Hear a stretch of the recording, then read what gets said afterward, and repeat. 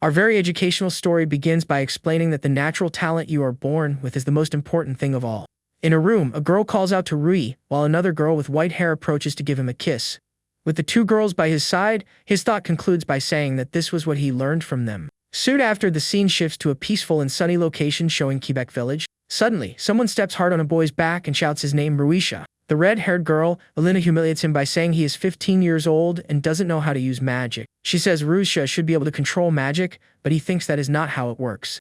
With an annoyed look, the girl glares at the young man lying on the ground and asks what he just said. Then, she attacks him again, questioning how trash like him dares to contradict her. In pain, Rui-sha gets up and thinks that Alina used to be kind, not understanding why she changed. He then reflects that out of shame, he admits to having no talent for magic whatsoever. Furthermore, the boy completes his thought by saying that he is also very clumsy and always trips. With a sad expression, he realizes that all his efforts are useless. A memory shows that he realized this at 10 years old when he fell and the others commented on it. Unlike him, Alina is described as a genius with a confident smile on her face. Since she was 3 years old, she was already using magic, being considered a prodigy by everyone. Back in the present, Rui-sha thinks that talented people do not know what it is like to have no talent at all. At that moment, Alina pulls him by the arm and says that, as his girlfriend, she is going to train him today. She brags, claiming that it is a miracle he can date someone like her, but he looks confused. The girl continues, saying she will train him forever, leaving the young man terrified. Rui-sha tries to decline, saying he planned to train alone, which leaves her with an annoyed expression. With a furious look and a dark background, the girl cannot believe what she just heard. She shouts, asking if he thinks someone without talent like him can do anything alone. Angrily, Alina states that it is normal to be able to use elemental magic from birth. Next, she declares that this only means he is a complete failure, leaving him in shock. To make matters worse, she says it is a pity he is, just like his parents who have already passed away. Upon hearing this, Rui-sha's expression changes completely, and he tells her she crossed the line. With a cold look, he stares at her and states that he will never hang out with her again. Surprised and in disbelief, Alina stammers as she asks if he is really rejecting her. But the boy simply replies that she is wrong, leaving her confused by his answer. With his eyes full of tears, he shouts that he hates her arrogance and wants nothing more to do with her. He turns his back and walks away while Alina, shocked, calls out to him and asks him to wait. Running without stopping, Rui-sha enters a forest full of plants and trees. As he walks, he thinks that this forest is still very difficult to cross. It is revealed that the forest near Quebec Village is known by everyone as the Forest of the Unlucky. Rui-sha thinks that not even wild beasts come here, making it the perfect place for secret training. He positions himself in the center of a clearing, and a circle of green energy begins to form around him. With his hands on his chest, he concentrates and thinks that first, he needs to visualize his energy. He focuses on the magical power flowing through his body, trying to shape it to turn it into magic. Then, the young man slowly tries to send all that accumulated energy into his hand. Suddenly, a burst of green energy shoots from his hand, and he realizes it is wind magic. But the magic dissipates instantly, leaving the young man confused about what happened. With his head down, he realizes it was useless and that his effort did not help at all. The memory of Alina's cruel words about his parents returns to his mind, leaving him shaken. With an expression of determination mixed with sadness, he refuses to let this bring him down. Clenching his fist tightly against the ground, the boy decides he will not give up so easily. He thinks it is always the same, but he will not surrender and will keep trying again and again. Exhausted, he falls to the ground and admits that no matter how hard he tries, he simply cannot do it. Looking up, he wonders how long the sky has looked strange and fears he might be a magical creature. But what he actually felt at that moment was something completely different from what he expected. He felt an incredibly strong magical power and wondered if it was coming from that hole in the ground. The light pushes him back, and he tries to understand exactly what is happening there. The boy thinks he should go back to warn the others, but ends up slipping in the process. Unable to grab onto anything, the young man falls backward directly into the mysterious hole. Amidst the darkness of the fall, something resembling a dagger reflects the sky, and he panics. He wishes that if he is reborn, he will have a kind childhood friend and average athletic ability. But right after, the young man slowly opens his eyes, realizing he is no longer falling. Sitting on the ground in a completely white place, the boy wonders where he is now. His mind recalls that he ran away from Alina and left the village to train alone in the forest. After that, while training, he found a mysterious hole and ended up falling into it. He concludes he must have fallen into the hole but still wonders what this strange space is. Suddenly, a female voice surprises him and a tall woman with black hair approaches him. With a smile, she says it seems the boy has finally woken up, revealing her appearance. Embarrassed, Rui-sha asks who she is, thinking he has never seen such a beautiful woman before. Looking closer, he notices a strange detail and wonders if those things on her head are horns. A memory from a book comes to his mind, showing a horned figure who uses powerful magic. The creature is described as having a cruel and cunning personality, leading Rui-sha to a conclusion. With a mischievous smile, the woman places her finger on her lips and confirms his deduction is correct. She approaches the young man and asks if he managed to figure out the truth that quickly. Bowing politely, Rui-sha says it is his first time seeing one and introduces himself as Rui-sha Barty. The woman notes that he does not seem scared, even after hearing that she is a demon. The boy remembers that the village chief taught him demons are dangerous, but he feels something different. Sincerely, he says that, as strange as it may be, he does not find her scary. Looking at the woman, he finishes his thought by saying it is because she is very beautiful. Upon hearing the compliment, the woman turns completely red and speechless, totally embarrassed. Another voice calls her Testarossa, asking her to calm down after her first compliment in millennia. Right after, a figure walks behind Rui-sha and says the other one is a lost cause. A little girl with white hair, horns, and wings says that now that he is awake, she wants to see his face. Surprised, the young man turns around and sees the girl's wings and tail, not understanding who she is. He introduces himself again and asks her name. She criticizes him but approves of his politeness. Proudly, the girl reveals herself as the leader of the dragon race and the 7th Dragon Queen. Rui-sha is in complete shock, repeating the title of Dragon Queen in his mind. It is explained that the dragon race is the strongest on Earth, and the strongest among them is the leader. He cannot believe the leader is that little girl, who notes that it has been a while since someone was surprised. With a cunning look, the Dragon Queen says that if he was so surprised by her, that means he still has not heard the name of the other woman who is there with them. With that, the first woman, the demon, gets nervous and unsure of what to do. She then realizes that, thinking about it, she had not formally introduced herself to the boy yet. She introduces herself as the ruler of chaos, the 66th Demon Queen, Testarossa Satanikia Nodens. Rui-sha is shocked to discover that this beautiful woman is actually the fearsome Demon Queen. Rui-sha wonders if they really are the queens, and the dragon girl blames the other for not being convincing. The Demon Queen says that because she is so pretty, she does not look bad, and the other calls her pathetic. Annoyed, Testarossa yells at the Dragon Queen, and the two begin to argue in small forms. In the middle of the fight, Rui-sha feels awkward and wonders if they are actually good friends. With both of them tired, he realizes this argument will get them nowhere. Then, the Dragon Queen suggests they show their true forms, and the other agrees with the idea. At that moment, the two prepare for transformation, and an aura of power emanates from them.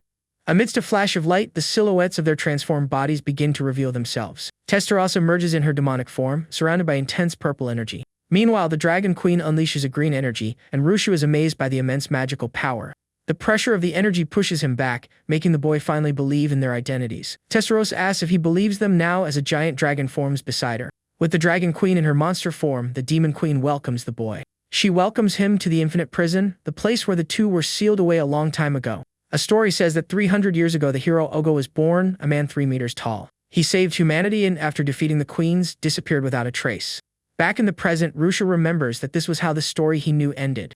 The boy thinks he never imagined they would be sealed in a place like this. He wonders why the hero sealed them, while the two comment on their transformation. Rui-sha thinks he should now focus on escaping and that maybe they know a way out. Awkwardly, he sits down and tries to get the attention of the two, who look at him with curiosity. The protagonist then gathers his courage and directly asks how he can leave that place. Hearing the question, Testarossa starts laughing, finding the situation quite comical. She says that is a funny thing to say, leaving Rui-sha confused by her reaction. The Demon Queen explains she understands how he feels, but it is best to give up that hope. With a serious look, she reveals that it is simply impossible to break out of that prison. Rui-sha becomes desperate, and the Dragon Queen says if they could leave, they would have escaped already. The dragon girl then slowly approaches the protagonist, who watches her closely. She gets very close to his face and asks him to look at the mark. With his eyes wide, the young man focuses on the object, surprised by what he is seeing, feeling quite proud.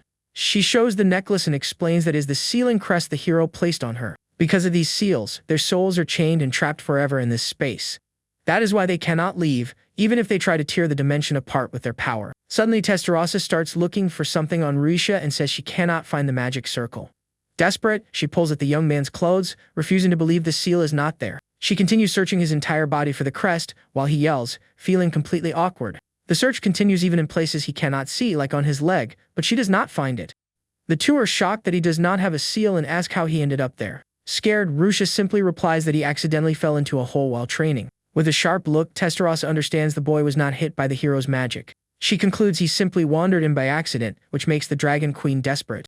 But she soon realizes that if he does not have the seal, there might be a chance for him to escape. Hearing that, Rui-sha's hope is ignited, and he wonders if he really can get away. Full of determination, the young man states he will do anything if they can help him. Hearing the word "cunny thing," the Dragon Queen's ear twitches with great interest. With a smile, the two stare at him and ask if he is serious about doing anything. Pressured by the two, the young man gets nervous and awkward, not knowing what to answer. Testarossa then reveals there is only one single way to manage to leave that place. She explains he needs to create a hole in space using his own power to escape. The boy panics and says that is impossible because his magic is too weak. The demon queen laughs and says she already noticed he does not use magic, which annoys him. With a confident smile, she starts walking and says they are going to fix that first. Next, the woman proposes basic training so the young man can increase his magical power. Not understanding the proposal, Rui-sha is confused by the idea of basic training. Testarossa explains that magical power is like a muscle and needs to be pushed to its limit. Right after, when the person recovers, the process must be repeated once again. The protagonist starts sweating cold, seemingly finally understanding what they meant. He fears that if he uses so much magical power, he will end up passing out from total exhaustion.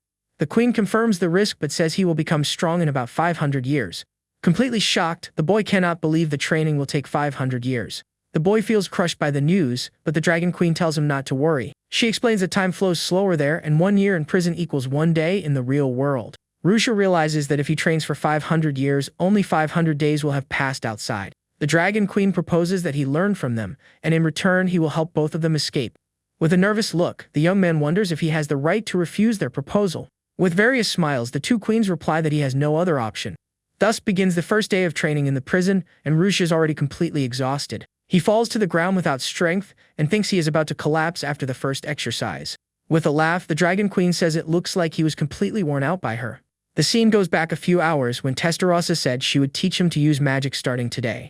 Rui-sha bows and asks her to take care of him, and the queen gladly accepts the responsibility. She says the training will start immediately, reinforcing that it will take 500 years. The boy then asks if what the dragon queen said about time was really true. He refers to the part where 1 year in prison would equal a single day in the outside world. With a smile, Testarossa confirms the information and says she verified it with her own magic. Relieved, the protagonist understands the situation and seems much calmer about the idea.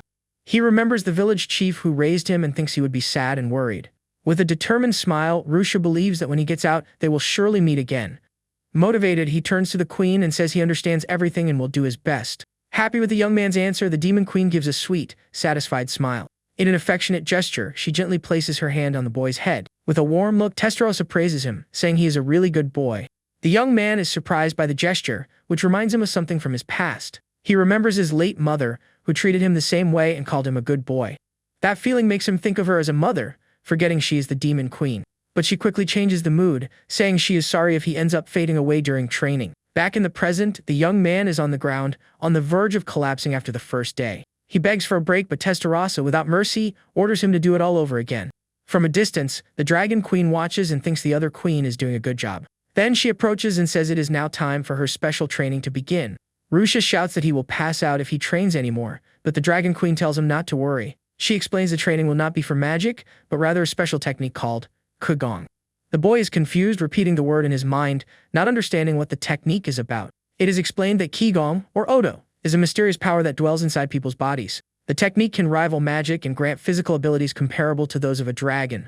With his eyes sparkling with excitement, Rui-sha gets thrilled at the possibility of getting stronger. The essence of the technique is transforming Qi into skills with 9 forms of attack and defense.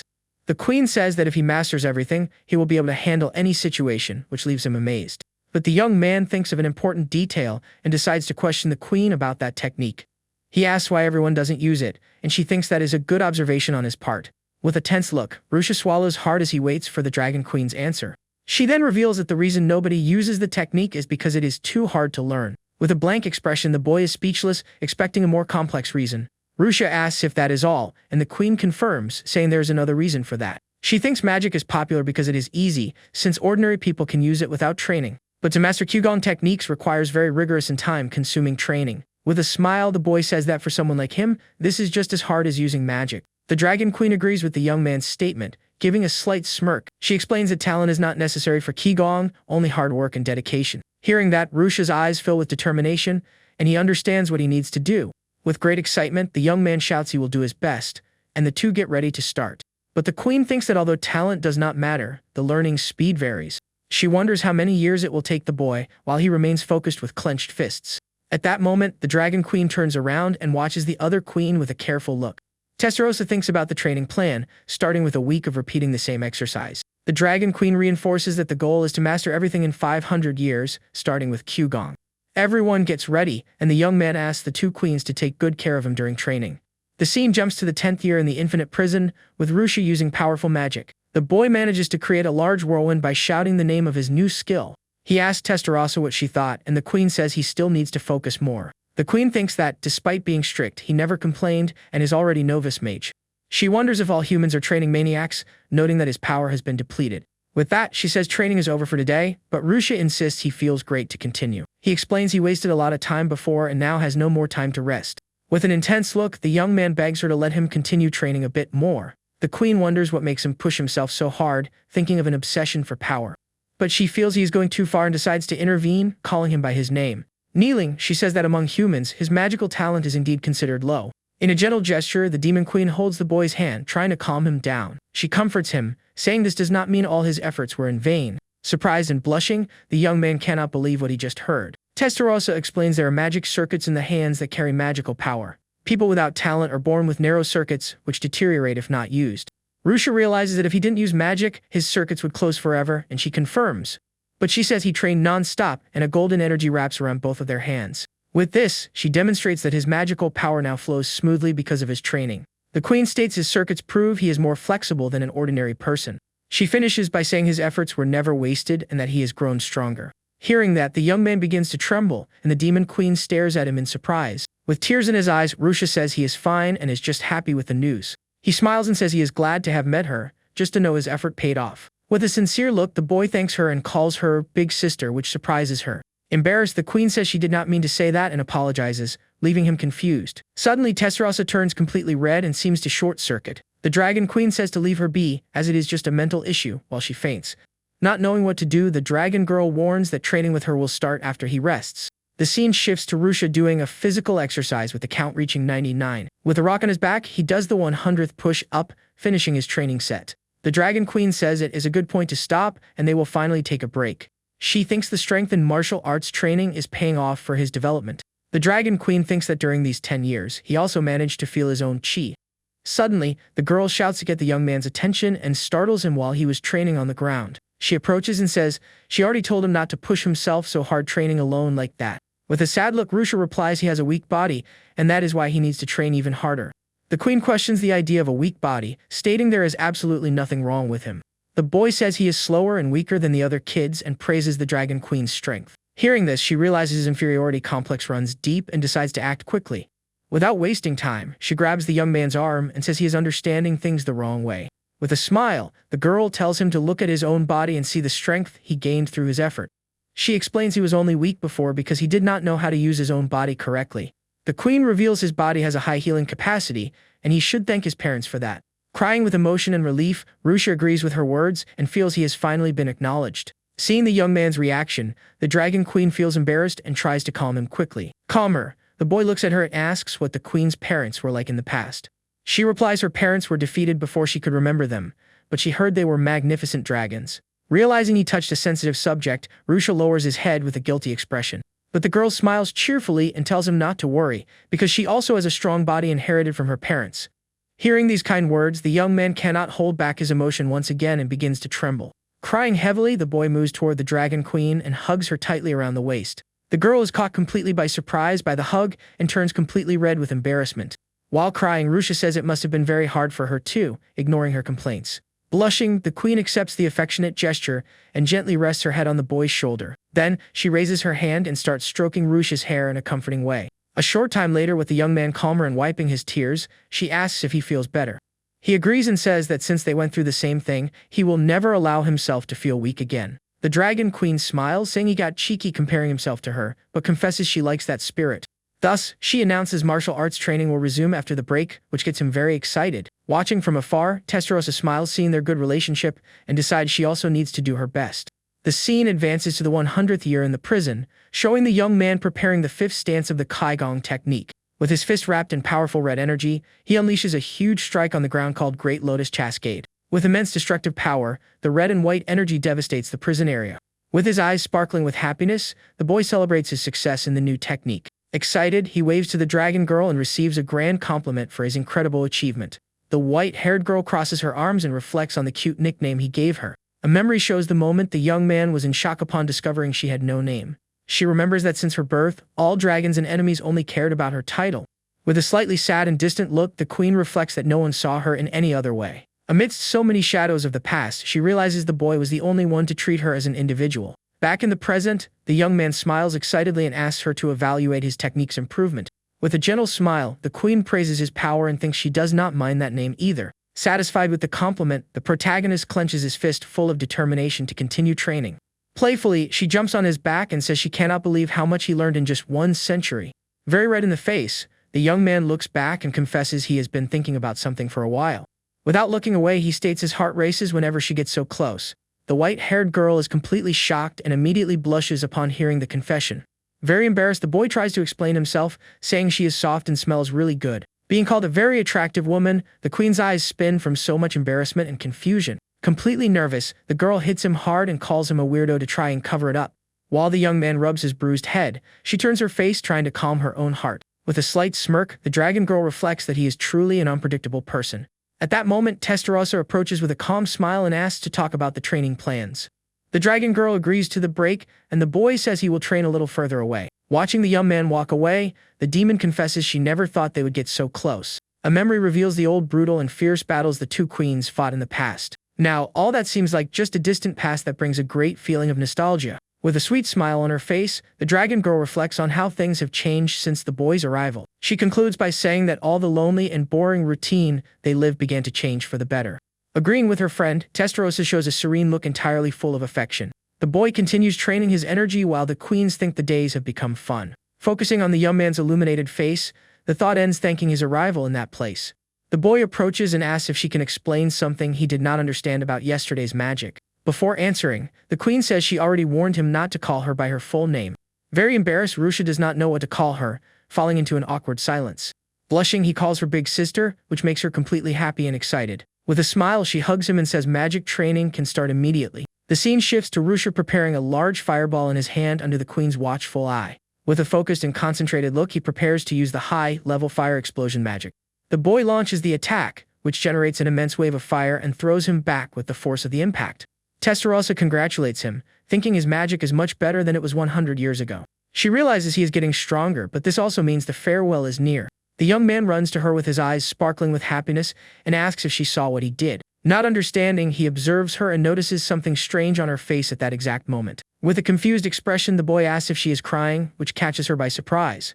Trying to hide it, the woman gives a restrained laugh to try to conceal the falling tears. In a joking tone, she says she did not expect to be moved to tears by a simple human like him. With a gentle smile, she hugs him and tells him to think carefully about what he did to make her like this. The boy asks her to explain the reason, but she refuses and says he must fight out on his own. The queen thinks she will return him to his world, even if it means parting ways forever. The story advances to year 300 in the infinite prison, and the boy uses a black flame magic. The dark bluish energy spreads at high speed, creating a vortex of power around him. The black flame spins wildly, showing the young man's incredible mastery over that new skill. Amidst all the smoke and destruction, he stares at the two queens with a serious and confident look. The Dragon Queen is amazed as black magic is a technique exclusive to high-level demons. Testarossa reveals she slowly channeled her magic to him, allowing him to use it now. She thinks he has dedicated himself greatly and grown a lot, feeling great pride in the young man. When questioned, the Dragon Queen informs that Rui-sha has already mastered all forms of Qigong. She remembers the intense training where the boy was able to withstand one of her direct punches. With a proud smile and blushing face, the queen states she could not be prouder of him. Running toward the two, the young man asks if they saw his incredible magical power in action. The two congratulate him on the feat, affectionately stroking his head with admiration. Testarossa says it is getting late and training for today can finally be wrapped up. Suddenly, an intense blue light begins to glow on Rui-sha's chest, startling him. He feels a slight pain in the area, and the two queens turn to see what is happening. With the young man kneeling, the two approach and ask what is happening to him. Looking at the boy's chest, they are amazed by what they are seeing right then. The young man's clothing opens, revealing a kind of glowing crest that is formed on his skin. Testarossa reveals that this is the Master Crest, a mark that only appears on high-level individuals. Rui-sha thanks the two for the training and asks if they also have crests of that kind. Testarossa says it is the first time she will show her mark to the boy since he arrived. With a smile, she shows her queen's crest, which means Demon Queen in the ancient language. Next, the Dragon Queen also shows her crest, which represents her own title. Amazed, Rui-sha asks what the meaning of the mark that appeared on his chest is. Upon getting closer to see the crest, the Dragon Queen is completely shocked. She reveals that his crest means Demon Dragon General, a being who commands both powers. The two are shocked, because this figure only existed in legends, and Rui-sha gets excited by the news. The queen explains the crest has not fully awakened yet, and that he is at the night level. Determined, the boy says he will train even harder to become the Grand General from the legend. The queens fall silent and the young man stares at them, realizing something is wrong. The Dragon Queen explains his body has reached its strength limit for his current age. In other words, as long as he stays there in the prison, he will no longer be able to get stronger. It is revealed that people do not age in the prison, and Rui-sha understands he needs to leave soon. Testarossa says the current Rui-sha can leave and suggests he rest to try the following day. Without saying a single word, the young man stares at the two with a dark and empty expression. The scene shifts to a cozy little house with a chimney releasing a wisp of smoke. In a well-made double bed, the boy sleeps peacefully, completely covered. With a slight mumble, he starts to wake up and moves his hand to the side, feeling something soft. He squeezes what he is feeling and hears a cute female voice sighing softly beside him. Slowly opening his eyes, the young man tries to understand what is happening around him. Suddenly, he sees Testarossa lying beside him in bed, giving him a very affectionate good morning. Blushing, she says she did not expect him to touch her first and that she was surprised. Rui-sha is startled to see Testarossa over him on the bed and asks what she is doing. The Demon Queen pushes him down and tells him to just accept the situation. She claims there is no escaping the combined forces of the Demon Queen and the Dragon Queen. The boy is confused by their behavior and the different clothes they are wearing. Testarossa explains she talked to Rio about what else they could give him before he leaves. The Dragon Queen adds that they already gave him strength and knowledge, but one last thing was missing. Rui-sha is curious and asks what this last gift they mentioned could be. The two queens lean close to him and ask if he is ready to accept the gift. He is caught off guard when Testarossa leans in and gives him a direct kiss. The kiss deepens, and the boy seems to be enjoying the tender moment with her. Testarossa declares her feelings, saying she loves him very much, as she kisses him again. Rui-sha is breathless and confused, asking why she is acting this way. The Dragon Queen interrupts the moment and says it is now her turn to join in the gift. She gets on top of him and the two share a kiss while he remains confused by the situation. The Dragon Queen pulls away from him and asks how he felt after the kiss. She teases the boy, asking if he has fallen madly in love with her now. Testarossa notes that Rio's ears and face are red from so much embarrassment. The two start arguing, and the young man asks them to stop the commotion. He slowly gets out of bed while they continue to bicker about what happened. The queens calm down and look at each other, maintaining a mysterious atmosphere between them. Rui-sha makes a move to prepare to leave that place and accomplish his goal. He lies back on the bed and asks them to be gentle with him, even though he is nervous. The two lean over him, joking that none of that is going to happen, leaving him confused. Rui-sha lets out a shout, and the small house in the background starts to shake with hearts floating around. The boy is now in front of the two queens, who question him about the escape plan. Testarossa asks if he forgot something important before leaving there. He replies everything is fine and remembers how anxious he was when he first arrived. Rui-sha thanks them for their support during the rigorous training that pushed him to his limits. He says he enjoyed their company, but his days in the prison have come to an end. The young man looks at them with a smile, ready to finally leave that place today. With a determined look, Rui-sha gets ready and says it is time to finally do it. But the Dragon Queen interrupts him and asks him to wait just one more moment. She snaps her fingers and creates a mysterious item, handing it to him as a final parting gift. The boy realizes it is her earring and is surprised as she asks him to wear the item. The queen explains he must channel his magic into the earring, and he agrees to try. The object begins to shine intensely, releasing a golden light throughout the prison. Slowly, the light begins to transform and take a completely new shape in his hand. In an instant, the earring turns into a sword, and Rui-sha is amazed by its power. The Dragon Queen reveals that this is the Dragon King's sword, a weapon of great power. She explains the sword was forged from the fang of her late father, the former king of dragons. With a sad smile, the queen says she is giving him the only keepsake she has of her father. She asks him to use the sword very carefully, leaving Rui-sha speechless with that gift. The boy tries to decline, but the queen places her finger on his lips and stops him from speaking. She says she is not handing over the sword on a whim, and that he must understand her reasons. Rui-sha agrees and promises he will care for the sword as if it were the queen herself. Satisfied, she says she will show him how to use the weapon's power so he can escape. Wielding the sword, the boy says this time he will really do it, and prepares himself. With a serious and focused look, the protagonist takes a deep breath and gathers all his power. The young man grips the sword firmly, feeling the weapon's energy flowing through his entire body. He takes a step forward and readies his final attack to try and tear the prison's dimension apart. With all his might, he shouts as he readies his most powerful and destructive attack. The boy unleashes a strike called Dimensional Slash, creating a wave of golden energy. The powerful attack hits the dimension's wall, which begins to crack from the force of the impact. A large rift opens in space, revealing the chance the young man had been waiting for to escape. He stares at the rift with a serious look, seeing the light of the outside world shining through it. With a smile, he says goodbye and gets ready to cross the dimensional rift to leave. Before he departs, the two queens approach him without saying a single word. In an affectionate gesture, they hug him tightly in an emotional and silent farewell. Crying, Testarossa asks him to take care and be very careful on his journey. The Dragon Queen also says goodbye in tears, saying they will always be waiting for him. With tears in his eyes, the young man agrees with their words, knowing it really is a goodbye. He thinks living with them was fun, but living the three of them together in the real world would be better. With determination, he promises he will get them out of there, no matter what happens in the future. Rui-sha then steps away and prepares to cross the dimensional rift, leaving the two behind.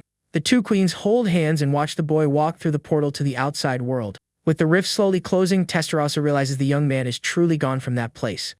The Dragon Queen comments it has been 300 years since they were alone in the prison. With a smile, she teases Testarossa, asking if the other is already feeling lonely. Suddenly, the Demon Queen throws herself into her friend's arms, leaving her completely unresponsive. Crying heavily, Testarossa admits she feels lonely and that his departure hurt a lot. The two embrace tightly as the Dragon Queen tries to comfort her friend in her moment of sadness.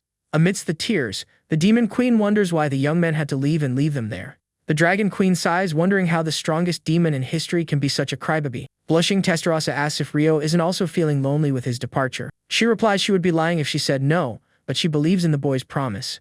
With eyes full of admiration, the Demon Queen realizes how much her friend has matured. In an affectionate gesture, Testarossa hugs Rio tightly and says she is very cute. The Dragon Queen feels awkward, but her friend approaches with a look full of ulterior motives. With a mischievous smile, she suggests the two can comfort each other while they wait for him. Testarossa starts teasing her friend, who shrieks in embarrassment at the unexpected situation. Amidst the playful banter, the Dragon Queen begs for Rui-sha to return as fast as possible. Meanwhile, the boy floats in the void, realizing he is in the rift between dimensions. He remembers the faces of his two masters who helped him become much stronger. With eyes full of tears, the protagonist feels grateful for all the time he spent with them. The young man trembles with emotion, feeling a mix of sadness and determination in his heart. With a serious look, he promises that no matter how many years it takes, he will save both of them from the prison. He faces a barrier of light which appears to be the end of the dimensional rift he created. The young man wields the Dragon King's sword once more, preparing for his final strike. With all his might, he unleashes another, high-dimensional slash at the barrier in front of him. The strike opens a rift, and the boy steps through, finally returning to his home world. After being thrown through the rift, the young man slowly opens his eyes, feeling a bit dizzy. He hears the sound of birds and smells the trees, realizing he is back. With Rio's earring on his ear, the young man realizes he is home and shouts with happiness. He throws his arms up and celebrates enthusiastically while a few birds fly around him. Rui-sha realizes he needs to return to the village, but cannot remember the right path to take. Suddenly, the boy has an idea to figure out his exact location in that forest. He thinks that if he looks from the top of a tall tree, he might see where his old village is. But upon jumping, he is startled by his own strength and realizes he jumped way too high. From high above, the young man is amazed by the view, feeling a cold sweat run down his face. He can see his entire village and the ocean, completely awestruck by the incredible landscape. With a smile, he realizes how small the world he lived in was by comparison. The boy starts walking through the forest but feels worried about his promise. But he figures the two of them must be even more worried, and he fills with determination. The scene shifts to a simple brick house, showing someone's arrival. Rui-sha slowly opens the door and says he is finally home after a long time. Upon entering, he feels nostalgic and is happy that nothing has changed in his absence. He grabs a few items off a table like money and a dagger and packs them for his journey. After grabbing everything, he decides he needs to visit one more place before leaving. The boy walks through the forest with a bag on his back, arriving at his final destination. With a sad smile, he apologizes for not visiting that place for so long. It is revealed that these are his parents' graves marked by a large stone. Suddenly, while praying, he is startled by a loud sound coming from behind him. It was the village chief, who asks if that was really Rui-sha, who is startled by his presence.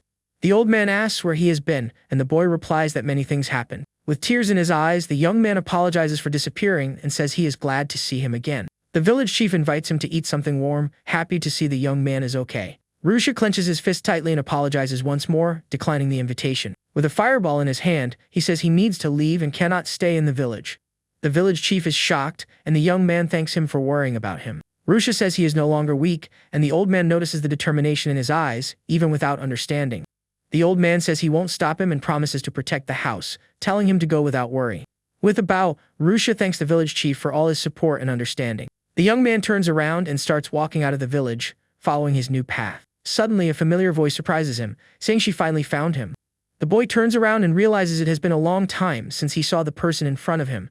With a confident smile, Lena, his childhood friend, stares at him with a mysterious look. She says she was worried about his disappearance for almost a year and already figures he wants to come back. With a cold look, Rui-sha thinks Alina hasn't changed at all and still has the same arrogance. Annoyed by his response, the girl asks how a weakling like him dares answer her back. With a threatening look, Alina approaches and says he needs to be punished. But the young man simply extends his hand with a serious expression, ready for whatever comes. With a quick movement, he easily dodges the girl's attack, and she flies right over him. Alina is shocked and cannot believe he was able to block her attack. Rui-sha says she only cares about herself and never considered that others could get strong. Angry and embarrassed, the girl tells him to shut up and refuses to accept the truth. She thinks he should just listen to what she says and tries to attack him up close once again. But to her surprise, she cannot hit the boy, who dodges every single strike. With a cold look, Rui-sha prepares the third attack form of his Qigong technique. He uses the Shiranuist skill and lands a powerful kick to the girl's stomach. Alina falls to the ground without understanding what happened and asks for help to get up, but is ignored. With a serious look, Rui-sha says goodbye to her and asks her to stop being a burden to others. He turns his back and walks away, while the girl crawls on the ground, begging him to wait.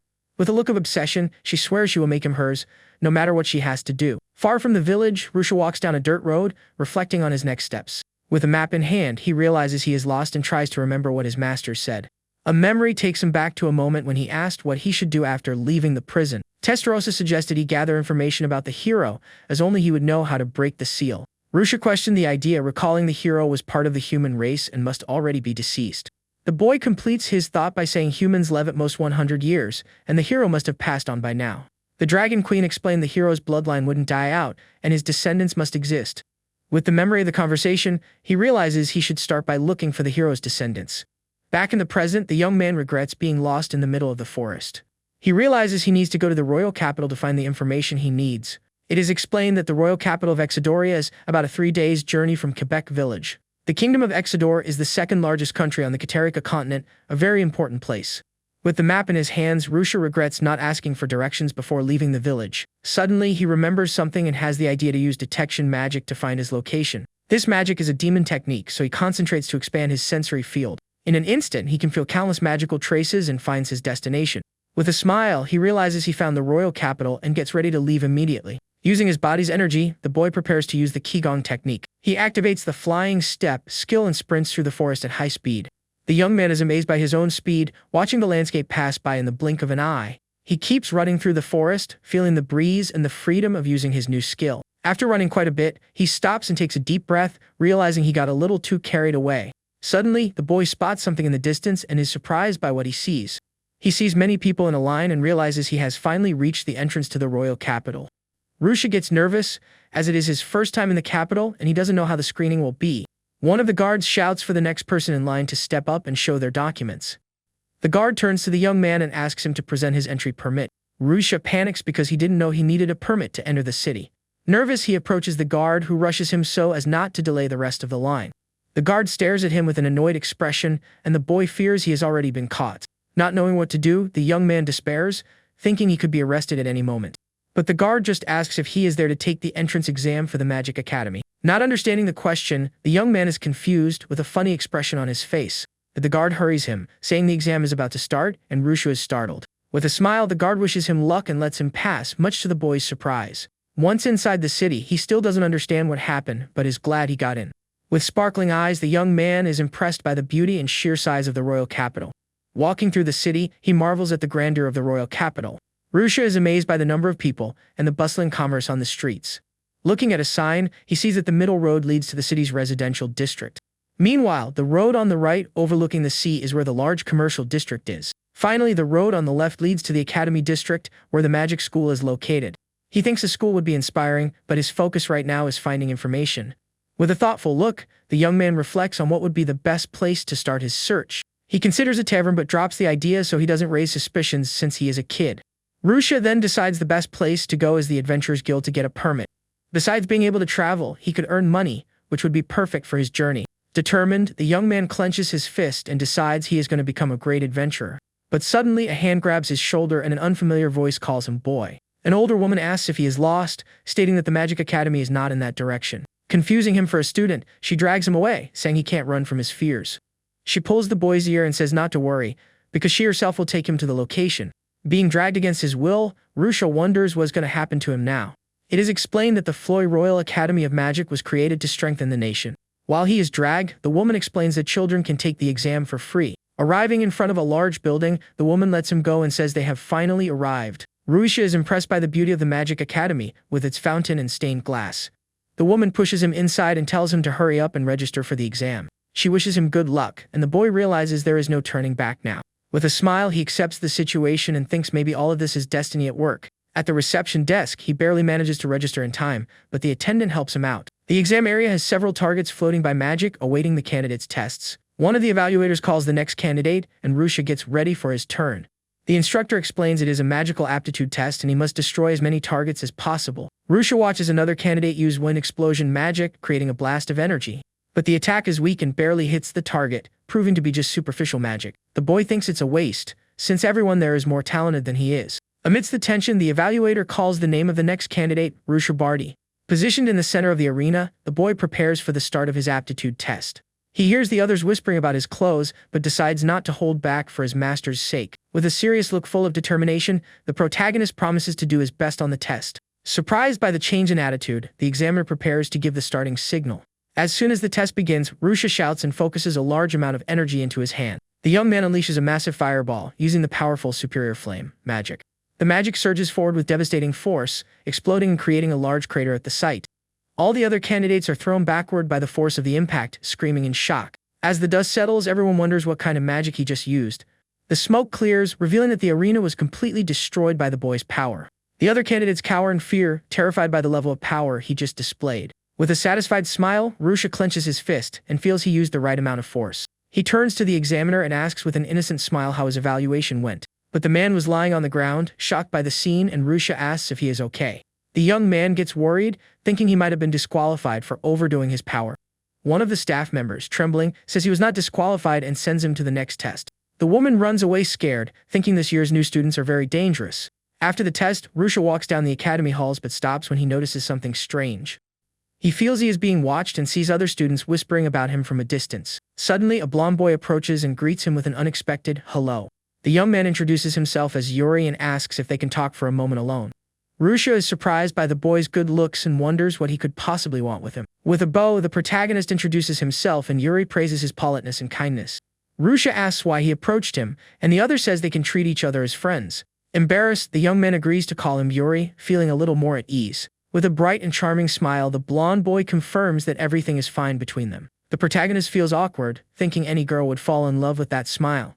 Yuri explains he heard about his incredible results on the tests and got curious to meet him. He says he expected Kerr to be the best but didn't count on a surprise like Rui-sha. Yuri asks if he doesn't know, saying the capital is buzzing because of horror. Rui-sha explains he just arrived, and the blonde boy understands the reason for his confusion. Confused, the protagonist asks Yuri's name again, who apologizes for getting distracted. Rui-sha asks if she is strong, and Yuri says that word doesn't even begin to describe her. With a confident smile, he prepares to reveal the girl's true identity. Yuri reveals that she is a descendant of the legendary hero Aga, which shocks the protagonist. Rui-sha can't believe the hero's descendant is right there in front of him. He tries to calm down, taking a deep breath to process the information he just received. The young man asks what the descendant looks like, and Yuri, with a smile, asks if he's curious. Yuri tells him not to worry, because she will arrive shortly so he can meet her in person. Suddenly, a girl with pink hair slides into the hallway, stopping dramatically. With a serious look, she stares at the group, getting ready to talk to them about something. She walks up to Rui-sha and asks if he is the examee everyone is talking about. The girl glares at him with disdain, analyzing him from head to toe with suspicion. With an expression of disgust, she says he looks much weaker than she imagined.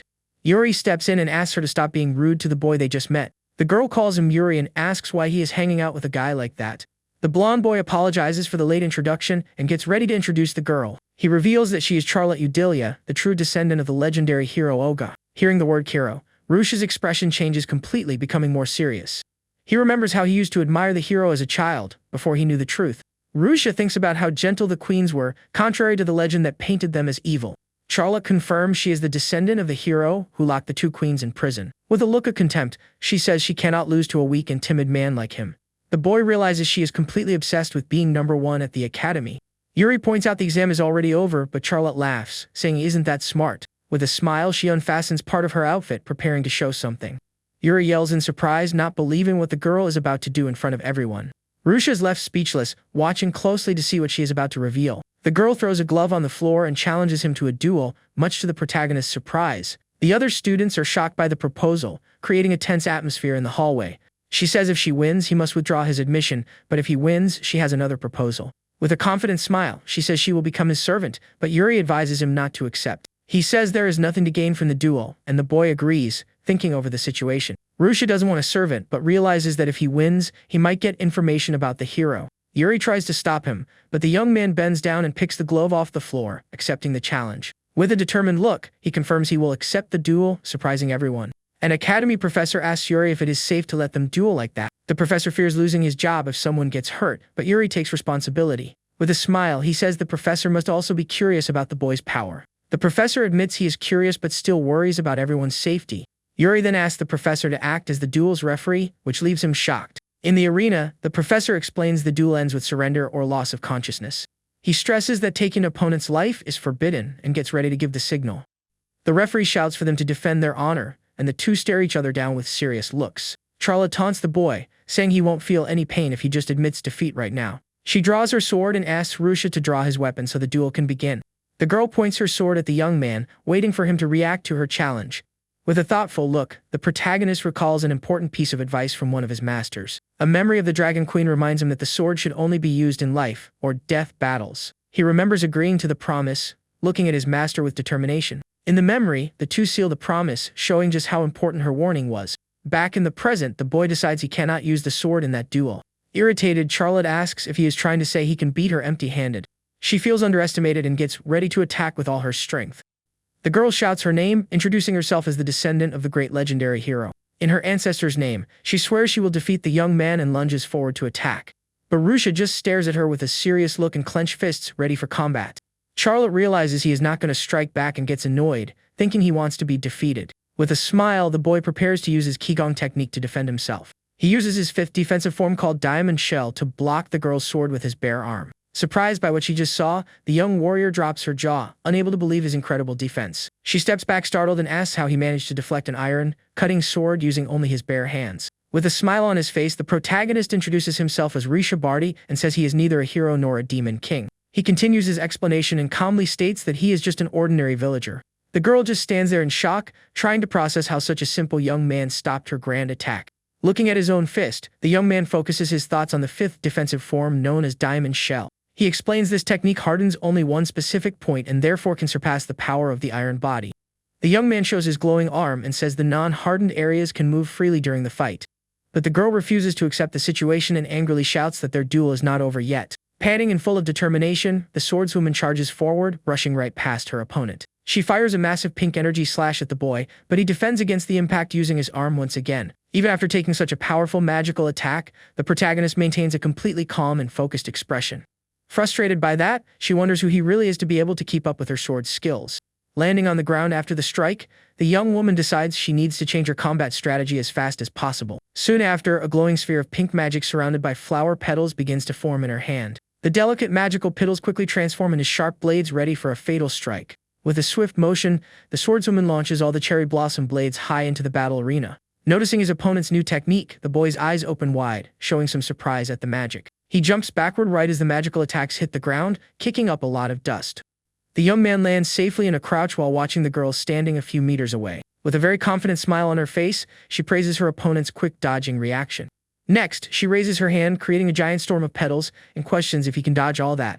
The girl points forward and orders the cherry blossom storm dance to advance against the protagonist. Outside the arena, the professor watches the situation with great fear and decides he must stop the fight immediately. However, Yuri puts his hand on the professor's shoulder and firmly asks him to wait just a bit longer. The protagonist's friend asks the master to calm down and stay patient during such a dangerous match.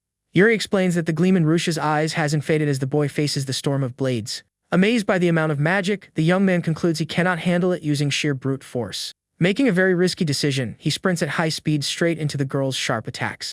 Charlotte is shocked and wonders if he is really running straight into her skill.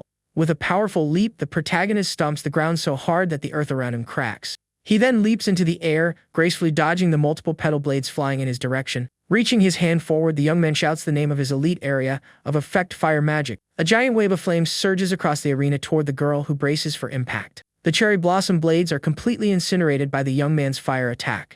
Disbelieving, Charlotte realizes neither her sword skills nor her magic have worked. The scene shifts to a memory where someone says young Charlotte's training was already enough. A man praised her strong physique and said no one had manifested the hero's crest since Oga. He says with enough effort, she might awaken that power, which makes her happy. In another memory, a woman asks the little girl if she is the famous descendant of the hero. Everyone praised her strength and said she would become a true heroine like Oga. Because of all this pressure, she decided she needed to train much harder to get stronger. Back in the present, the girl grips her sword tightly and thinks she cannot lose right here. With all her determination, she charges forward, shouting she cannot afford to be defeated. Her hand glows with energy as she shouts that she needs to become everyone's hero. She delivers a powerful strike with her sword, declaring she will not lose in this place. With her face flushed from effort and resolve, the swordswoman stares fixedly at her opponent. The protagonist, however, watches her with a look of empathy and understanding for her struggle. He remembers when his master said his effort was useless because he had no talent. In his memory, the woman yelled there was no time to rest, forcing him to keep going. Seeing Charlotte's suffering, the young man thinks it must have been very hard for her too. With that, he decides he's going to save her from that pressure, just as he himself was saved before. As she attacks, the boy prepares to use the fifth defensive form of his Qigong technique. He uses the diamond blade catch technique and catches her sword with his bare hand. With the strength of his grip, the boy makes the sword's magical blade begin to crack. In an instant, Charlotte's sword shatters into pieces, leaving her completely stunned. The girl looks at the destroyed weapon with an expression of total shock and despair. Then, the protagonist prepares to use the first attack form of his Qigong technique. With his fist glowing with energy, he readies his finishing move, the Meteor Iron Fist. Seeing the boy's fist approaching, Charlotte closes her eyes and thinks this is the end. Holding the hilt of her broken sword, she laments that she cannot lose because she is a hero. But in a flashback, the boy is shown preparing his Meteor Iron Fist technique. Charlotte accepts her defeat and thinks this is what it feels like to finally lose a battle. The young man steps in with his powerful attack, but he deflects the punch at the very last second. His fist stops mere inches from her face, leaving the girl confused by the situation. Kneeling on the ground, the swordswoman wonders if she is actually still alive.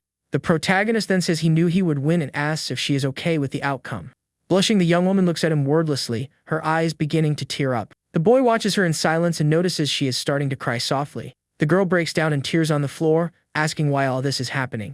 Not knowing how to react, Rui-sha panics and wonders what he should do. He looks at the audience and realizes nobody noticed the fight ended, deciding to act fast. So the young man decides to use a black magic technique his sister Tess taught him. He raises his hand and conjures a barrier called Shadow Veil to hide them. In the stands, everyone gets confused and wonders what that black thing in the arena is.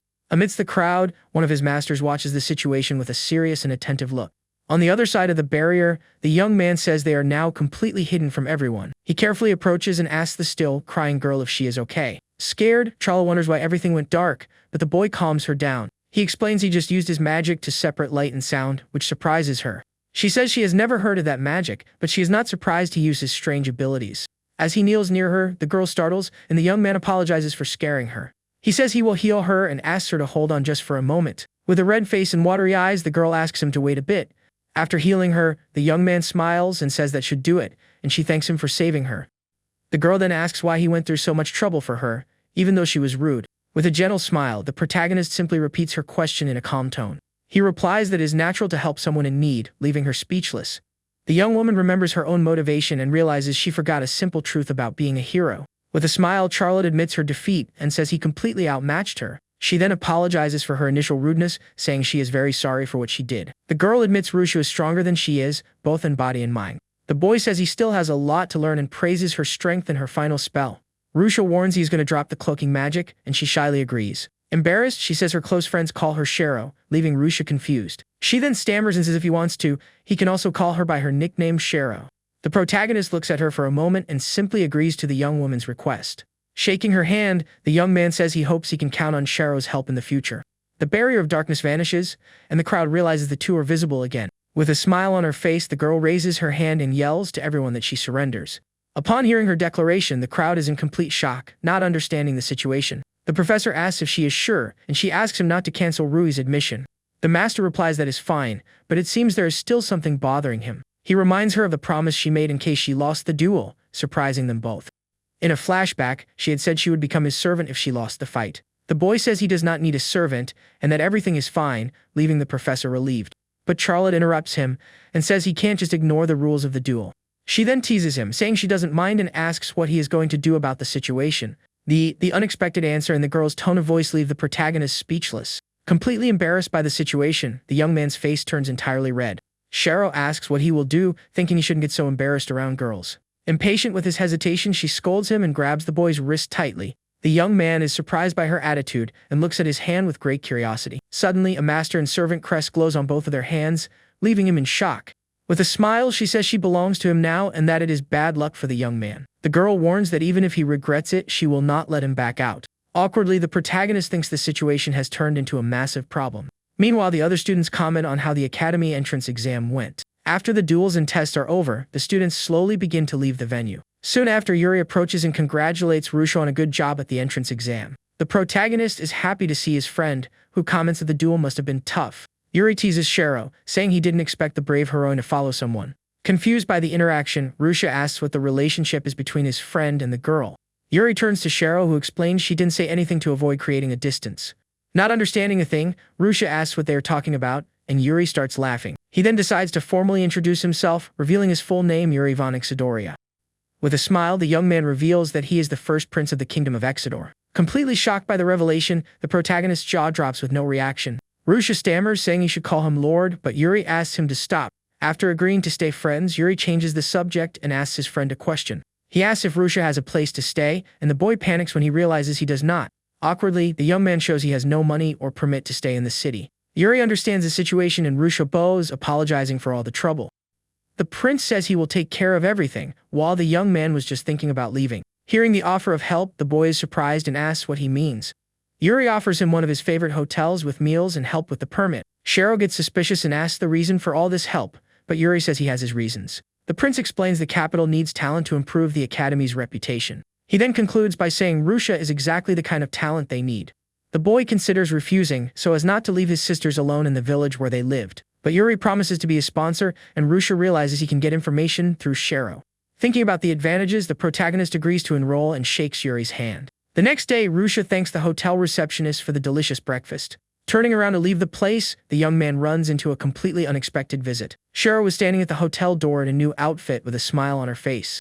She greets him and asks if the announcement of the exam results will be the next day. Pouting her cheeks, the girl asks if it's a bother that she came over so suddenly. Stammering, the young man says it's no problem, and that he is happy to see her again. With a big smile, the girl says if that's the case, then there is absolutely no problem. Suddenly, she holds his hand and asks if he plans to explore the city. With an excited smile, Shiro offers to be his guide for the outing.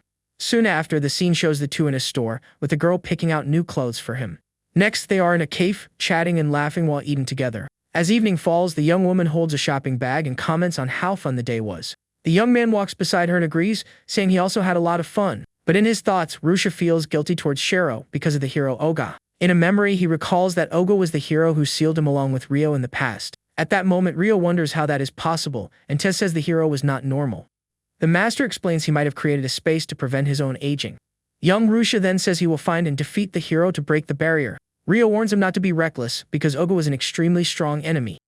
Tess starts to wonder if maybe the hero had a reason to seal them that way. Even so, the little boy grips the benchy and says he still cannot forgive him. Back in the present, Shiro notices his sad look, and he covers it up by saying it's nothing. Rui-sha then asks what she knows about Oga, and she questions if he is also a fan. The girl admits that actually she doesn't know much about her ancestor either. She explains this is because the hero lived 300 years ago, and the young man understands. But she says maybe she has some items left by him at home, which excites the boy. The young woman shows her sword Frau Karasos and says it was used by the ancient hero. The young man finds the sword incredible and thinks there is something about it that calms him. Out of curiosity, the protagonist reaches out and touches the blade of the sacred sword. Suddenly, a warm power that is neither magic nor Q begins to flow into his body. Shiro asks what happened, and he apologizes, thanking her for showing him the weapon. With a confused expression, the young man stares at his own hand and wonders what that was. The girl asks if he wants to go anywhere else, but he says they had better head home. He thanks her for the day and offers to walk her back, but she holds on to his clothes. Blushing, Shiro asks if they could go to his room together. Soon after, the scene shifts to the hotel room, showing the key on the table. Inside, the two are sitting on the edge of the bed in a very tense silence.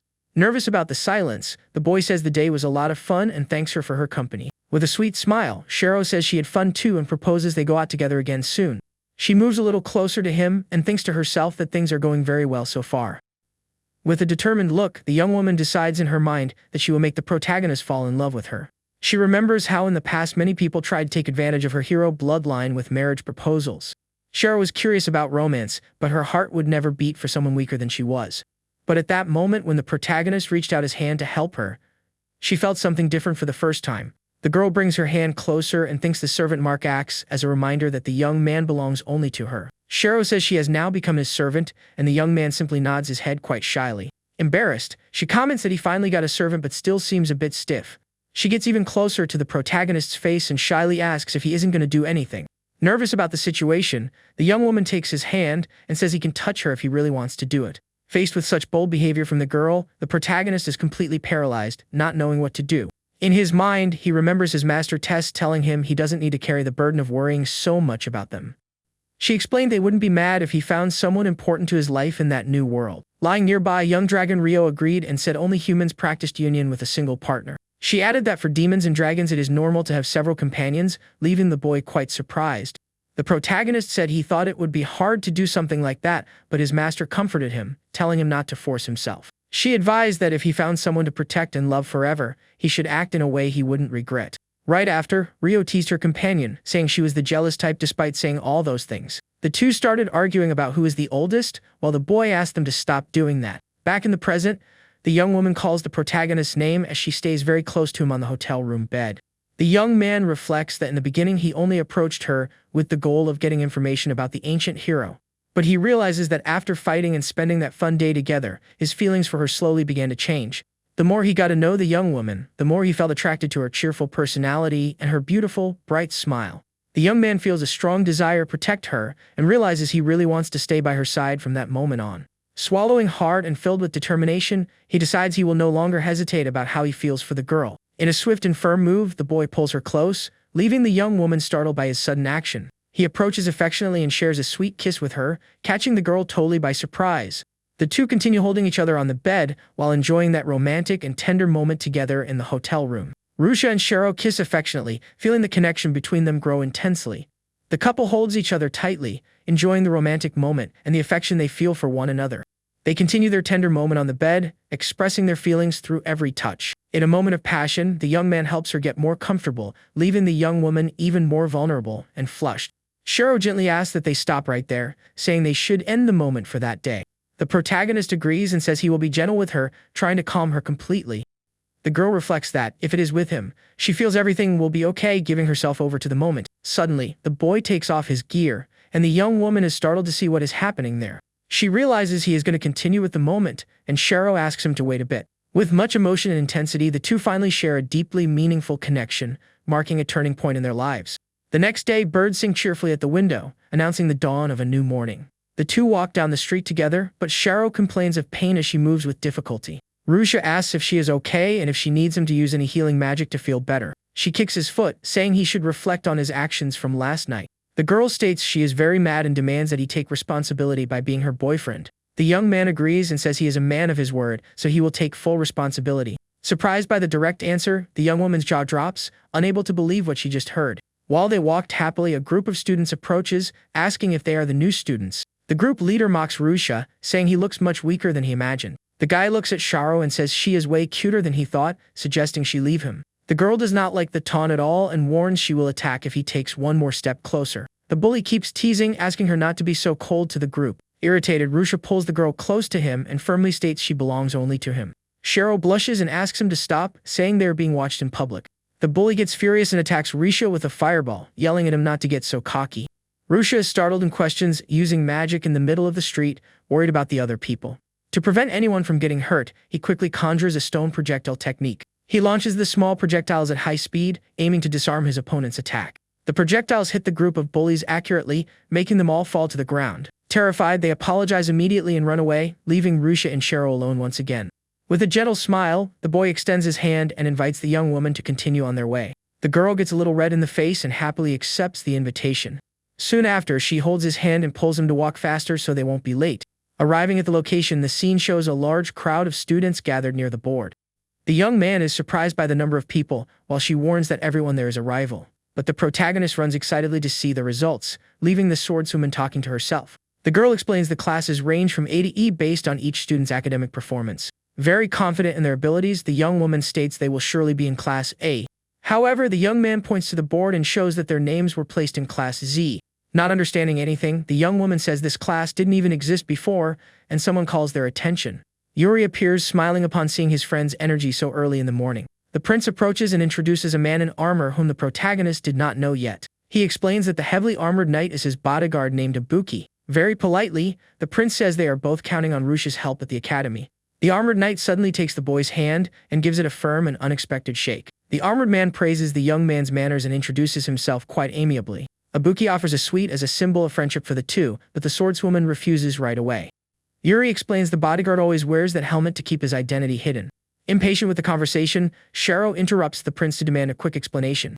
The blonde understands she wants to know about Class Z and says he planned to make a big surprise. He explains Class Z is new and was created exclusively for students with special talents. The prince concludes by saying it is a group made up of only the biggest weirdos in the school. Yuri states should both go to Class A, but their abilities are unique. Because of this, the prince made the decision to place the two friends straight into the new Class Z. The girl suspects the blonde is trying to monitor the group, but he says he won't interfere. The swordswoman hugs Rui-sha's arm and accepts the situations since they will be studying in the same class. Excited to start classes, the protagonist starts walking ahead, leaving his friends behind. As they walk away, Ibuki asks the prince if his true goal is to spy on the duo. Yuri confesses Class Z is full of troublesome students who would be very hard to control. However, the blonde watches Rui-sha from a distance and trusts the young man will manage the whole situation. Ibuki comments he does not believe in the high expectations the prince has for Rui-sha. Yuri smiles, imagining what the class will be like and saying he is looking forward to the future. Now wearing uniforms, Sharo suggests they go meet the strange people of Class Z. Opening the classroom door, the scene shows the other students already sitting at their desks. Rui-sha thinks he hopes to make many friends, while Sharo is happy to sit beside him. A red-haired classmate recognizes him from the duel and asks if his name is Rui-sha. The protagonist turns around with a smile and confirms it is indeed him, unintimidated. Suddenly, the bully stands up and slams his hand hard on the young man's desk in a threatening way. Sharo stands up and draws her sword, ready to defend her friend from that provocation. The scene cuts to a memory of the professor giving a lesson about the water element. The master explains to the class that water magic works by reacting to moisture in the air. But Rui-sha raises his hand and says this magic can also interact with underground water veins. Excited by the idea of a practical lesson, the red-haired boy invites everyone outside. Yuri watches from a distance and comments it has been 2 weeks since classes started at the academy. Outside the room, all the students praise the protagonist's clear and objective explanation. But upon returning to the room, they find all the desks and chairs broken. Outraged, they wonder who would dare do something so terrible to their class. Rui-sha asks a favor from a classmate named Chisha, wanting to find out who did it. The boy agrees to help, saying there must still be some traces left at the scene. Chisha then uses his magical analysis skill to investigate the entire classroom. Rui-sha praises his classmate, saying his area analysis skill is incredible. Chisha thanks him and says it is all thanks to the protagonist's tutoring after classes. He explains he improved a lot with the training Rui-sha organizes for Class Z. After the analysis, Chisha finds a strand of hair and footprints from an unknown shoe. Rui-sha thinks he wouldn't want Chisha as an enemy, and the classmate thanks him for the compliment. The boy reveals he was expelled from his clan for being a half-blood who is good at magic, which is rare. He feels happy to be accepted in the class and to be able to use his magic to help everyone. After the investigation, Chisha hands a piece of paper with info about the intruder to Rui-sha. The protagonist asks if he isn't coming along, but his friend says he prefers to avoid trouble. With a smile, Chisha says if Rui-sha is going, then everything will be fine in the end. With a confident smile, Rui-sha accepts the responsibility and tells his friend to leave everything to him. The other classmates get excited and say they are also angry and want to help settle this. The red-haired boy proposes they show everyone the true power of Class Z. Arriving at Class A's room, the same boy asks if they can go all out against the suspects. Without waiting for an answer, he kicks the door hard, startling the girls inside. The boy shouts at Class A, saying they went there to settle the fight they started. Class A is confused by the accusation, and one of the girls recognizes they are from Class Z. Rui-sha realizes the students are playing innocent and stares at them seriously. A noble approaches and mocks Class Z, asking the reason for such an uproar. The protagonist apologizes for the intrusion but explains their classroom was vandalized. The noble feigns surprise and says it is hasty to suspect them without any concrete proof. He insults Class Z, saying they should suspect someone from their own class. The red-haired boy gets furious, but Rui-sha stops him, saying it would be a trap. The classmate asks if they should just stand there doing nothing in the face of that provocation. But Rui-sha calms him down and confidently says he will handle this whole situation himself. The protagonist approaches the noble and shows a handkerchief with a strand of hair he found. He explains a friend analyzed the hair and found out it did not belong to anyone in their class. The noble is shocked and asks how he could know that, since the hair color is the same. Rui-sha explains he compared genetic data, but decides to use a simpler method. He then uses time reversal magic, surprising everyone with a large magical clock. The strand of hair floats in the air and begins to glow intensely with time magic. Startled by the spell, the noble's jaw drops, unable to believe what he is seeing. Rui-sha explains he used a spell to rewind the object's time and make it return to its owner. The protagonist calmly concludes that, in other words, that hair belongs to him. The noble panics, thinking even advanced mages can rarely use time magic. He wonders how a simple kimono managed to use such a rare and powerful spell. With a furious look, the noble grits his teeth and refuses to accept the situation. He loses his composure and shouts he will not accept defeat in any way. The noble points a wand and says he will purify all the insolent commoners of Class Z. He orders his companions to prepare for an attack and Class Z braces for combat. Rui-sha says pointing a wand for no reason violates the rules and qualifies their action as self-defense. At that moment, the red-haired boy named Burn hears someone approaching the fight. Rui-sha tells his friend he doesn't need to hold back anymore and that it is time to finally strike back. With the leader's permission, Class Z prepares to face the group of nobles from Class A. The leader of the nobles gets annoyed by their boldness and orders his companions to attack with everything. The protagonist notices a crowd forming outside and worries about innocent bystanders. But his big classmate tells him not to worry and leave the protection to him. He then creates a mid-level barrier that begins to crack under the enemy's magical attacks. The noble is shocked that his magic is blocked by such a simple spell from a commoner. The red-haired boy praises his classmate and tells him to leave the rest of the battle to him. With a confident smile, the young man focuses a massive amount of energy in his chest for an ultimate strike. Soon after, he unleashes a powerful concentrated blast attack toward his opponents. The explosion hits the noble's wand, shattering it into pieces and leaving him in complete shock. The others complain, but the leader yells at them to keep attacking even without their wands. One of the nobles complains, saying he can no longer continue fighting in such an unfair way. But the blue-haired boy warns that they cannot run away from the fight they started themselves. One of the nobles glares at him and angrily yells for the boy to get out of his way. With a smirk, the young man from Class Z warns that he will regret that attitude. He then uses an enhancement magic on his legs and charges forward at an impressive speed. The boy moves so fast that he easily dodges all the enemy's strikes. The nobles are terrified and complain about not being able to land a single attack on the boy. The young man from Class Z taunts them, saying they are so slow they are making him yawn. One of the nobles stops attacking and, panting, wonders where the speedy boy could have gone. At that moment, the young man appears right behind him and lands a powerful kick to his back. He defeats the noble with just one strike and sarcastically asks if he was too fast. Terrified by the strength of Class Z, the leader of the nobles yells for Rui-sha to stay away. But the main character grabs him by the collar and reminds him that they started this mess. With a serious and intimidating look, Rui-sha tells him not to act as if they're the bad guys. Desperate, the noble admits he was wrong and begs the boy from Class Z for forgiveness. Rui-sha then turns around and says his warning is not just for him, but for everyone in Class A. He yells that he does not care what they say about him, but he will not forgive anyone who hurts his friends. With a powerful punch, the main character hits the noble in the face and throws him backward with force. The impact is so strong that the boy crashes through the classroom wall, breaking everything in his path. The noble falls to the ground unconscious, while Rui-sha glares at him with his fists still clenched. His classmates from Class Z approach, impressed by their friend's attitude in defending them. They all join a big high five to celebrate their victory over Class A. Suddenly, Yuri appears with a furious look and yells that they went too far in that fight. He complains that everything happened in a second and wonders what he is going to tell the king about this. The red-haired boy tries to defend himself, reminding him that the others started it. But the prince cuts him off, telling him to shut up with a very angry yell. Yuri calms down and says that since it was Class A's fault, he might be able to smooth things over. Everyone in Class Z celebrates, while the prince sighs and tells them to call it a day. Rui-sha approaches to apologize to his friend, who says it is fine and that it was scary. Yuri explains that he expected conflicts like this, and Rui-sha apologizes for not consulting him. The prince asks him to check in with him first next time, and the boy nods in agreement. Later, Yuri falls asleep from exhaustion on the table, snoring lightly after all the stress. Rui-sha watches him, figuring he must have spent the whole night dealing with the mess. The boy looks out the window and sees his Class Z friends practicing magic together and having fun. With a smile, the main character decides to take a walk outside the classroom. Opening the door, he finds a student he has never seen before standing in the hallway. The stranger turns around and asks if he is the famous Rui-sha everyone is talking about. The brown-haired student apologizes for approaching him so suddenly in the corridor. He introduces himself as Shion from Class A, and Rui-sha feels a strange aura coming from him. The main character asks what he wants, and Shion says he is just curious about him.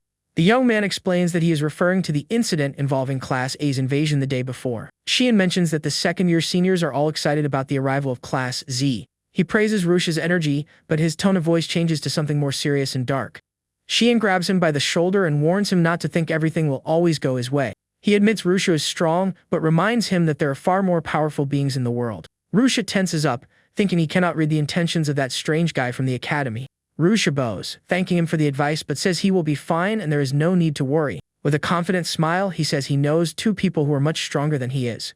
Shion smiles back and says he was worrying over nothing about the guy from Class Z. He says goodbye and walks away, leaving the main character alone in the academy's hallway. Watching him walk away, Rui-sha thinks again that he is a very strange person. The scene shows Shion's silhouette walking down a dark and very mysterious corridor.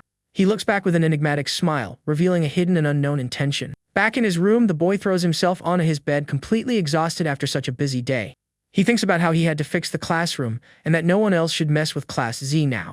With that thought, he feels relieved and closes his eyes to finally rest in peace. Waking up, he realizes his futon is gone and confusedly wonders if it is already morning. The boy is startled to see he is back in the infinite prison and wonders how this happened. He then decides to use his magic detection to find Tess and Rio and ask for help. But to his surprise, he cannot feel the magical power of either of his masters. Suddenly, a calm voice asks him to settle down, and the young man turns around startled. A silver-haired woman drinking tea confirms that this is the same place he knows. She invites him to sit down, and the cautious young man wonders who she could be. Rui-sha approaches and excuses himself, but the woman says there is no need for formalities. She offers him a cup of tea and asks him to drink and calm down a bit. The boy stares at the cup suspiciously, analyzing the situation very carefully. He watches the mysterious woman, who drinks her tea with a calm and serene expression.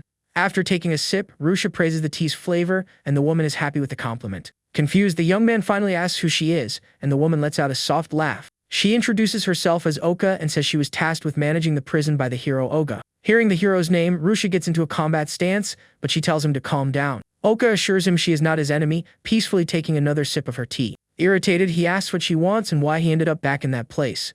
She simply explains that he is there because he broke one of the prison's seals. Confused, Rui-sha wonders how he broke a seal, and she asks if he touched a relic. She explains that this undid one of the hero's seals, and the boy remembers a moment. Recalling the moment with Sharo's sword, Rui-sha concludes that was when the seal broke due to a mysterious power. Then, Oka continues drinking her tea calmly and warns that the boy has a very deep connection to the prison. She explains that gathering all of the hero's relics is the key to permanently destroying the seal of that place. Excited by the idea, the young man thinks it is much easier to ask Sharo and her friends for help than to search for a lost hero. But suspicion soon arises and he questions why the facility manager is teaching him how to break the prison. With a distant look, the woman reveals that the prison has already fulfilled its duty, and its current existence is a huge anomaly. Shocked by the revelation, the main character wants to know why the hero locked the demon and dragon queens in there. Oka looks away and apologizes for not being authorized to tell him, while the young man begs for the truth. Even seeing the boy's desperation, the silver-haired woman shows great sadness on her face and repeats that she cannot reveal the secret. Understanding the difficult situation, Rui-sha decides to change the subject and simply asks the reason he was brought there. The woman stands up and reassures the boy by stating that his physical body is safe and he can return whenever he wants. Without warning, the silver-haired woman draws a longsword and prepares to reveal the true reason for that isolated meeting. Pointing the blade upwards with a firm stance, Oka agrees that the goal of all this is simply to train the young man. The boy is confused by the idea, but the warrior states he needs to get strong to break the prison seals. Following his new master's instruction, the main character creates a golden magic sword in his hands and focuses on the fight. The woman advances with a swift attack and notes that the boy's reflexes are good, but his blade techniques are weak. Admitting his lack of sword skills, he relies on the combat techniques taught by his former teachers. With an intense blue glow on his body, the young man performs an advanced move and clashes his blade against Oka's. Seeing that her student used energy to enhance his own body, the silver-haired woman smiles excitedly and decides to pick up the pace of the fight. In a fraction of a second, the warrior launches a fierce strike, and the young man struggles to defend against that absurd speed. Panting from exhaustion after the heavy impact, Rui-sha assures her the training is not over yet and fully focuses on combat. Gathering all his strength, the main character pushes his body's energy to its absolute limit and charges at his opponent. The clash between the two warriors creates a trail of light through the air as the silver-haired woman perfectly defends against the golden sword. During the intense exchange of attacks, the silver-haired woman feels her defense tremble and is surprised by his strength. Taking advantage of the small opening in the enemy's stance, Rui-sha executes the powerful true-dimensional slash with great precision. Oka gives a gentle smile in the middle of the battle and praises the boy's strength, saying that is true limitless power. Without losing his rhythm, the young man channels a massive amount of pink power and unleashes the devastating cherry blossom attack. However, the impact of the collision between the techniques is so massive that the structure of the golden sword begins to crack severely. The magic blade shatters completely in the air, but the boy maintains the fury of the strike using only his own bright aura. With a determined look and sweating from exhaustion, the main character sees victory and moves in to end the fight once and for all. Fallen on the ground with scratches on his face, Rui-sha mutters from exhaustion and laments his situation. Oka supports the boy from behind as he loses his strength and says he was very close. With a gentle smile, the silver-haired woman praises his good performance in the sword fight. The warrior places a soft kiss on the unconscious boy's forehead and wishes him protection. Looking at a light in the air, the manager entrusts the fate of the world into her student's hands. Soon after, the scene shifts to the real world, and the main character wakes up lying in his bed. Getting up with difficulty, he groans in pain and notices he overused his own strength. Analyzing his intact body, the young man understands that only his spirit went to fight. He then remembers an advanced technique that blends magic with physical strikes. The young man reflects with pride on managing to use the dimensional attack for the first time. Evaluating his skills, Rui-sha believes he can overcome enemies using energy. But worry takes over when he imagines a fight against someone much stronger. With this uncertainty in mind, the boy decides he needs to learn combat techniques. At another time, the young man walks calmly down the street and meets a group of classmates. They chat about everyone's hard work during their time off while walking through an open area. Rui-sha looks for someone in the garden and soon smiles broadly when he spots his good friend. The young man approaches Ibuki lying on the grass wearing a helmet and gets his attention. Ibuki says he was kicked out of the office by a friend and asks what the boy wants. Hearing the main character's request for sword training, the armored guy is confused. The helmeted friend reminds him that Rui-sha is already strong and suggests asking someone else for help. In response, the main character explains that Shero's movements are focused on attacks. He then praises the helmeted warrior's defenses and highlights his stances. With great excitement, the young man reveals that he wants to master both ways of fighting. Ibuki accepts the mission with pride and promises to teach him a sacred technique of his family. But as a condition for this training, the knight asks to receive magic lessons. The main character agrees to the deal and listens as Ibuki says he was inspired by his friends. Adjusting his helmet, the reddish-haired young man wants to push himself just like the others. With an affectionate look, the boy praises his classmate's new attitude and gets excited for the training. The knight raises his arm and says he will do his best in moderation, frustrating Rui-sha. Despite the small misunderstanding, the two friends laugh at the situation in a pleasant atmosphere. Sweating nervously from the training, the knight casually comments that people are very tough. The brown-haired boy ignores the comment and attacks with high energy using a wooden sword. The strong impact between the two training weapons creates a loud crack during the intense exchange of blows. At another time, back in the infinite prison, Oka advances with her blade and points out a weak spot in the boy's stance. Sweating from the difficulty of combat, the young man spins his body and tries to counter with an attack using his weapon. With fluid movements and a graceful leap, the silver-haired warrior defends against the charge effortlessly. Even while defending, the woman suffers a small scratch on her forehead and lets out a soft laugh upon noticing it. Touching the scrape calmly, she smiles and praises the improvement in the young man's skills. The manager deduces he kept training in the outside world, and the boy agrees, saying he has great teachers. He gratefully remembers the intense sparring sessions he had alongside his skilled schoolmates. Happy with her student's effort, Oka praises his attitude and suggests a break so they both can rest a bit. Soon after, the focus shifts to a hot cup of tea as the woman decides to bring up a new topic. Sitting at the table politely, the young man wonders why his two masters are not in that place. The silver-haired woman takes a sip of her drink and explains that two queens are locked in the third and deepest layer. Surprised by the information, Rui-sha stands up and asks if there are any prisoners kept in the second layer. With a neutral look, the woman confirms the boy's suspicion but warns that their identity is a confidential secret.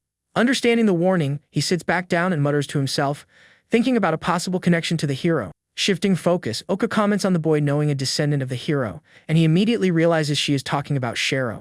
Excited to see the manager curious about something, the young man smiles broadly and confirms the two are very close friends. He humorously recalls that the girl wrongfully accused him at first, and they even ended up fighting intensely. Despite the rough start, the main character describes his friend very affectionately and praises her great desire to help people.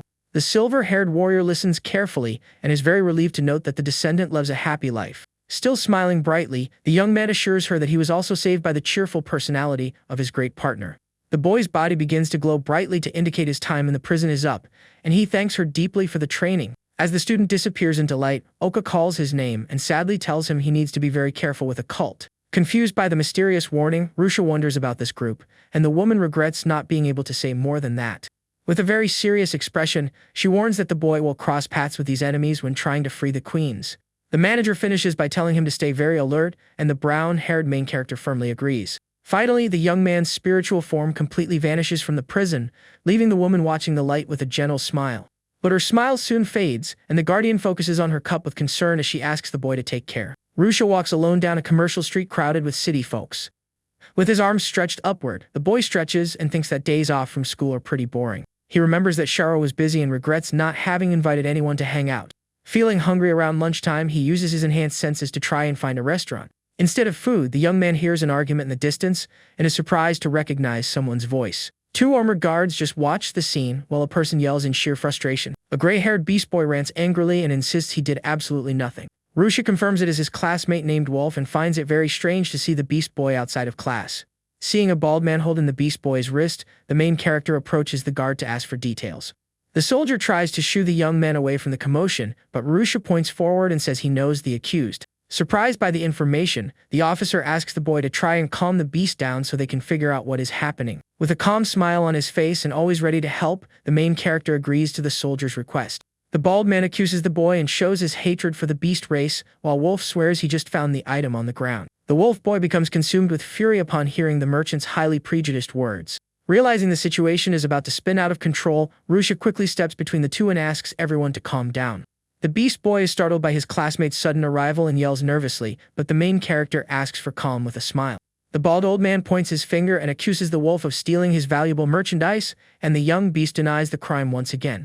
Trying to be the voice of reason, the brown-haired young man ignores the fight and asks for the real details of the whole story. With an indignant tone of voice, the old man introduces himself as Marcus and reveals his store was broken into by criminals. He says he stepped out for a short while, and upon returning, found the glass shattered and realized all his expensive items were missing. The merchant explains that right after notifying the authorities, he caught the beast boy holding his valuable merchandise. Full of hate, Marcus claims the theft was too large for one person and demands to know the whereabouts of the other things. Analyzing everything calmly, the main character realizes there is no hard proof of his classmate's guilt or innocence. He remembers that discrimination against the beast race is very strong in the city, even though it is forbidden by kingdom laws. Like the deep roots of a plant, the feeling of prejudice in society does not disappear overnight. The young man realizes his classmate could end up being locked away unfairly simply because of the city guard's prejudice. Determined to stop an injustice, the brown-haired young man clenches his fist and promises to catch the real thief. The gray-haired wolf boy widens his golden eyes and is completely shocked by his classmate's huge help. But the idea angers both sides of the argument, and both Marcus and the wolf go back to yelling very angrily. Ignoring the shouting, Rui-sha whispers and asks if his classmate runs fast, feeling relieved to learn about the beast's agility. The boy reaches out his hand with a smile while gathering energy for his next move. Raising his arm quickly, Rui-sha creates a massive smoke screen, surprising the wolf. Confused by the sudden situation, the merchant rubs his eyes, irritated by the smoke. Wasting no time, the main character grabs Wolf's wrist tightly and pulls him far away from there. Trying to see something, the old man waves his arm in the air to clear the thick dust. When his vision finally clears, Marcus furiously realizes the young beast has fled the scene. The old man angrily yells at the incompetence of the guards, who promise to begin the search. The two officers discuss what to do next and conclude they have a great lead. Deducing the boys are from the academy, one of the soldiers suggests asking a girl for help. The guard agrees to seek help at the royal castle while the other chases the fugitives. Far from there, the two classmates rest sitting on a red roof after losing the group. The wolf questions Rui-sha's sanity, reminding him the knights will also come after him. With a calm smile, the boy says everything will be fine if they find the real culprit. Wolf looks away with a sweaty face and lightly wags his tail as he reflects. Suspicious of his classmates' intentions, the young beast asks the real reason for that help. Rui-sha denies having hidden agendas and listens as the young man questions his rescue reason again. Keeping his gentle expression, the main character simply answers that they are friends. The sincere words leave Wolf completely shocked and not knowing what to say at that moment. The wolf remembers that he tried to intimidate his classmates several times at school with no success. With this, he tries to understand the human's motivations and suspects there is a hidden prejudice. Rui-sha stands up excitedly and invites his classmate to visit the place where the supposed theft occurred. Soon after, they arrive in a stone alley, but notice there is no trace of the thief left. The brown-haired young man then asks if Wolf still has the object he picked up off the ground. The wolf hands over a small green vial, and the main character asks to borrow the item for a moment. Very carefully, Rui-sha crouches down and places the stolen potion bottle on the stone ground. Using his hands, he activates analysis magic, making several blue beams glow on the spot. The spell reveals glowing footprints on the path, and the beast boy is impressed by the magic. The main character explains that he learned that tracking spell from a good friend at school. He mentions that his classmate Shisha masters the technique perfectly and helped him learn the basics. Holding the green vial with sheer determination, Rui-sha smiles and prepares to begin the hunt. Rui-sha runs ahead along the stone path while the wolf asks him to wait. The human boy's legs move at high speed, leaving the beast impressed. The main character praises his classmate's speed and listens as he questions his true identity. Excited by the run, the young man warns he will speed up even more, and the wolf decides not to fall behind. After the great physical effort, the pair finally reach their destination and take a deep breath to rest. The brown-haired young man observes the massive wooden structure and grows suspicious of that warehouse. Pointing to the closed door, the boy notes that the glowing footprints lead straight inside. With this, the human returns the small green vial to his classmate and thanks him for letting him borrow it. Putting the potion away, the wolf boy puts on a serious look and finds it very strange that the thief would hide there. Without much fear of danger, the main character grabs the double door's handle to enter the warehouse. But suddenly, a pink-haired girl holds the door and asks them to wait. The young man recognizes his good friend Sharo and listens, as she says in relief that she finally found him. Confused by the situation, Rui-sha asks the reason for her visit, and the young woman says she came looking for him. With a confident look, the warrior reveals she used detection magic to arrive before the duo. Soon after, she changes her expression and clenches her fists to complain about her friend's ridiculous speed. At that moment, the boy remembers the guard's conversation and realizes his friend was the person mentioned. Analyzing everything calmly, the main character looks at the girl and asks if she came to arrest them. The pink-haired girl looks away with a slightly flushed face and confirms her partner's suspicions. She narrates that she was teaching combat at the royal castle when the soldiers asked for help with a case. The young woman explains that she heard about the high-speed getaway, and the boy understands the current situation. Fearing being handed over to the authorities, the beast grinds his teeth and takes a defensive stance. But the pink-haired girl lets out a calm sigh, says she is already used to her partner's problems. Then the gray-haired classmate quickly narrates the whole mess so the swordswoman can understand. Taking her friend's side, the warrior holds out her hand and promises to help find the criminal. The human boy is overjoyed with his partner's support and surprises her with a tight hug. Completely blushing, the swordswoman tries to break free from his arms while the wolf watches in silence. Still embracing him, the pink-haired girl turns attention to the wolf boy and decides to make a serious observation. The beast cannot understand the reason for such help coming from a great descendant of the hero. The wolf fears that assisting an outcast from society might end up dragging the pink-haired girl's name through the mud. With a very focused face, the swordswoman retorts that the real mistake would be abandoning someone in trouble. With a gentle smile, the warrior reassures the wolf and promises he no longer needs to worry about that. She grips the hilt of her sword firmly and shows she is entirely focused on the mission. The swordswoman reveals with a serious look that prejudice against the beast race is not an entirely foreign issue to her. Ready for action, the three stand before the large warehouse to sort everything out and prove the wolf boy's innocence. Without hesitation, the doors to the mysterious place are violently thrown open with a double push. The trio stands paralyzed and completely shocked by the unexpected scene they find inside. They find several shelves overflowing with treasure chests and many valuable items hidden around the room. Rui-sha observes that the inner space is huge, while the swordswoman approaches bags full of precious stones. The young beast examines a gold necklace and concludes in a cold sweat that they have stumbled into something highly dangerous. The pink-haired girl agrees that the place is a gang's secret hideout and suggests notifying the knights quickly. With a nervous smile, the main character supports the idea and warns it is already too late to try running away. Hearing noises from the wooden doors, the kids notice shadows approaching, and the warrior is startled. The metallic sound of firearms being unlocked echoes through the mysterious room, raising the tension. The trio soon finds themselves completely surrounded by several thugs aiming weapons at them from all sides. A man speaks mockingly, asking if the small group of students wandered into that dark hideout by mistake. A guy covered in luxurious jewelry introduces himself as Gilliam and reveals he is the grand leader of that faction of thieves. The criminal laughs loudly and brags about having a huge reputation and a lot of respect in the criminal underworld. Staring at the enemy leader, the brown-haired young man realizes he amassed a true fortune by robbing the city. The scene displays massive piles of gold coins and various other expensive goods hoarded by the criminals. Outraged by the amount of dirty wealth they obtained, the boy states he cannot let this slide. The bandit leader narrows his eyes slightly in doubt and asks where he recognizes that human boy's face from. Gilliam finally recognizes him and cracks a cruel smile upon noticing the day brought him a great surprise. The main character is confused while the man laughs at the irony of their main target walking right into their laps. Shero steps to the front with her hand on her sword hilt to protect her classmates as the criminals close in. The human tries to figure out why he is being called a target and hears the wolf yell loudly, grabbing the leader's attention. Full of rage, the beast boy accuses the gang of pulling off the store robbery and framing him as a suspect on the streets. The criminal seems confused by the young man's complaint and questions his underlings about an attack on a regular store. After thinking for a moment, the thief touches his chin, smiling, and confirms one of his henchmen stole something earlier. The bandit points to the corner and reveals several boxes with leaf marks stored along with the rest of the loot. Pushed to his limit, the young wolf clenches his fists and declares he will never forgive those cruel thugs. The gang leader mocks him with a smirk and offers fake apologies for causing so much trouble for the young beast. A fist squeezes so tightly it bleeds as the criminal suggests finding a new owner for the wolf. Utterly shocked by the thug's cruel proposal, the gray-haired boy asks what he means by that. Laughing at the situation, the leader claims beastmen need a master and guarantees he already has a rich client in mind. The boss of the thieves says humans break fast while beasts last longer, and he plans to make a fortune off them. The young wolf loses control completely and screams in fury, asking who they think they are. But before he can lunge, the main character quickly extends his arm and tells his classmate to stop and calm down. Rui-sha warns that acting on anger is exactly what the enemy wants, and the pink-haired girl agrees he should not listen to that trash. With tears in his eyes, the wolf tells them to shut up and accuses them of also thinking his race is disgusting and inferior. The human main character keeps a very soft expression and assures his hurt classmate that they do not think that way. Hearing those sincere and deeply caring words, the beast boy's ears twitch in surprise. Wolf looks back and sees the beautiful warrior confirming their friend's words with a highly comforting smile. Rui-sha closes his eyes and smiles in relief upon seeing his school partner finally manage to calm down.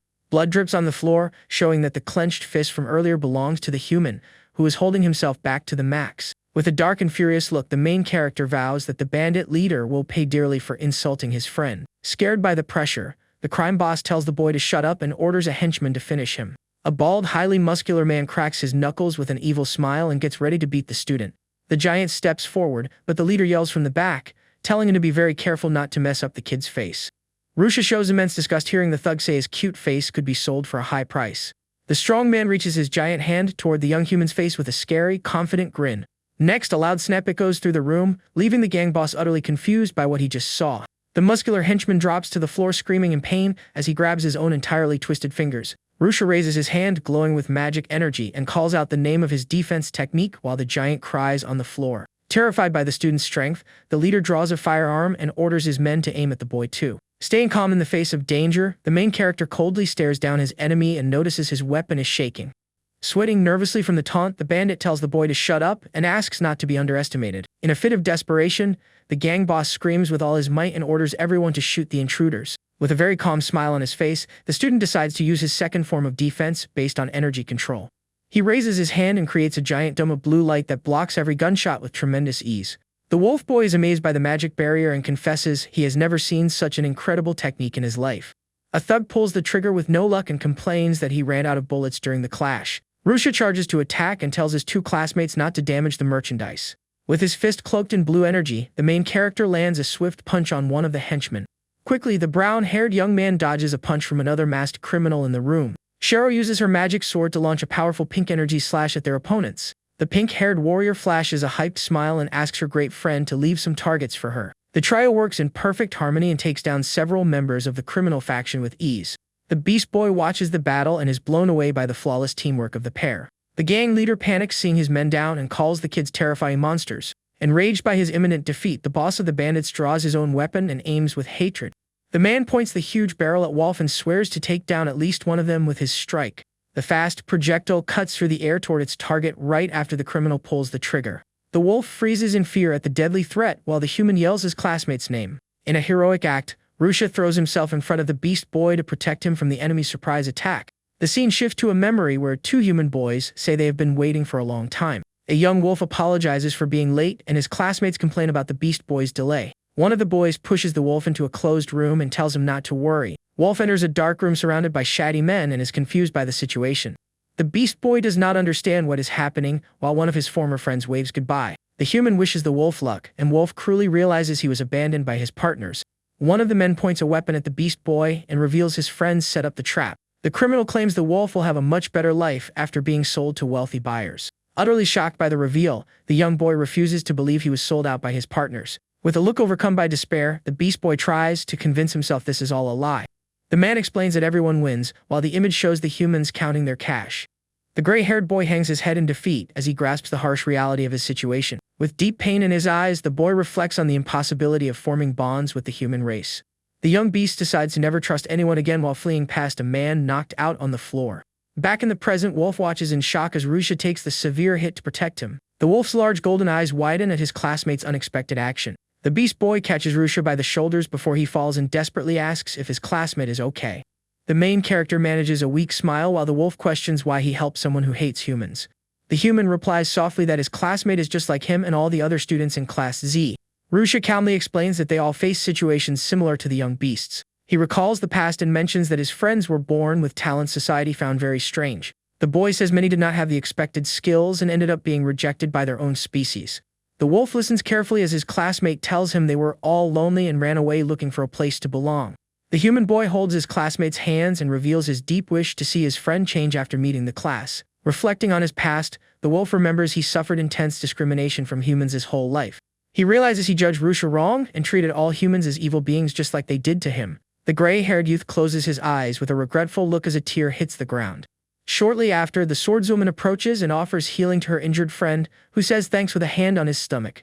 The Beast Boy steps forward very confidently and asks them to rest while he handles the fight. With a hyped and energetic smile, the wolf warns he will show his true combat form. The boy's nails grow rapidly and his hand transforms into a massive, sharp paw of a wild beast. Right after, a large furry tail sprouts from his back, demonstrating a massive surge in magical power. The young man takes on the form of a giant wolf with a purple aura and vows to crush the enemies who tricked him. The pink-haired warrior is completely shocked and suggests that this rare technique might be the ancestral awakening. Keeping her eyes glued to the creature, she tells her partner she has heard of this immense power before. The friend explains that in ancient times, beastmen possessed the great ability to change their shape freely. The giant wolf roars loudly, and the girl reveals it is very rare for someone to be born with this grand talent nowadays. Releasing all his contained purple energy, the huge creature lets out a mighty howl that shakes the entire room. Wasting no more time, the beast's sharp claws scrape against the floor as he lunges with extreme speed. The heavy impact of the strike throws the thugs high into the air with ease before they can react. The other henchmen scramble back on the floor, absolutely terrified by the devastating strength of the giant wolf before them. One of the thieves screams in panic, begging the creature to back off, and blindly fires both his firearms. With a natural agility, the massive beast dodges the shots while charging straight through the hail of bullets. The swordswoman watches the scene in awe and praises the incredible speed of her classmate in his wolf form. The gang leader realizes the situation is very bad, seeing all his men down and defeated. The boss of the bandits runs to call for help and screams in fear as the wolf's red eyes stare him down up close. The bandit leader trembles in fear while opening a door to try and escape the area. Upon opening the passage, he reveals a massive colorful parrot locked up by thick chains. The large black wolf focuses his red eyes and wonders how the criminal got his hands on such a rare beast. Riding on the large bird's back, the gang boss desperately orders the animal to fly away as fast as possible. With a mighty leap, the dark beast launches into the air to stop the bandit's grand escape. Sensing the danger, the terrified man throws a small vial filled with a mysterious purple liquid behind him. The glass bottle shatters on the stone floor, and the wolf boy stops his attack upon noticing the strange smoke. The mysterious substance starts bubbling and takes the shape of a terrifying purple slime. The magic monster grows rapidly, and the three students are surprised by the creature's size. Staring down the bizarre slime, the brown-haired young man questions the true identity of that magical being. The large animal steps back a bit with lowered ears while assessing the threat level of the new opponent. The criminal leader escapes riding the bird and lets out a mocking laugh upon noticing the young hero's shock. The purple beast is revealed to be a rare devourer monster, capable of absorbing and consuming anything it touches to grow. Smirking arrogantly, the bandit regrets wasting the rare item and swears they will pay for defying him. The big wild wolf jumps over the warehouse rubble and tries to chase down the gang boss's cowardly escape. Realizing the huge distance, the beast boy focuses his reddish eyes and decides to finish off the creature swiftly.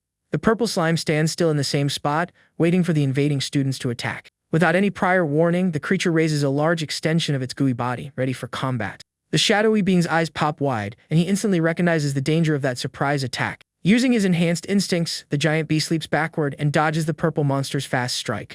After missing its first target, the large sticky arm changes direction and aims at one of the knocked-out henchmen on the floor. The unconscious bandit is swallowed and completely absorbed by the magic creature's clear body. The brown-haired main character watches the scene in shock, seeing the slime devour a whole person. The criminal's body terrifyingly dissolves inside the monster's thick purplish substance. Fed by the enemy's life force, the bizarre creature gains even more bulk and prepares for its next lunge. The slimy being raises new threatening extensions and targets the heroes standing inside the wrecked warehouse. The dark beast runs nimbly around the room, dodging the deadly attacks thrown by the giant creature. The pink-haired swordswoman grabs her good human friend, and they both leap away from the dangerous strike. The young warrior grits her teeth as she recalls a vital piece of information about that rare monster's skills. She warns that the devouring slime gets immensely stronger by swallowing the power of the victims absorbed into its body. The warrior explains that the purple monster absorbs objects and swallows everything in its path to feed and grow. With a look of shock, she warns that the menacing creature boasts a danger level classed as rank A. The giant wolf clicks his tongue and warns they will all get swallowed if they stay in that collapsing warehouse. Backing the idea, the three flee to the wooden roof while the slimy creature shatters the ceiling behind them. Believing they are safe up high, the team hopes the gooey monster cannot reach them up there. But the purplish creature breaks through the entire roof structure and unleashes a scary roar at the heroes. Sweating nervously, the huge dark wolf wonders how they could possibly fight such a gigantic creature. The pink-haired girl points out that a rank monster requires several veteran heroes and is too great a force for them to handle. The human boy steps up, despite his injuries, and states that more people will suffer if they give up on stopping the creature. Worried about her friend, the warrior asks about his wound, and he thanks her, saying her healing helped a lot. The brown-haired boy lets out a sigh of relief and focuses to use his skills in the battle. Gathering a massive amount of energy in his hands, the main character casts a strong, wide-area freezing spell. Instantly, huge ice crystals sprout around the monster and begin to freeze its gooey structure. The student keeps his arms outstretched, while the creature makes weird noises, trying to break free from the ice. Focused on his attack, the boy makes firm hand motions and repels slimy parts flying his way. Motivated by her classmates' courage, the pink-haired swordswoman runs forward, saying she needs to fight too. With a confident smile on her face, the warrior draws her sword and calls upon her family's combat style. The young heroine stands right in front of the giant beast while the purple monster thrashes around, trying to intimidate the girl. Seizing the moment of distraction, the colossal creature lunges through the air and crashes heavily onto the entire roof. The gelatinous body spreads quickly and wraps around the whole building with its immense dark absorbing power. Utterly shocked by the scene, the main character notes that the slimy enemy managed to swallow the whole warehouse. The giant wolf gets his human friend's attention and warns they need to run away before it is too late. But the boy refuses to run and smiles, asking the swordswoman to buy him a little time for his final attack. The warrior agrees to the idea and grips her weapon's hilt very tightly in prep for her special strike. Focusing a huge amount of strength into her legs, the heroine launches her body against the wooden roof. With an amazing leap, the girl flies high into the sunny sky and positions herself perfectly right above the monster. Diving down at great speed, she focuses all her magic energy into her blade to use her famous technique. The swordswoman's bright eyes show fierce determination and a total lack of fear facing the deadly creature. In a swift, lethal motion, the warrior executes her powerful slashing attack surrounded by a bright pink light. After the devastating impact, the young woman lands gracefully and the ice shatters, signaling the monster's defeat. With a determined look, the warrior calls her friend and lets him know she is leaving the rest in his hands. Confident in his partner's request, the main character smiles and assures her she can count on his help. Then, the massive ice structure holding the purple creature begins to shatter into several pieces. From the wooden roof, the heroes watch the gigantic slimy monster completely frozen in place by the magic. The great black wolf is amazed by the scene and praises the human's ability to stop something so colossal. Getting back to the mission focus, the brown-haired young man says he needs to chase down the fleeing bandit. But he feels chest pain, and the pink-haired girl applies healing magic while warning that acting recklessly will make him pass out. The warrior also regrets that the criminal must already be too far away for them to track him down successfully. Unwilling to accept defeat, the giant dark-furred animal focuses his gaze and guarantees there must be some way to find him. The wolf states his speed allows him to catch up and his sharp nose will point out the enemy's exact path.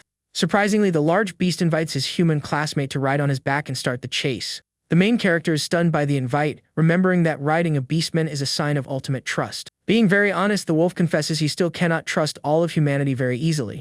However, he acknowledges that the two heroes are different from the rest and asks for a chance to help on the big mission. With a gentle, understanding smile, the magic student accepts the help and proposes they take down the villain together. The swordswoman promises to save the victims swallowed by the monster while the boys can fight without holding back. Pumped by his friend's strong support, the young man mounts the black wolf and gets ready to kick off the high-speed chase. Far away, the criminal leader flies over the city houses riding the giant bird and curses in pure rage. The bandit complains about those meddling kids who ruined his business in the kingdom's capital. But he tries to calm himself while inspecting a beautiful silver bracelet he found tossed in the city ruins. Realizing the shiny jewel's worth, he figures selling the treasure and his rare bird will pull in an immense fortune. With a dark look, the man swears he will rebuild his faction and seek revenge against those students. At that moment, the main character spots the large bird flying near the city limits and points the way out to the wolf. Running across the rooftops, the young man notices the target is already outside the capital and gets annoyed by the bandit's big head start. Full of fury, the huge dark wolf announces loudly that the criminal has zero chance of escaping his claws. Without losing speed, the beast takes a mighty leap and starts running up the brick walls of the massive defense wall. The human holds tight to his friend's fur while the animal scales the gigantic vertical structure with absurd agility. Feeling the strong breeze from up high, the student flashes a beautiful smile and lets out a yell of pure hype for the run. Reaching the top of the defense barrier, the boy raises his arm and cheers the beast on to keep blazing the trail. The dark wolf lands flawlessly on the other side, and the human remarks in relief that they managed to get out of the city. Running nonstop, the wolf warns that if the bandit enters the forest, they will lose sight of him among the obstacles. The human boy wonders what they could do and soon cooks up a plan to handle the tough situation. Raising his hand covered in a purple magic light, the main character states they need to wrap this up before the forest. He casts a mid-level gravity spell and wraps the huge bird in heavy purple rings to force it to land. The criminal leader panics as the bird goes down, while the brown-haired young man smiles, satisfied with the result. With the target in reach, the shadowy beast says he will leave the rest of the job to his new boss's quick hands. Using his friend's momentum, the boy leaps with great agility draped in magic and takes charge of the attack. The boy flies high through the sunlit sky like a bolt of blue light while the bandit watches that high-speed approach. Landing perfectly on the bird's back, the student startles the frightened man and greets him very casually. With a calm, friendly smile, the human young man waves at the criminal and sarcastically comments that they bumped into each other again. The gang boss yells furiously, asking the reason for the chase, and the main character asks if he thought he was going to escape. Full of hate, the man grabs the boy's clothes and threatens to strike him with all his might in a sheer act of desperation. But the student just smirks playfully and warns that he will lose his life if he gets hit, to the poor villain's despair. The bandit falls to his knees on the bird and begs for mercy, offering all his cash and stolen goods, but the boy turns it all down.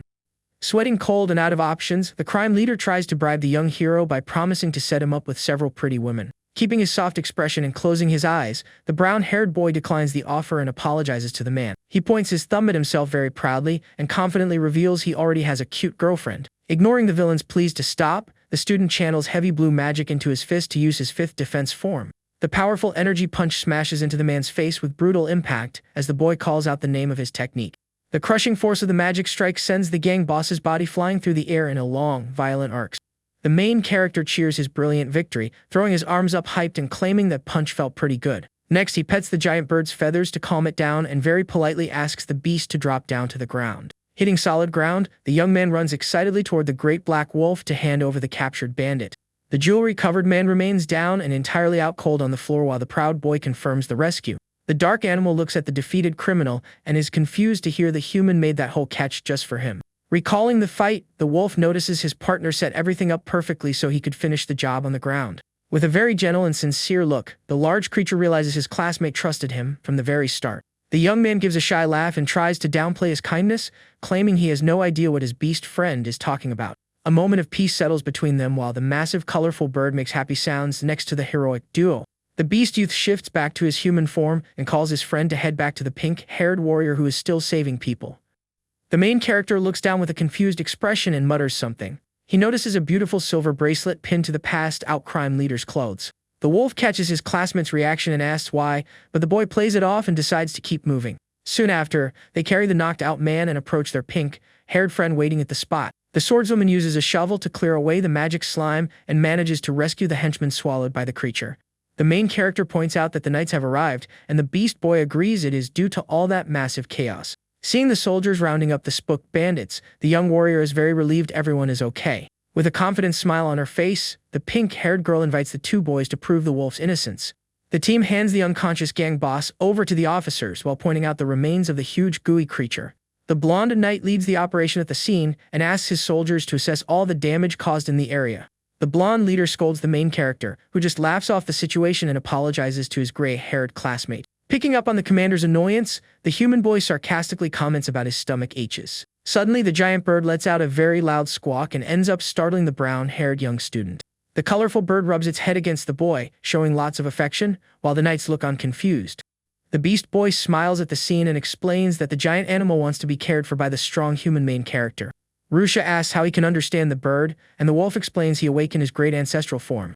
Being much closer to a wild beast, the boy can understand animals and earns praise from his friend. The boy decides to ask the dorm leader for permission to adopt the bird, who celebrates with pure joy. Petting the bird's large beak, the human youth tries to figure out why that animal likes him so much. His beast classmate adopts a serious look and claims to know the exact reason for the creature's tame behavior. He states that the bird senses the enormous potential and absurd strength hidden inside that boy's body. Changing the subject, the gray-haired young man asks why the human risks himself so much to help others. With a nostalgic smile, the main character reveals he can fight today, but in the past he was completely useless. A sad memory takes over his mind, showing a painful past where he suffered abuse for having no talents. The boy remembers the special day he met his two great teachers who taught him survival magic. They also gave him lots of love and kindness, filling that little student's void with good feelings. Inspired by all this love, the brown-haired young man made the big decision to also help other people. The wolf boy widens his large golden eyes and is completely blown away by his classmate's beautiful story. The main character points to all the students in Class Z and explains he wants to pass on the lessons he received before. The beast listens silently with his head down as the hero confesses he also learns a lot from everyone. The beast boy quickly drops to his knees and touches his head to the ground, while the human is surprised and calls his name. With his hands planted firmly on the dirt, the narrator explains that this specific posture means absolute submission for beastmen. Looking up with a highly determined gaze, the gray-haired young man confesses he is impressed by his spirit. The wolf sincerely asks to become his underling, and the brown-haired hero is shocked by the request. Waving his hands nervously, the human rejects the idea and says they can just be good friends from now on. The wolf insists on the subject and asks to have his heart devoted to him as a loyal servant, even if he is treated as a friend. Staring at his classmate with a soft and slightly worried expression, the main character says the boy's name very affectionately. With a beautiful smile, the student agrees to accept the beast's loyalty, and the wolf celebrates, calling the human great boss. Holding his classmate's hands, the boy hears the swordswoman happily comment that the two have finally become great friends. The pink-haired warrior closes her eyes with a gentle smile and blushing face, stating that this goes for the wolf as well. The beast boy shifts his focus to the girl and hears her say with great relief that they will manage to prove his innocence.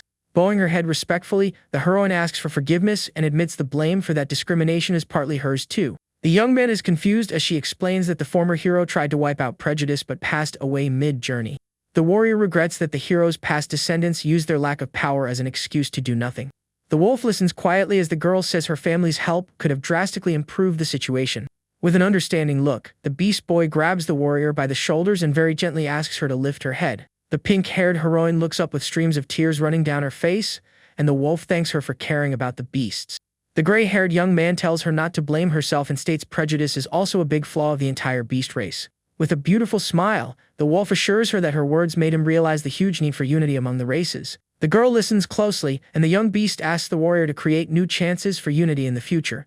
Wiping the tears from her face, the swordswoman flashes a very genuine smile and swears to help with everything in her power. Full of pride and confidence, the pink-haired heroine places a hand on her chest and firmly states she is a descendant of the hero. The beast boy and the warrior hold hands and seal a beautiful peace agreement while the main character watches it all with pure joy. Soon after, the scene cuts to a dark room where someone punches the wooden wall in sheer rage and frustration. A young blonde noble paces the room angrily and complains that the crime boss was caught by the guards. The boy bites his own finger, sweating nervously, and plans to send ruthless mercenaries to silence the thug before he talks. A mysterious voice praises the young man's dark plan, and the noble freezes, gripping some documents in his hands in shock. Absolutely terrified, the blonde boy turns his head in a cold sweat and wonders why someone is inside his room. A guy wearing elegant dress clothes and a strange sheep mask calmly wishes him a good evening sitting on his bed. The noble recognizes the intruder, and the masked boy reveals he was the one who introduced the gang leader to the youth. The young noble sighs in relief and figures the masked intruder also fled there in panic after the crime boss got arrested. He quickly holds out his hand and asks the mysterious masked guy to use his agents to put an end to the captured bandit. But the masked guy waves his hand very softly and calmly replies that such an action will not be necessary. The intruder shows proof that the criminal has already been defeated and warns there is no longer any risk of being exposed. Tossing it on the bedroom floor, the sheep masked guy warns that the kingdom's knights will investigate much more strictly. The young noble panics at the chance of getting caught and accuses the masked guy of being there to silence him for good. Refusing to accept the end, the blonde boy tries to open the bedroom door to escape and uses his noble title as an excuse. The mysterious sheep quickly appears behind him and asks him to calm down because their important talk is not over yet. Without any warning, the masked intruder lands a fatal blow to the blonde boy's chest, who coughs and suffers from intense body pain. The noble student loses all his strength and falls defeated in the mysterious guy's arms, who holds his body firmly. Carrying the boy's body with ease, the masked guy decides to escape through the balcony and figures it is best to leave the capital for a long time. The mysterious guy regrets not being able to meet Rui-sha in person and decides to save that great pleasure for the future. With his strange eyes glowing under the mask, the villain whispers into the void that everything happens according to the creator's will. The next day, the scene shifts to the Magic Academy with a sunny and peaceful sky shining over the massive local building. Inside the classroom, the gray-haired wolf boy smiles and very proudly introduces himself as the #1 underling. He stares down another classmate with an intimidating posture and claims it is a great pleasure to meet him again at school.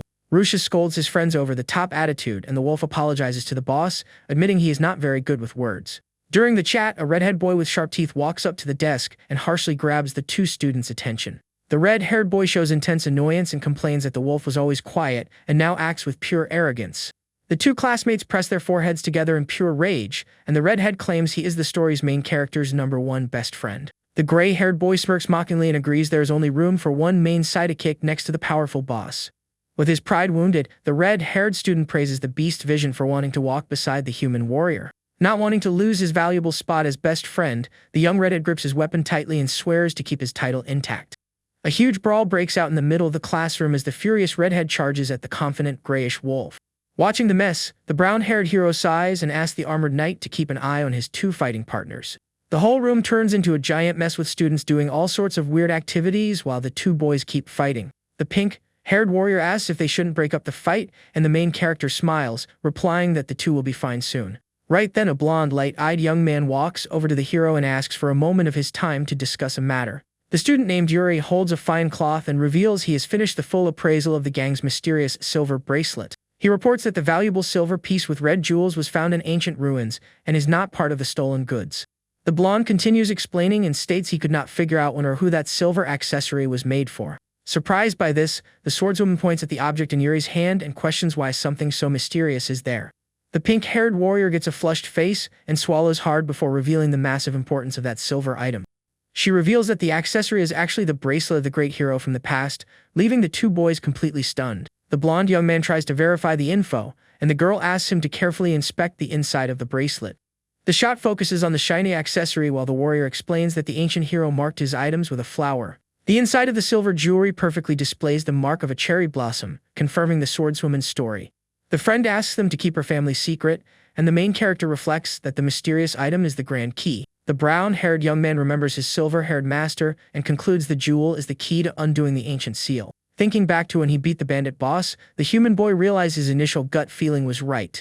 With a focused and highly determined look, the student grabs his two classmates' attention to make a request. He asks if he can hang on to the silver bracelet for a while, and the blonde boy agrees to the request without any issue. The boy thanks them very excitedly after noticing his pink-haired friend also peacefully accepted the idea. The boy warns he will be very careful not to touch the item and cause a massive disaster, as his friend calls him. The heroine stares at her friend very intensely and questions the real reason he wants to keep that sacred item. Sweating nervously, the main character gives a fake laugh and answers he just wants to look into something interesting. Catching her classmates fidgeting, the young warrior cracks a gentle smile and asks him to tell her everything when he is ready. Relieved by his friend's understanding, the student states with deep conviction that he will tell the whole truth in the future. The young blonde steps up smiling, wanting to join the future chat, and the two partners agree with pure joy. Soon after, the scene switches to night, showing the large colorful bird flapping its wings at the main character's bedroom window. The huge bird invites the human to play, and the brown-haired boy pets its beak, apologizing. He explains softly that he needs to handle an important matter today and promises to play with the beast the next day. Closing his bedroom window, the student watches the creature fly off and agrees the wolf was right about its intelligence.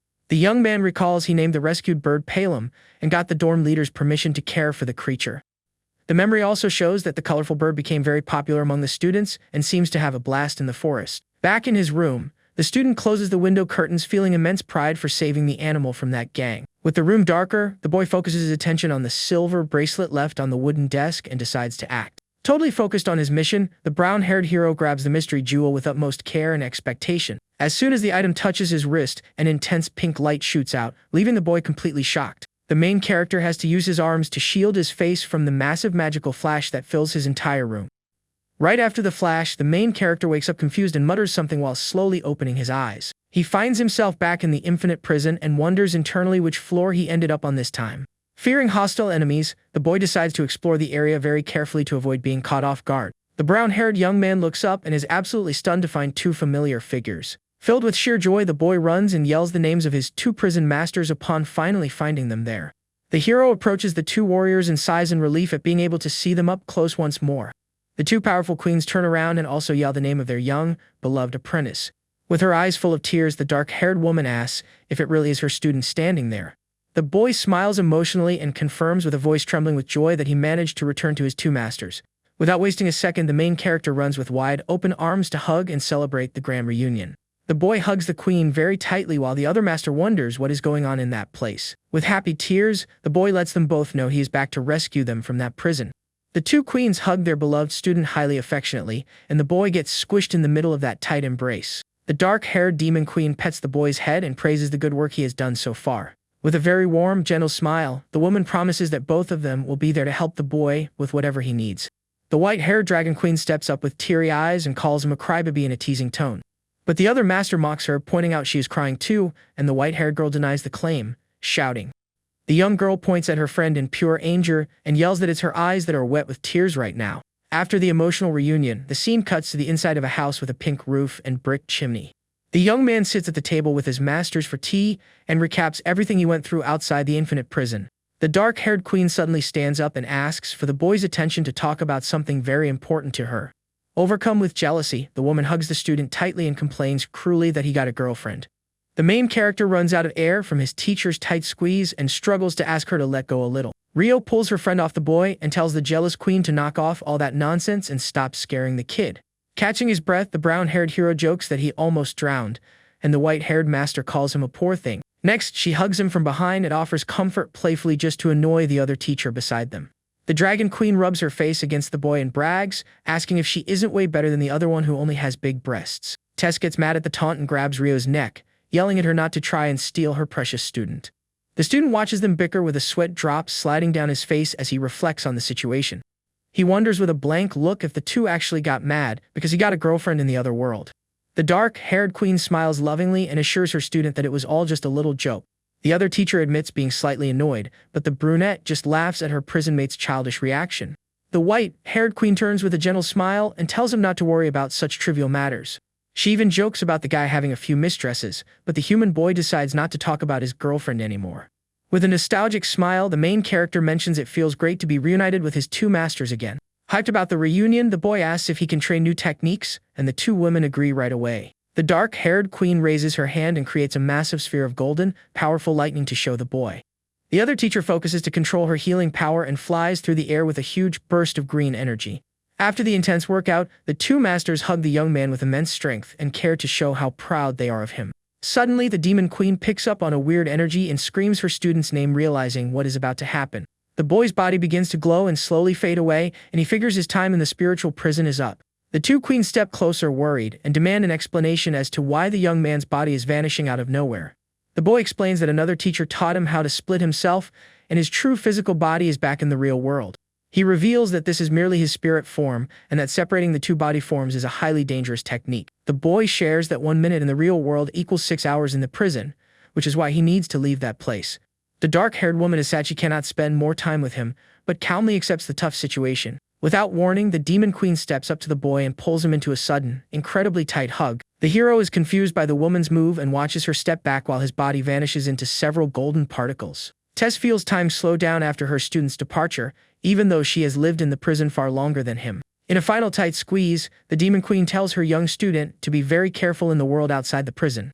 The other teacher steps up with a smile and asks him never to forget she will always be there for him in the end. The dark-haired queen corrects her friend, stating they both will always be there to help and protect the boy. They promise that even if the whole world turns against him, they will always stay by his side, supporting him. With eyes filled with tears, the brown-haired boy thanks them for all the love and says goodbye to his beloved masters. Rio looks at her crying friend, and the two sadly watch the last particles of their student's light fade into the air. The white-haired queen tries to comfort her friend and firmly claims they will cross paths again in the future. With a curious look, the white-haired woman asks what is bothering her friend, and the queen reveals a strange suspicion. She explains she caught the scent of the man who sealed them, and the white-haired queen recalls it was the great hero Oga. Tess confirms she smelled the scent of the ancient hero coming straight from the body of her young, beloved brown-haired student. Elsewhere, the silver-haired woman sips her tea and trusts the main character is the only one capable of beating the enemy. She states the boy has a duty to defeat that man once and for all. The silver-haired woman grips her cup tightly and mutters with sheer conviction that she will not let it slide. Against a starry backdrop, Oka orders the main character to finish off the great sinner and hero named Oga. Far away, a city gate guard reviews some people's entry permits. Upon taking the next traveler's document, the soldier grows suspicious and looks the person over very carefully. The mysterious man wearing a straw hat questions the reason for such a long delay in his inspection. The guard apologizes and explains it is his first time seeing a real samurai standing in front of him. Handing back the paper, the officer asks the warrior why a samurai is in the kingdom's capital. The mysterious traveler bows his head respectfully and claims he is only there because of his job. At another time, Rui-sha walks happily through school and wishes all his classmates a good morning. The boy waves smiling at his friends, who return the greeting with pure joy. One of the boys starts telling a story and the other classmate complains, bringing up their promise not to talk about it. The main character greets a blushing girl and she walks past him without saying a single word. The student stands with his back to the blonde girl while she remains seated with a very serious expression. Another girl with braids walks up to the blonde and asks very politely about the things she likes. The girl with long blonde hair keeps her back turned in silence and completely ignores her classmate's question. With an annoyed look, the blonde elf complains about the other girl's persistence and accuses her of not realizing she is being ignored. The braided girl smiles, hyped to finally get an answer, and the other young woman sighs at the situation. The main character watches the scene and is surprised to see that not even Rona managed to get close to that student. The boy thinks that even with everyone getting along, he feels there is a huge wall between the class and the girl Iris. With a distant look, he reflects on the matter and hopes a good chance to get closer pops up in the future. A classmate calls the main character over, asking for help with homework, and the boy agrees to help him right away. But suddenly a strong, strange sensation washes over the student's body, and he clicks his tongue with deep concern. The friend notices the behavior shift and asks if something is wrong, while the hero stays silent. The brown-haired boy hides his unease and asks which part of the assignment his classmate needs help with. The young man walks away and reflects that it felt like someone was watching him, but brushes the feeling off for now. A few days later, Rui-sha collapses from exhaustion onto his study desk with a look of pure fatigue. His pink-haired girlfriend approaches the boy and asks worriedly if he is feeling alright. The girl comments he hasn't seemed to sleep right for days, and the boy denies the claim, trying to hide his burnout. In a training session, the boy summons his magic bird and orders it to use its wind spiral technique. The main character praises the big bird's hit, calling it incredible, while the animal makes a happy sound. But suddenly, the boy flashes a surprised look as he senses something different around him. Rui-sha looks back and worriedly concludes someone is watching him again, just as he thought before. The boy realizes the feeling is pure murderous intent and wonders in his head who the culprit could be. In a flashback, the hero tells the pink-haired girl everything is fine and he plans to fix the problem soon. The girlfriend smiles gently and mentions she will not worry about it if Rui-sha claims he will be okay. The pink-haired young woman tells him to ask for help if he needs it, and the boy thanks her for caring with a calm face. Back to the present, the student's gaze becomes very serious and entirely locked on his thoughts. Soon after, he recalls a moment in class where his classmates chatted happily right in front of him. The main character is annoyed by being followed all the time and decides now is his moment to act against the mystery person. With this choice in mind, the boy walks with firm steps through a forest to put his plan into action. He pauses his walk and notices out of the corner of his eye that he is still being closely tailed. Finding a good spot, the student grabs a piece of wood from the ground and notes that area will be perfect for his plan. The boy smiles as he draws a pentagram and some ancient runes on the dirt before declaring the work is done. The completed drawing reveals a large magic circle, and the narration explains there are 2 ways to use it. The image shows flames shooting out of the pentagram, and the text reveals the first use serves to boost magic power. Next, a massive energy dome pops up, and the explanation says the second use creates a stable barrier. The hero shifts his focus to the drawing and holds his glowing hand over the pentagram to cast his spell. Rui-sha lowers his body and firmly touches the ground as he commands the magic circle to activate instantly. The boy thrusts his hand forward with intense energy and says he finally managed to catch the person following him. With a huge smile on his face, the main character announces the use of his strong darkness barrier magic. At that moment, large dark energy tentacles quickly sprout from the forest floor. The student raises his arms and casts the technique called birdcage to trap his mysterious target. Someone trapped gets spooked by the magic, and Rui-sha walks up, asking for the identity of the person watching him. But the boy's victorious face suddenly changes to a look of utter shock and massive confusion. The scene focuses on the uniform of a blonde female student who was caught by the darkness trap. The blonde girl trapped inside the cage shows an annoyed look and asks why the boy is in that place. The hero is totally confused by the situation while the red-eyed young woman repeats her question in a serious tone. The girl admits she cannot believe she was caught and claims watching the main character was the right call since he is dangerous. Rui-sha throws his hands up in peace and desperately asks why they need to fight in this tense moment. The young blonde looks down with a cold face and says there is no need to ask any type of question. With a furious look, the girl states the boy is an enemy of her master and swears she will get revenge for it. The boy gets startled when a high-speed attack tears through the air right in front of him, narrowly missing a direct hit. Giving the hero no time to react, the blonde quickly charges and lands a massively powerful kick on the young man. The student groans in pain, clutching his own arm, and grumbles about the hit he just took. With an aggressive face, the girl announces the use of her Scarlet Crimson Blade technique. As she says it, a bright crimson liquid begins to run down the fingers of the student's outstretched hand. Right after, she unleashes a huge blast of red energy at her target with extreme aggression. The destructive attack violently collides and triggers a massive, bright explosion in the middle of the isolated area. The smoke clears, and the scene reveals Rui-sha slumped against a tree trunk, looking like he has been beaten. The mysterious girl relaxes her stance with a smug smile and declares she avenged her dear master. But her victory is short-lived as she flashes a shocked look upon hearing the boy's voice complaining about the pain. The hero rubs his bruised arm with an awkward smile and remarks that his opponent is quite cruel. The girl confusedly asks how he is still standing, while the boy comments on his rival's rare magic. Rui-sha asks where she learned that, and the blonde refuses to answer in a highly defensive tone. The girl's hand starts generating that strange red energy again as she vows to finish the fight for real this time. Then, the young woman summons a massive, glowing scarlet scythe and preps for another major strike. With a yell of determination, the student gathers her strength and gets ready to deal a fatal blow. She leaps and swings the heavy weapon at the hero, who just watches the charge without showing any fear. The attack is easily blocked, and the blonde gets outraged, demanding to know why she cannot land a hit on him. The student steps back, panting, and figures her target really is strong enough to have taken down her master. When she threatens to fight for real, the young man raises his hand and begs to know who this mystery master is. This question offends the girl, and she accuses the boy of playing dumb just to provoke her rage. The girl clenches her fist in sheer fury and decides to reveal her superior as the Great Demon Queen. With a proud stance, the student says the leader's full name, shocking the student who was listening quietly. Rui-sha is absolutely confused and questions if the blonde girl truly works for his friend Tess. The boy reflects that the queen is doing great and tries to figure out why her underling is attacking him now. Seriously, the opponent explains she can feel the demon queen's magic coming from inside the main character. Hearing that, the boy's look shifts suddenly, and he thinks the blonde's perception is not entirely wrong. The student remembers being a kid and realizes their energies mixed together over the 300 years. The young man recalls holding the queen's hand while noting his power is greater than a normal human's. In the memory, the beautiful lady smiles and claims the mix is very weak, so regular people would never notice. Back to the present, the boy figures the blonde managed to spot the hidden energy with total ease. The student comments in a serious tone that the hero could even fool others with his low-key magic. But suddenly the young girl's eye glows red with a magic seal, and she warns he cannot trick her vision. Witnessing that, the student gets spooked and nervously asks if those are the famous magic eyes. The girl says her eyes can see the shape and color of any person's magic energy around her. To illustrate the point, the image shows the hero's silhouette glowing with the queen's magic inside his body. The young blonde reveals she didn't notice anything at first, but saw the boy using dark magic in the entrance exam. With this, the student drops his guard and exactly recalls the moment his opponent just brought up. In a flashback, the hero is seen using the Shadow Veil skill during his official duel against another student. The young man concludes that was the exact moment the girl disguised as a maid sensed the demon queen's magic. Back in the present, Rui-sha stays dead silent while trying to process all these new reveals.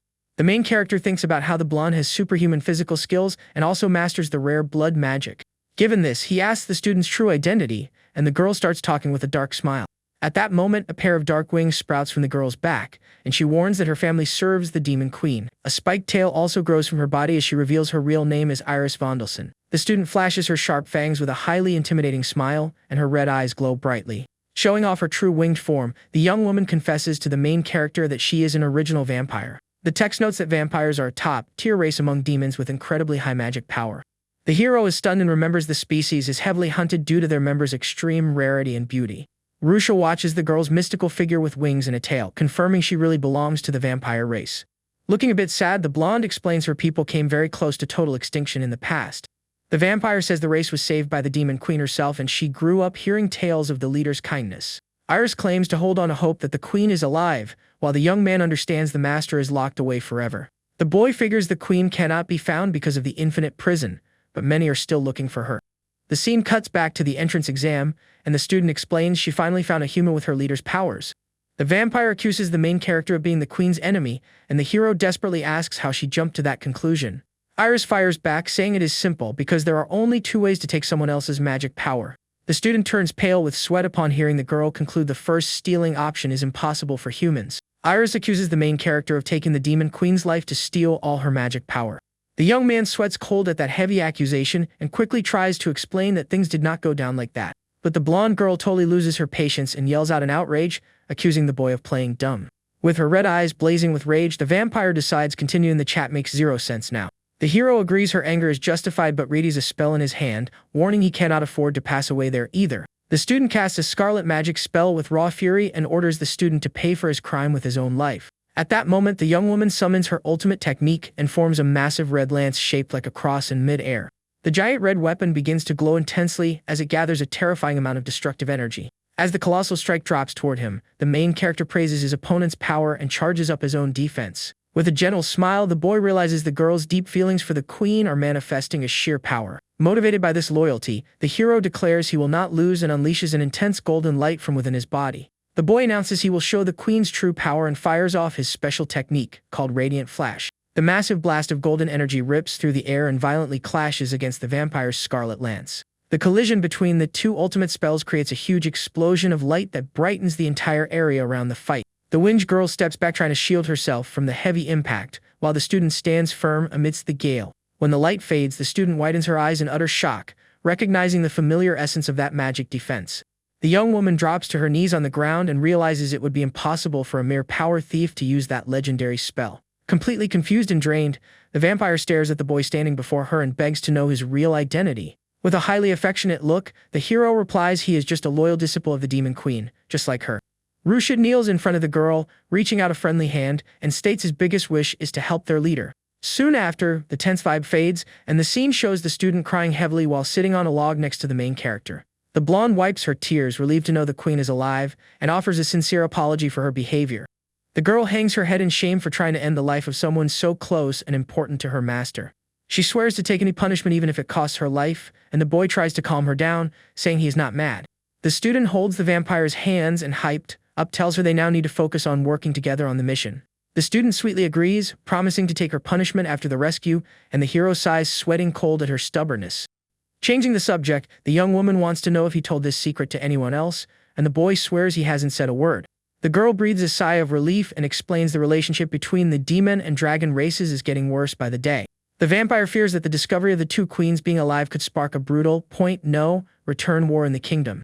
The main character feels a bit down hearing the news and realizes it will be quite tough to get help from other people. But the girl snaps her fingers and warns that the situation is not exactly like that. The boy is surprised when several people's silhouettes form around him and says he cannot believe his eyes. The vampire explains that everyone there is of her species, and they were watching the two from afar without her noticing. A gray-haired, bearded older man wearing a cape politely introduces himself as Bruno Vondelson.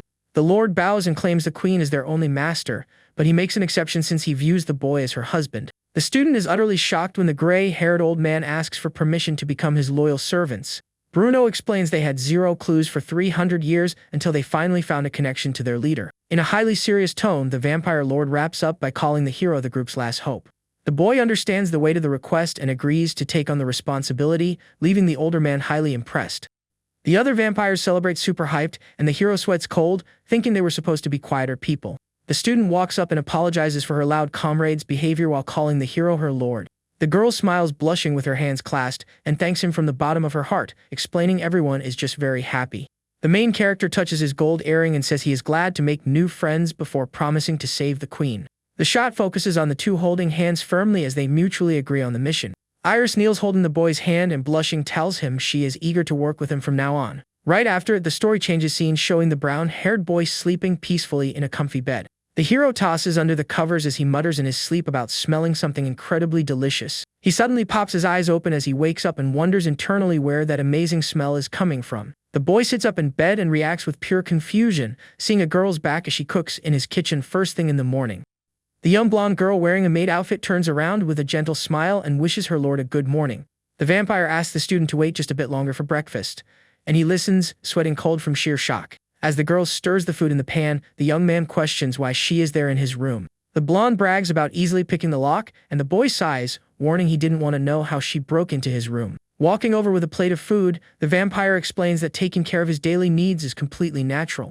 Iris shows off a beautiful dish with a big heart drawn in the middle and invites the hero to eat the meal made with love. The scene highlights the perfectly set table with the two morning meal plates and drinks poured with care. The two clasp their hands together in a sign of deep respect and give thanks for the meal before diving into breakfast. Rui-sha takes a bite of the food and chews happily, revealing the dish actually tastes really delicious. The beautiful young woman blushes hard at the compliment and smiling states she feels honored by her lord's review. Right after, she offers to help him change his clothes, and the main character instantly declines with heavy embarrassment. The scene shifts to the front of the school while the girl asks to formally introduce herself to the other people in the group. The blonde reveals her name and claims with immense pride that she will now serve the young Lord Rui-sha from that moment forward. The student says it is a pleasure to meet them and asks them to take good care of her, leaving two classmates entirely stunned. The red-haired boy asks what is going on, and his wolf-eared friend admits he has absolutely no clue. The student praises his classmate for being so devoted to the boss, while the red-haired guy desperately concludes it is all a total disaster. He explains the real issue is the main character's official girlfriend, who is listening to it all from afar, shaking with pure rage. At that moment, the pink-haired girl loses her patience entirely and slams both hands on the table with ridiculous force. The young woman screams, demanding answers about this servant nonsense, while the hero laughs nervously and apologizes for the mess. The boy stays quiet upon being cut off by Iris, who suddenly walks up and calls her master a poor thing.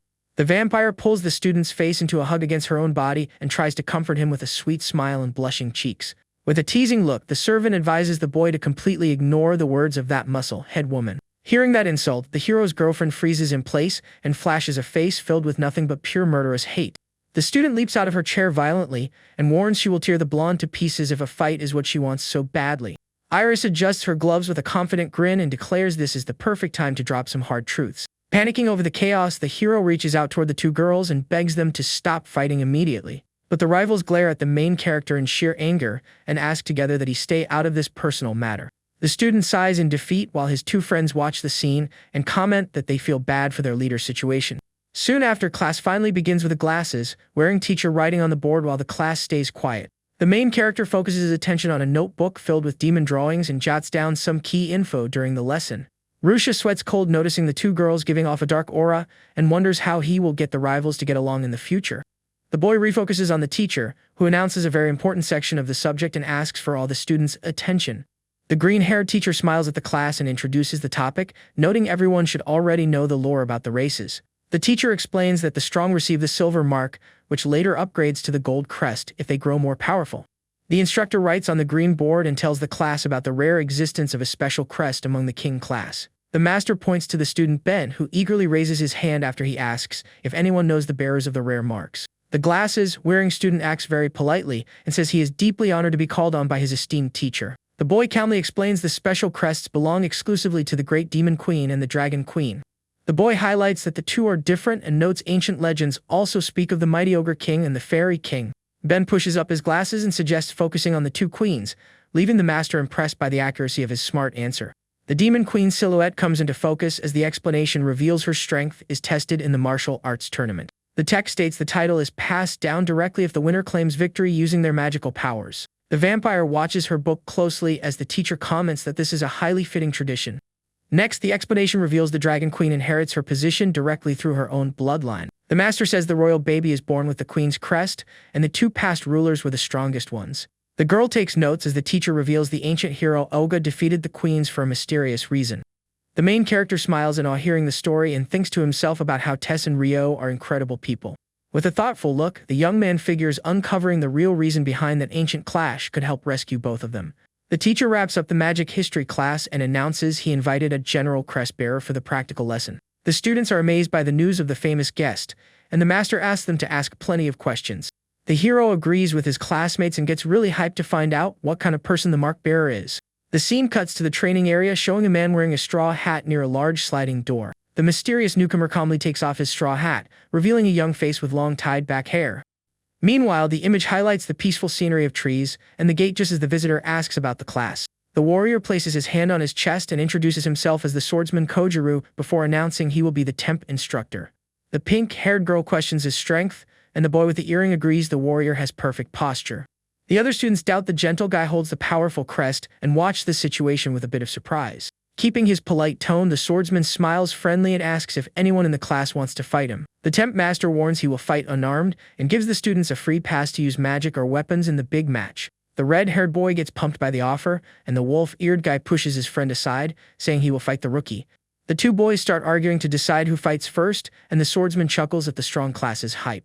While the rivals push their faces against each other, the visitor calmly suggests both attack him at the same time. Suddenly, the scene shows a large wooden training sword jammed hard into the dry dirt floor. The swordsman smirks mockingly and asks if the students are scared of double-teaming him and still losing. The two boys glare at the man, annoyed at being underestimated, and decide to unleash their true strength in the fight.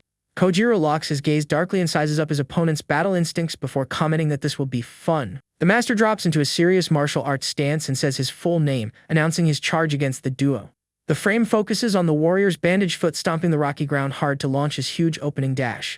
With absurd speed, the man appears instantly in front of the wolf boy, leaving him entirely in a state of shock. With no time to react properly, the student grits his teeth and braces to take the seasoned warrior's direct hit. At that moment, the red-haired boy charges his fist with fiery energy and tries to land a powerful punch on the instructor.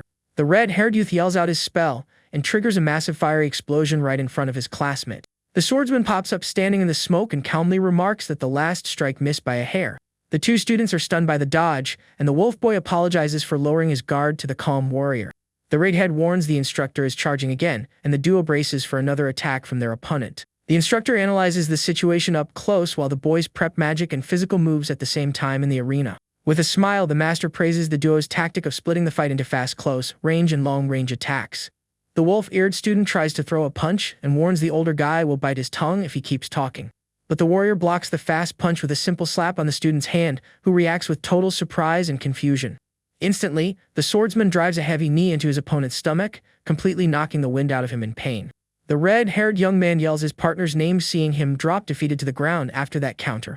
Sprawled on the dirt, the beaten boy shows dizzy eyes and wonders internally if this is actually real. The other student gets furious, wrapped in a fire aura, and decides to keep fighting so he does not lose his pride. The redhead channels a huge amount of flames into his hands and warns he will use his best magic skill in the battle. With a focused gaze, the boy fires off the attack and promises to surpass the expectations of the master standing still in the arena.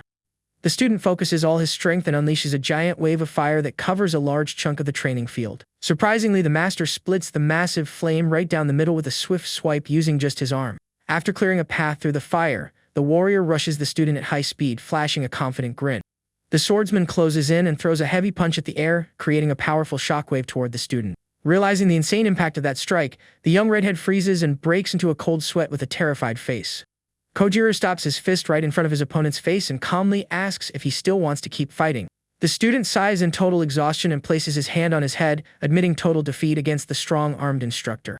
Two other classmates watch the scene and comment in shock about how easily the swordsman won the fight. Soon after, all the students crowd around the great master with extreme excitement and shining eyes.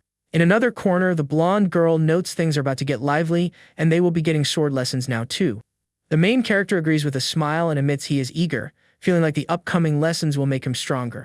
The story shifts scenes, showing the hero holding a wooden sword in the courtyard while the instructor calls his name. The master corrects the boy's stance, advising him to drop his center of gravity, and Rui-sha thanks him for the great tip. Kojiro praises the young man's quick learning, and the boy replies, claiming it is all thanks to his good teacher. With a nostalgic look, the warrior shares he used to be a failure back in the day, which is why he knows how to explain the skills now. The student stares at his master in awe and reflects that he also pushed himself hard to awaken his true strength.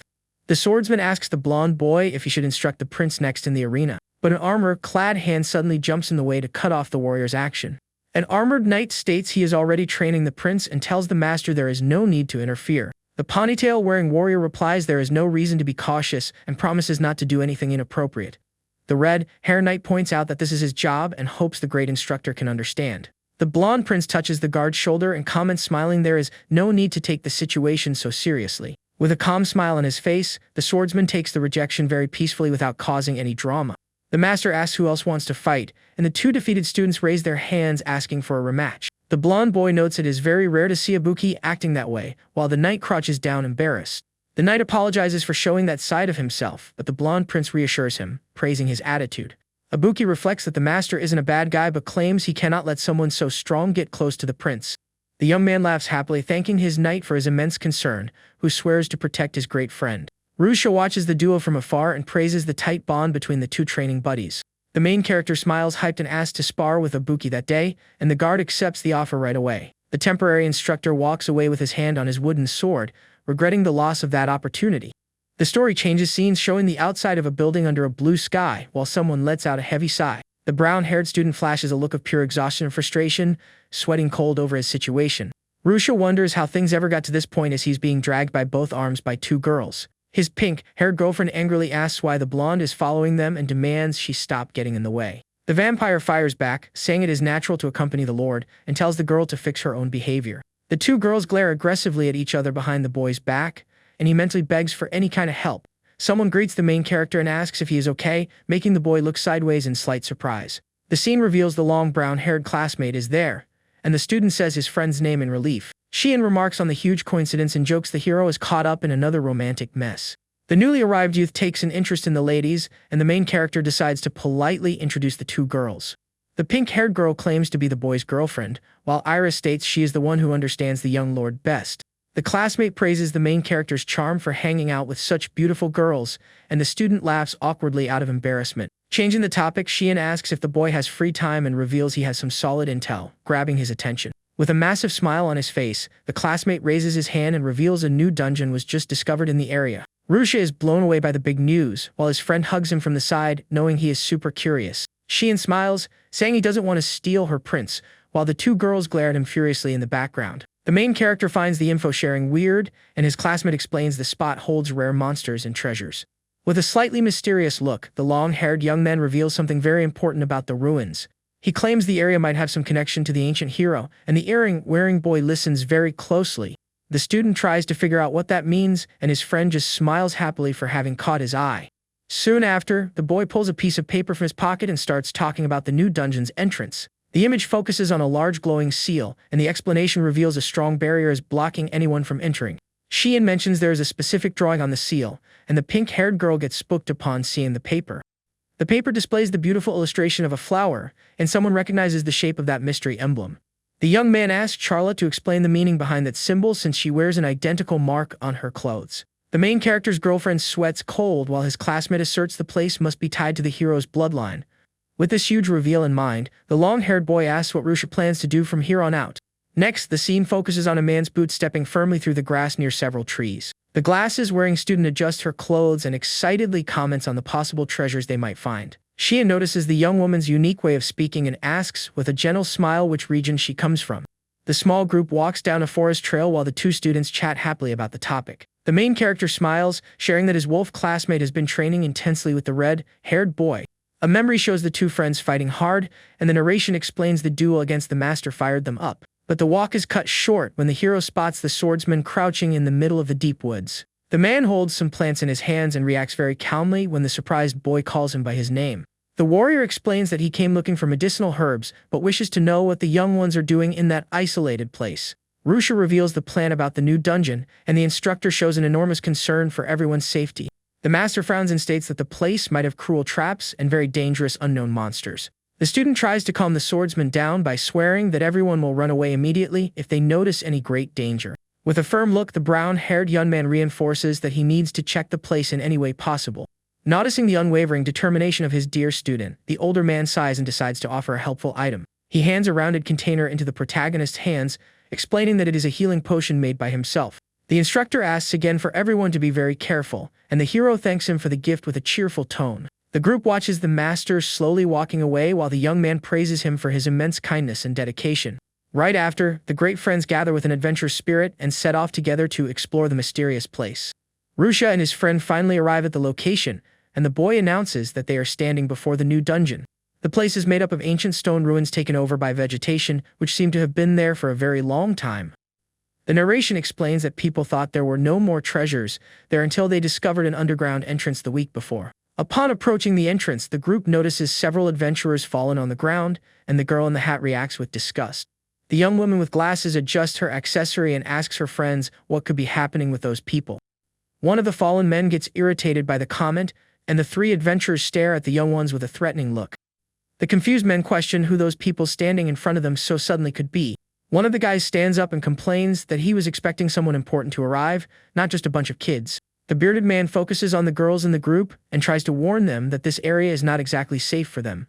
With a wicked smile, the adventurer provokes the young women, saying they could be captured by bad adults. The pink-haired girl does not like the comment at all and expresses all her disgust at the man's attitude. The blonde elf agrees with her friend and warns that if he wants to hit on them, he would need to change his tactics. She suggests that the adventurer should take better care of his own appearance first, and he blushes out of pure embarrassment. Totally offended, the man pulls out a dagger and swears to make the girls regret disrespecting an adult. The guy raises the blade with anger and advances toward Rui-sha, threatening to start his attack on the boy. But the protagonist acts fast and dodges the slashing strike easily just by ducking at the right moment. Without wasting time, the young man lands a very strong kick on the opponent's stomach, making him spit saliva in pain. The adventurer falls face first on the ground defeated, while the student lands calmly, adjusting his posture. Seeing their leader on the ground, the other two henchmen break a cold sweat and yell at the kids not to get so arrogant. Rui-sha notes that they will not be able to enter the dungeon just yet, and his older partner agrees, asking for his help. The student winks in a friendly way and comments to the hero that she loves to enjoy moments of fun. On the other side, the enemies claim to have the numerical advantage and charge with everything against the brown-haired girl. Very calmly, she raises her glowing right hand and announces that she needs to show the true power of a veteran. At that moment, she uses creation magic and makes a massive stone structure sprout from the ground, scaring the men. The smoke begins to clear and reveals a giant face made of rough stone forming right in front of the enemy group. A huge stone golem takes its full form, protecting the veteran and leaving the adventurers in total disbelief. Trying to keep his courage, one of the men wields a spear and yells at his partners not to feel afraid of the creature. Right after, he charges forcefully and strikes the tip of the spear directly against the stone monster's leg. The weapon just bounces off without causing a single scratch, and the man falls into despair because he cannot pierce the target. Observing the scene with a confident smile, the brown-haired student orders the golem to begin its attack. Without mercy, the giant stone golem lifts its heavy leg and stomps hard on the ground, making the man let out a groan. Completely crushed, the adventurer falls to the ground grumbling in pain, while his two companions look very frightened. Rui-sha and the blonde elf hear a scream telling them not to move, and they look to the side with expressions of great surprise. Acting out of cowardice, the henchman's leader grabs the girl with glasses from behind and places a sharp dagger near her neck. Seeing the hero's neutral reaction, the man gets irritated and yells, asking if they do not understand the gravity of that situation. Furious with the indifference, the guy decides to use the blade on the hostage but ends up hitting something hard and green along the way. The little student comments that all of that was the adventurer's fault for making such a big scene without any precision. She warns that her little pet has woken up, and the bandit goes into shock when he comes face to face with a huge green monster right there. Giving no time to react, the large creature swings its claw with a lot of force and hits the man squarely in the face. The girl hugs the bug affectionately and apologizes for waking it up, while the henchmen break a cold sweat at the situation. Amazed by the cuteness, the veteran asks to see it up close later, but also warns that the enemies are getting serious. Very suddenly, the image shows an abstract panel containing random information and pictures about different types of soil. Back to the combat, the little student smiles very excitedly and comments about her little monster being wide awake. The young woman decides to summon the rest of her monsters, revealing a pink worm and other bugs to balance out the fight. Completely terrified, the henchman trembles before the giant worm and tries to understand how the monsters are so friendly. With a quick command from the tamer, the beasts charge forward and begin to trample the poor adventurers fallen on the ground. Seeing her team's easy victory, the girl hugs the rounded red bog and thanks them for their great work. The team gathers again, and the girls check if Rui-sha is okay, while the veteran suggests they move forward right away. The hero crouches near the passed-out leader and warns that he will need to erase the man's memory to avoid future problems.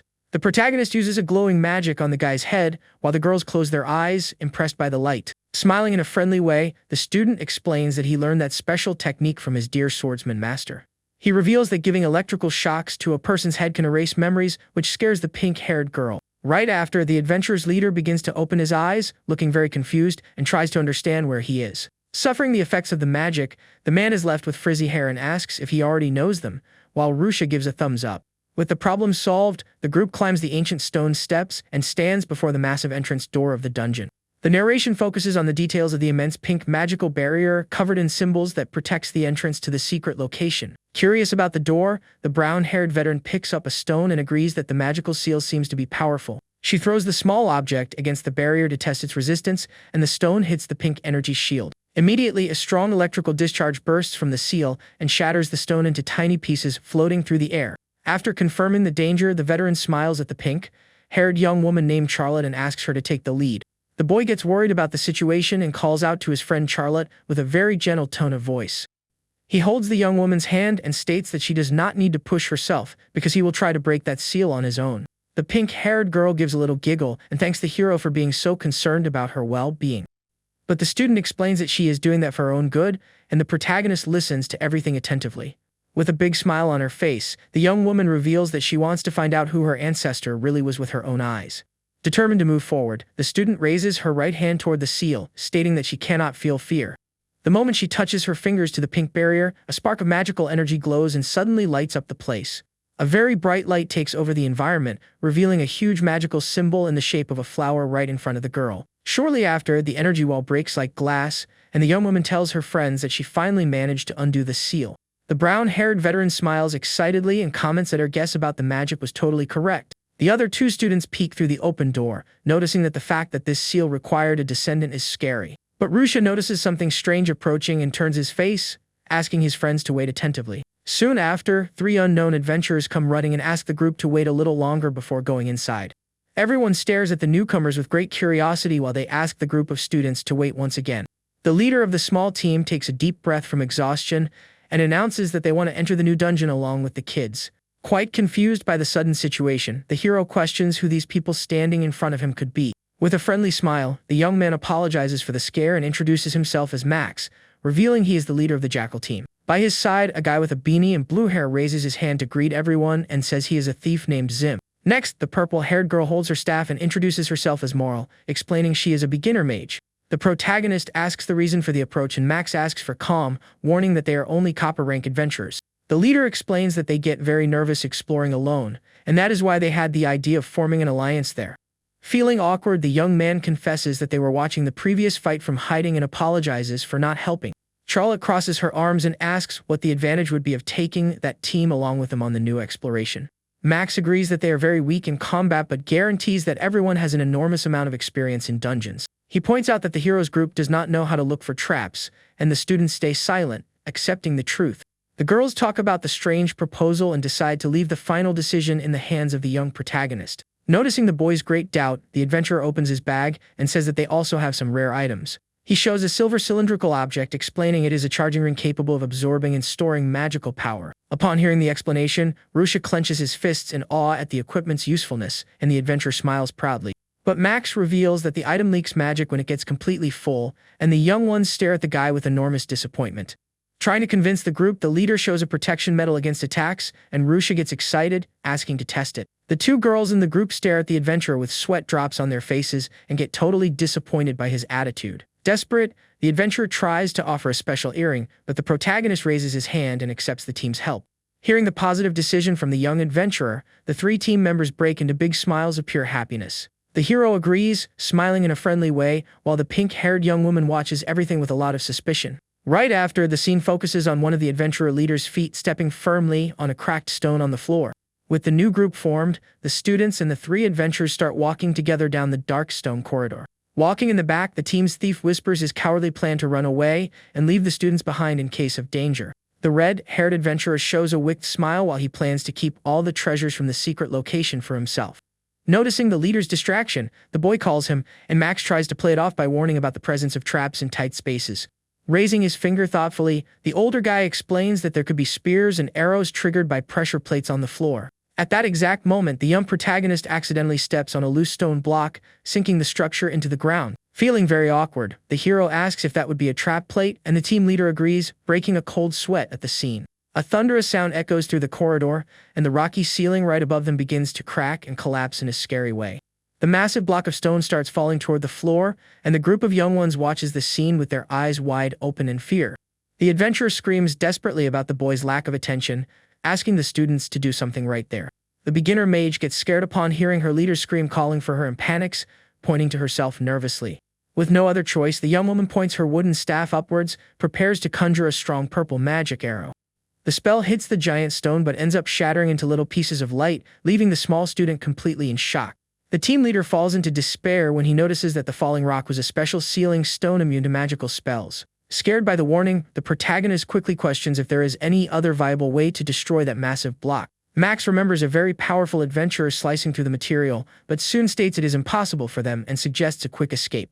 The young man smiles confidently, stating he can break the stone with physical strikes, and steps forward while the adventurer calls him an idiot. The young student prepares his martial arts technique, wrapping his own fist in a bright blue energy aura. With absurd strength, the guy lands a direct punch against the giant rock and manages to shatter the structure into countless pieces. The large pieces of stone fall down the corridor, and the trio of adventurers watches the scene completely jaw-dropped and paralyzed. The elf smiles, praising the boy, while the student in pink asks him to be very careful, drawing a friendly apology from him. The team continues walking calmly through the dungeon, while the elf destroys a flying red scythe with her magic. Advancing through the location, Charlotte slices dangerous vines with her sword, and the hero attacks with a green aura, breaking the stone wall. The veteran smiles excitedly at the stroll through the dangerous place, but the little girl with glasses highlights the lack of treasure chests. Max points to a new, deeper path, and the young protagonist agrees excitedly to continue the exploration. The trio of adventurers breaks a cold sweat, realizing it is totally impossible to try to trick the much stronger students. As they walk down the lit corridor, the mercenaries wonder how they ended up joining some very strange people. Soon after, the group reaches the bottom of the dungeon, and everyone is amazed by the immense size of the rocky cave. Suddenly, the hero notices something in the center of the place and gets a surprised expression on his face. The image focuses on a small red magical sphere floating in the air, and someone wonders if that would be the treasure. Everyone gathers near the glowing sphere and tries to understand what that mysterious object floating in the center could be. The strange reddish item emits a very bright flash of light and suddenly begins to pulse with great energy. A beam of light connects the sphere to the two young ones, while a mechanical voice announces the heroic factor verification. The analysis is concluded quickly, and the system detects two qualified individuals, initiating their transfer. A huge pillar of pink light appears in the room, and the blonde elf tries to reach the protagonist, calling out his name. The dust begins to settle, revealing that the two young ones have completely disappeared from the sight of the adventurers there. Furious, the elf shakes the team leader, demanding to know the hero's whereabouts while he also despairs. Trying to keep the peace, the girl with glasses asks the elf-iris to calm down, since panicking would not bring him back. Acknowledging her mistake, the blonde apologizes for losing her composure, and the adventurer claims to understand the situation. Thinking for a bit, the guy deduces that the two must have suffered a teleportation spell to another secret room. The adventurer speaks to the veteran named Xian, confessing he feels something very bad approaching them at that moment. With a serious look, the young woman concludes that the sphere analyzed everyone and chose only the two friends to advance to the next room. The red-haired mercenary is shocked by the conclusion and begins to connect the dots with sheer dread. The veteran states that they are no longer useful there, and heavy pieces of stone begin to fall from the ceiling along with a pink light. The dust cloud reveals a giant monster made of purple rocks and glowing red eyes, roaring at the group. Everyone stares at the massive golem in fear, while the student wonders how long they will hold out without the hero there. Far away, the young adventurer grumbles, feeling a bit dizzy, rubbing his face after the intense teleportation. The pink-haired girl notices the beautiful, brightly lit room with pillars and deduces that only the two of them ended up being pulled in. Rui-sha expresses concern for the rest of the team, but the student states that he should worry more about himself. Drawing her sword with a serious expression, the warrior warns about the huge chance of the place being even more dangerous. Surprised by his teammate's protective attitude, the boy observes the determination stamped on the young swordswoman's face. Trying to calm his teammate's nerves, the guy touches her hand very gently to comfort her. The girl's body shivers slightly at the gentle touch, while the student affectionately asks her to calm down. With a beautiful, encouraging smile, the hero guarantees that he is there to help her and warms the frightened warrior's heart. With her face completely flushed, the pink-haired girl looks at her companion, feeling her heart beat faster. Trying to hide her embarrassment, the warrior claims she can protect herself alone, but the boy smiles, asking for her protection. Hearing the friendly request, the student agrees with great joy and squeezes her colleague's hand very firmly. Right after, the protagonist promises to fulfill his role as a knight, and the two walk hand in hand through the area. The students' footsteps echo through the environment as they cross the entrance of a large lit stone room. Amazed by the new place, the young ones observe every detail of the immense structure, showing faces of pure surprise. At the back of the room, they notice the presence of a figure wearing a dark cloak, standing before a gigantic painted mural. The mysterious hooded person reacts silently, seeming to quickly notice the presence of intruders in the room. The hero steps forward confused and questions why that person is there, since no one should have entered the ruins before. Suspicious of a possible attack, the boy draws his golden sword and demands to know the stranger's true identity. The mysterious individual turns his face slightly and reveals with a calm voice that he was already waiting for their arrival there. The person calls the students bearers of the hero's will, leaving the couple completely confused and apprehensive. Claiming not to be an enemy, the mysterious figure asks the two to follow him and starts walking slowly down the corridor. The young warrior comments that she does not feel any malicious intent, and the protagonist decides to follow the stranger due to a lack of options. With that, the young man takes the first step and walks cautiously, trying to understand the hidden secrets of that magical place. Soon after, the duo comes across an impressive sight, and the pink-haired girl lets out a sound of pure enchantment. The huge, colorful mural displays the painting of a powerful armored knight next to a magical fairy and a beastman. Looking at the art up close, the boy recognizes the dark armored warrior and deduces it to be the legendary and famous hero Og. The stranger agrees, stating it is a representation of the third hero, and the student immediately asks the purpose of that place. The mysterious individual hears the youngsters' questioning and promises to answer all their doubts very patiently. The figure speaks understandingly about the kids' surprise while the two students widen their eyes in shock. The face of the mysterious being reveals completely melted and scary skin as he tries to introduce himself to the young ones. But the creature forgets his own name and complains about hating having a cursed body, making the students break a cold sweat at the scene. Regaining his posture, the being explains that the place is a protection facility created to guard the hero's crucial information. The undead guardian reveals he is part of that ancient facility and confesses to having waited a long time to pass on the data correctly. Noticing the stranger's great dedication, the young protagonist asks if he chose to live in that cursed form. Without hesitating, the deformed-faced creature agrees with the deduction and reveals he accepted an immortal body of his own free will. Looking at the old painted mural, the immortal prepares to tell the true story of the great hero and his companions. Meanwhile, the narrative returns to the group of adventurers cornered by the gigantic stone golem with glowing red eyes. The blonde elf takes a step forward, showing enormous confidence, and warns that she will take care of the giant monster without any difficulty. The blonde elf conjures a crimson magic spear and throws the magical weapon toward the massive golem. The reddish spear hits the monster's stone body, but ends up breaking into several pieces instantly. The red-haired adventurer is shocked to see the magic fail and realizes that the monster is made of the magical sealing stone. The elf is left completely reactionless while the team leader shouts, asking her to fall back immediately. Without thinking twice, the warrior steps firmly on the stone floor and prepares to launch a new attack. The young woman jumps quickly toward the immense creature and delivers a strong kick straight to its stone chest. The impact of the physical blow is very heavy, and the elf lets out a groan of pain upon feeling the hardness of that material. The girl falls to her knees panting and realizes that the gigantic monster took zero damage from her attack. Frustrated with the situation, the small young woman widens her glowing red eyes and lets out a quiet curse word. Given no time for rest, the giant golem raises its immense fist and strikes the ground with extreme violence. With no way to dodge the fast attack, the elf closes her glowing eyes and prepares to take the impact. But the little tamer riding her huge centipede grabs the elf by the waist and saves her at the last second. The little girl places her companion on the ground carefully and asks her to fall back and trust her friends a little more. Quite surprised, the blonde elf asks why her colleague risked herself so much to protect her life there. The young tamer tries to hold back a light laugh by covering her mouth, and the warrior gets annoyed, asking for the reason. With an amused smile, the little girl apologizes for laughing and asks again what her real reason for helping her was. The blonde-haired girl widens her eyes, surprised by the question, and tries to find an answer in her own heart. The scene cuts back to the two young students, talking to the hooded figure in the room lit by large pillars. The undead being explains that adopting that body allows him to live for many years while preserving all his old memories. But the creature reveals that many people lose their minds when they see their bodies slowly falling apart without being able to do anything. With a look of pure sadness, the young warrior asks if the stranger spent the last 300 years all alone there. The immortal being lets out a little laugh, asking her not to be sad, because their arrival was already the greatest reward. Excited by the youngster's presence, the undead points to the huge mural painted on the wall and decides to continue the explanation. He reveals that the painting shows the heroes group, known as the strongest in history for defeating an evil king. The pink-haired girl is very surprised because none of her old ancestors had ever told that story. The figure laments that the data only exists there, but confesses that his own memory is also getting very faulty. He points to the drawn woman, explaining she is Titania, the great fairy queen from a realm far away. Right after, he shows the huge beastman with defined muscles, revealing him to be Balmung, the powerful king of the three worlds.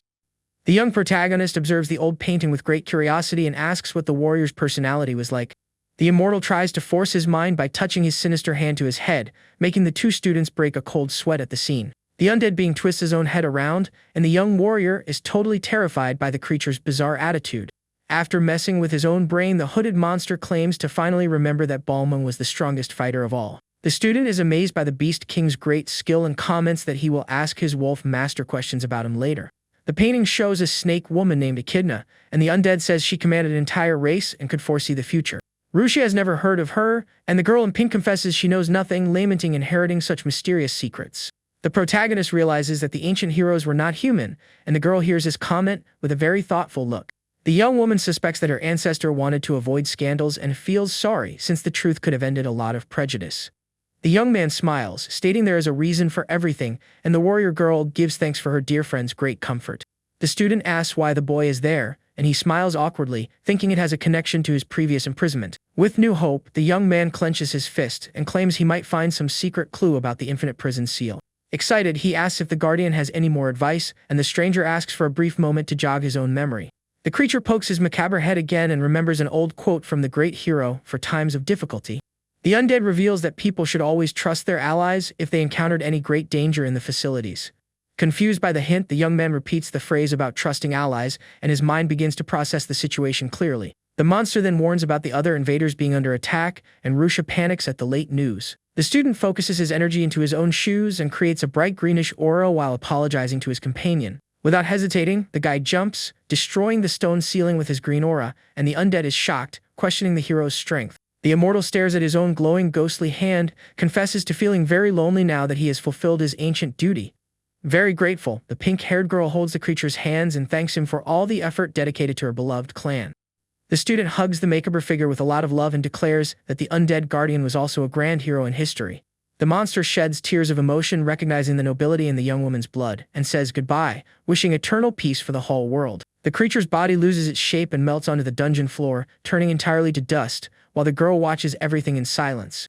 The young swordswoman clenches her fist in the magical dust left by the undead, swearing to carry on that guardian's ancient will. A bright pink flower mark emerges on the girl's hand, sealing the massive promise between her and the mysterious ruin. With an expression full of determination, the warrior girl swears to continue her difficult path as the fourth-generation heroine. Far from there, the scene returns to the other girls, and the elf tries to process the reason why she received help during the heavy attack. Still confused by her own feelings, the blonde student reflects on whether she can understand the true value of that alliance. At that moment, the adventurer leader runs desperately and yells for the girls to fall back quickly from the furious monster. The immense stone foot hits the ground with severe violence, raising smoke and crushing the space where they were standing earlier. Totally shocked, the redhead analyzes the monster's destructive strength and magical immunity, considering the beast a rank A. The red-haired adventurer calls his partners and suggests they flee the dungeon because they do not have the strength to beat that thing. The group's thief breaks a cold sweat and warns that the magical escape item has mysteriously stopped working inside that room. Fearful, the mage agrees to stay quiet in the corner of the corridor so as not to get in the students' way during the combat. The trio of mercenaries watches from afar while the small young woman with glasses commands her monsters against the target. Noticing the girl's effort, the team leader swallows hard and begins to hesitate about his cowardly decision to run away. In the middle of the fight, the blonde-haired elf jumps backward quickly, narrowly escaping an enemy attack. Panting and very tired, the warrior lands on the stone floor and tries to catch her breath after spending a lot of energy. Without wasting time, the young woman jumps backward again when the immense stone leg tries to step on her fragile body. The gigantic rocky arm comes down with absurd speed and hits the ground with great violence, kicking up dust. The student backs away, gritting her teeth in frustration as she notices that her clothes are torn due to the heavy strikes. The warrior holds her injured arm with an expression of pain and tries to endure the pressure of the dangerous combat. Right then, the blonde young woman notices something strange happening on the battlefield and expresses deep confusion. A purple smoke takes over the giant stone monster's leg and glues it to the ground, leaving the girl impressed. The adventurer named Max runs up to the student and asks if she is okay, while the elf agrees, still confused. She cannot believe the trio held off the golem and watches the purple slime sticking its foot strongly to the floor. With a big smile, the mercenary shows a sticky bomb capable of paralyzing large monsters for a few minutes. Soon after, the group's thief approaches in a friendly manner and offers a green potion for the warrior to drink. Very attentive, the team's mage bandages the student's injured leg while assuring her that everything will be fine now. The elf gives thanks for the gentle treatment but states that it would be much wiser if the group had fled the dungeon. Hearing the girl's words, the leader lowers his gaze and confesses that they really would run away in a normal situation. Hiding nothing, Max admits that they used to use other explorers as bait to escape with their lives. The narrative shows the trio's memory of carrying sacks of gold while other warriors fought in the back of the room.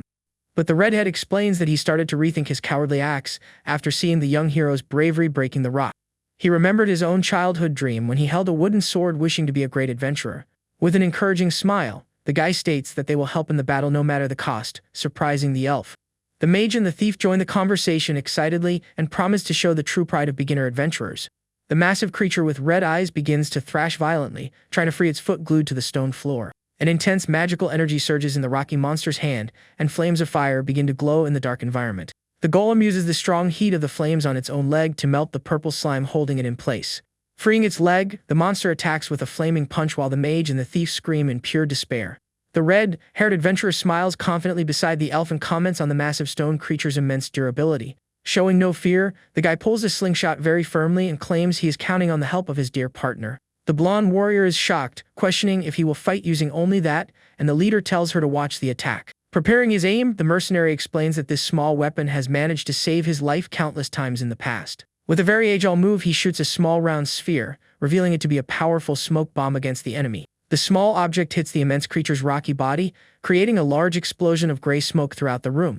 Taking advantage of the monster's distraction, the thief and the mage run across the battlefield, praising their leader's strategy. The purple-haired young mage hands a greenish potion to the tamer with glasses, who gives thanks for being saved earlier.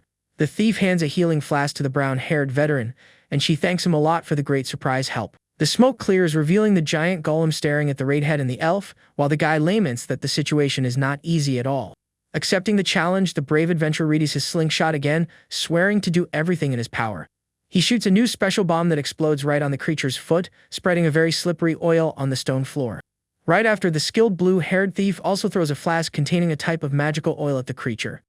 The liquid spreads across the giant monster's chest and shoulders while the guy yells, warning that the rest is up to his mage. The purple-haired girl answers the call, wielding her wooden staff and creating a strong blue magical spear. She fires her powerful spell, and the impact causes a massive combustion, wrapping the creature in dazzling purple flames. The team leader smiles very excitedly and comments that this whole grand combo would work even on a higher-level monster. But the golem's fearsome red eyes glow again through the smoke, interrupting the redhead's brief moment of joy. Taking no damage, the stone monster charges with great brutality and swings its enormous arm toward the young adventurer. Totally in shock, the mercenary realizes the plan failed and breaks into a cold sweat, trying to think of a new way to escape. The blonde elf jumps and pushes the guy to the side at the exact moment a gigantic red spear blocks the enemy's punch.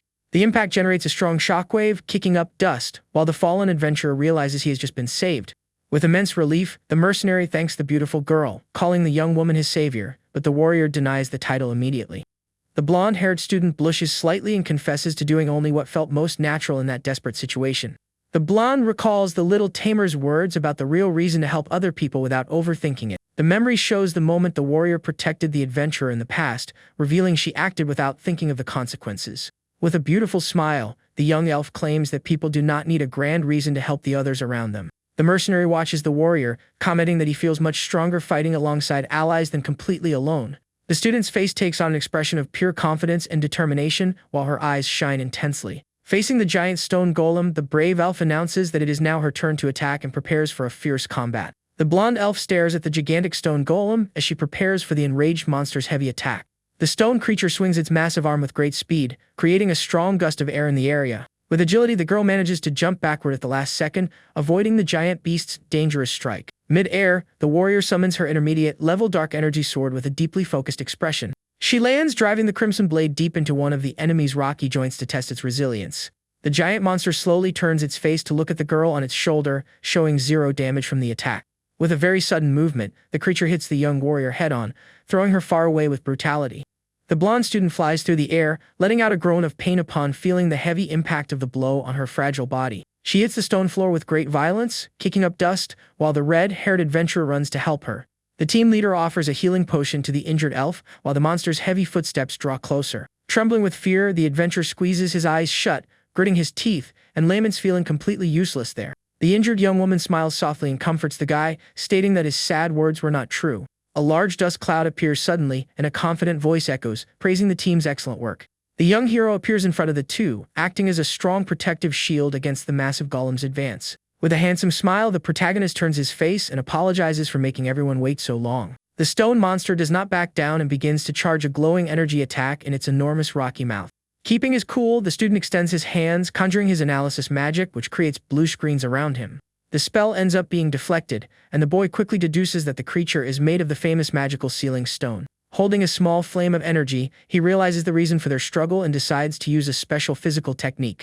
The hero draws his golden sword and charges at high speed toward the rocky enemy for the great showdown. Wrapped in a blue aura, the young man swings his blade with extreme force, executing a powerful dimensional slash. The swift attack hits the monster dead on and cuts the giant rocky body in half in a massive explosion of light.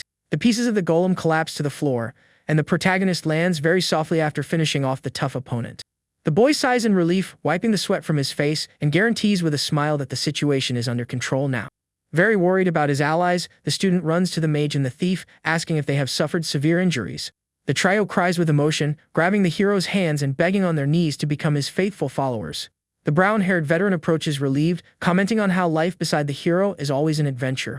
The protagonist points to the little tamer with glasses, explaining that she was the one truly responsible for helping them. With a flushed face, the elf claps her hands near her chest, revealing that she always believed in her hero's return there. The young man holds the warrior's hands affectionately and thanks her for protecting their friends during the battle. Arriving at the scene, the pink-haired warrior comments in relief that things also seem to have been resolved over there. The protagonist welcomes his friend, praising her good work and noting that the situation was quite difficult for everyone. Next, the young woman notices the presence of the smiling adventurers and states that the boy tends to attract strange people. But the little tamer with glasses feels the ground shake violently and shows great surprise at that noise. The red-haired adventurer panics seeing the falling stones and screams, warning that the dungeon is starting to collapse. With sweat drops on his face, the young student warns that everyone will be buried alive if they do not escape that place fast. Desperate, the team leader grumbles that the exit should have appeared after they beat the place, but there was no sign of it. Hearing that comment, the hero slightly widens his eyes and understands the real reason behind that problem. He remembers that this ancient dungeon was built specifically to keep all the hero's secrets very safe. Soon he deduces that the destruction of the golem triggers a double trap to bury the invaders alive with the facility. The small young woman asks if the adventurer has anything useful for an escape, and he confirms, hesitating a little in his answer. With a very serious expression on his face, the mercenary leader draws his two companions' attention cautiously. The mercenary hands 3 glowing red stones to the young hero, and explains they are teleportation artifacts. Since there are only 3 magical items left, the adventurer warns that the group of students will need to choose who gets to escape. The redhead refuses to flee and asks the young ones to take the stones because they are capable of truly helping people. The hero gives thanks for the leader's nobility but returns the stones, stating it is impossible to choose who should be saved there. Holding his partner's hand, the student reveals he is greedy, not wanting either his friends or the mercenaries to lose their lives. Asking for a leap of faith, the boy clasps his hands together and begins to charge a powerful, radiant magical energy. The 2 girls watch the massive golden energy shining in the dark room, and are enchanted by the beauty of that power. With tears in her eyes, the blonde elf recognizes that magic immediately and clasps her hands in a very hopeful prayer. Sweating from the effort, the young man maintains a totally focused expression to manage to control the immense destructive energy. Wasting no time, the protagonist fires the intense radiant magical flash, creating a huge pillar of light toward the ceiling. The elf warrior smiles as she deduces that this strong magic can nullify and erase the dungeon made purely of magical power. The hero loses his strength, falling exhausted into his companion's arms, and she supports him affectionately, thanking him for the effort. The elf asks if the tamer has any way to fly, and the little girl with glasses assures them that this is her specialty. A huge flying magical beetle appears, carrying the whole group on its back toward the hole in the ceiling made by the protagonist. They finally manage to escape the cave safely, and the veteran comments on how fun it all was, scaring the rookies. Soon after, the focus shifts to nighttime, showing the great friend saying goodbye at the door of the student dormitory. Walking exhausted through the courtyard, the boy grumbles about his aching body until he is surprised by an old friend on the way. The long-haired young man questions his friend's terrible condition, complaining about his enormous delay in returning to the room. The protagonist apologizes and Kojiro asks about the use of the healing potion, demanding the flask back right after. The friend applies the medicine to the boy's back, warning that it will sting, and he groans in pain, confirming the strong burning sensation. Soon after, the hero notices that his body feels much better, and his colleague brags, claiming his medicine works miracles. With a gentle smile, the long-haired guy says he is relieved by his friend's safety and advises him not to push himself so hard. The young man puts his clothes back on and gives many thanks for his partner's tips about taking a hot bath and resting. The student realizes his ally was very worried and decides to thank him properly at school the next day. The next day, the story shows the room illuminated by the morning sun rays hitting the protagonist's tidy bed. The boy wakes up focused and starts doing push-ups on the bedroom floor with an expression of deep exhaustion on his face. Worn out from the intense training, the hero collapses on the wooden floor while a large bird approaches him through the door. A giant bird with yellow and red feathers holds a fruit in its beak, and the young adventurer calls it by the name of Pollen. Very excited, the boy takes the giant food, giving thanks for the bird's enormous affection and picking that for him. The hero pets the bird and announces that the time to head to school again is approaching at that moment. In another location, Kojiro gathers some young apprentices and announces that this day would be his last special lecture. With a serene expression, the long-haired instructor confesses to having greatly enjoyed that short period with everyone. Hearing the sudden announcement, the young protagonist widens his eyes in confusion while standing next to the girl in pink. His teammate notices the boy's distraction and asks the reason, but he smiles, pretending it was nothing. Thoughtful, the student tries to understand the situation, noticing that his great friend seems to be much sadder than usual. The master assists the armored student and advises him not to hold the sword so rigidly to avoid dropping the heavy weapon. He explains that the focus should be only on the exact moment of the strike and praises the guy's improved posture during combat. Thrilled by the great praise, the young warrior clenches his fist, determined to improve his strong skills even further. Satisfied with the student, the instructor turns his face and calls the next blonde-haired student by the title of Prince. The little guy holds a fancy magical staff and asks for advice, revealing his interest in learning techniques with weapons. The older warrior smiles and reveals he has a lot of experience with staffs, offering to teach the basic principles. The two distance themselves in the courtyard, and the master asks the blonde boy to block a light strike using his newly learned defense. The young prince assumes a defensive stance, wielding his staff firmly, and shows he is totally focused on that. Analyzing his student, the instructor praises the good combat posture and the strong expression of determination on the boy's face. The swordsman draws his sharp sword from the scabbard with a cold look, lamenting the situation in his silent thoughts. With the large blade pointed at his student, the master announces that he will begin his attack at that very moment. Breaking a cold sweat from the tension, the blonde young man agrees with the warning and holds the magic staff, preparing his main defense. The swordsman raises the weapon above his head with both hands and prepares to deliver a heavy strike under the clear blue sky. The young prince acts fast and uses his magical staff to block the strong blow, creating a spark of light. The long-haired instructor forces his blade against the staff, while the blonde boy stares at him, quite frightened. Trying to resist the pressure, the student grips his staff tightly and shows great determination in his eyes. The older warrior closes his eyes slowly, taking on a slightly sad and deeply thoughtful expression. Then the master opens his eyes darkly and apologizes in a very low and cold tone of voice. Without hesitating, the swordsman delivers a very fast, swift striking attack, hitting the little prince's body dead on. The blonde boy falls unconscious to the ground with his staff by his side, while the other students watch the scene totally in shock. The hero's friends widen their eyes in sheer dread, unable to understand the master's sudden and violent action. The instructor raises his sword coldly and points the sharp tip of the blade directly at the fallen prince's head. With an empty look, the warrior prepares for the final strike and says goodbye to the young student without mercy. But Rui-sha appears quickly through the dust and blocks the instructor's sword, using his own golden blade. The protagonist stares at his friend with an expression of immense anger and demands to know the true reason for all that mess. The young armored warrior curses the master and screams, asking what he thinks he is doing with the prince. Furious, the armored guy claims that trash like him should never lay a finger on the little student. His redhead colleague tries to calm the angry friend, while the warrior swears he will finish off the terrible attacker right there. The hero reaches out, asking the guy not to get carried away by fury, but the armored student refuses to back down. Trying to defuse the situation, the protagonist whispers something in his colleague's ear, leaving him quite shocked by the information. After hearing the secret, the warrior lowers his head, calming down, and decides to leave the fight in the brave hero's hands. Rui-sha asks his friend to protect the other students while the pink-haired girl observes all the tension of the scene. With their swords drawn, the protagonist and his former master face each other in the courtyard while the wind blows the green leaves. The two swordsmen take their combat stances under the apprehensive gaze of the young warrior standing further back.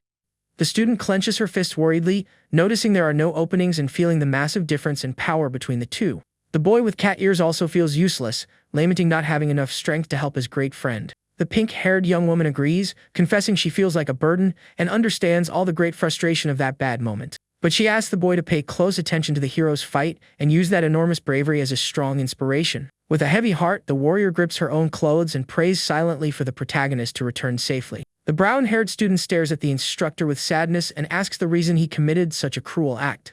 The hero remembers the swordsman's kindness and concern during training, believing that was his true face. With his face covered by a dark shadow, the warrior replies that the situation is not simple to understand at all. The man asks nicely for the boy to step aside, swearing he has no intention of hurting anyone else besides the prince.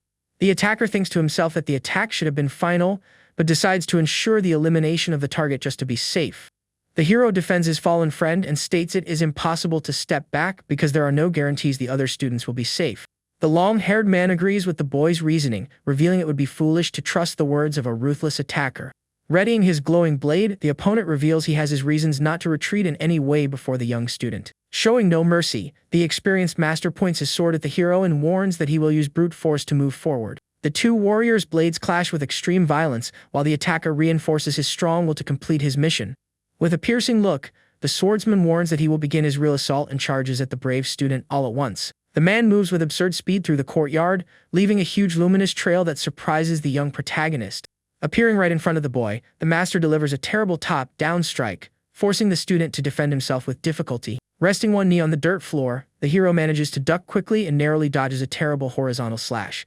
Using his golden sword, the boy parries the flurry of brutal attacks with great difficulty, generating large sparks of light. The opponent takes a brief pause, praising the boy's immense physical endurance and admiring his excellent golden sword.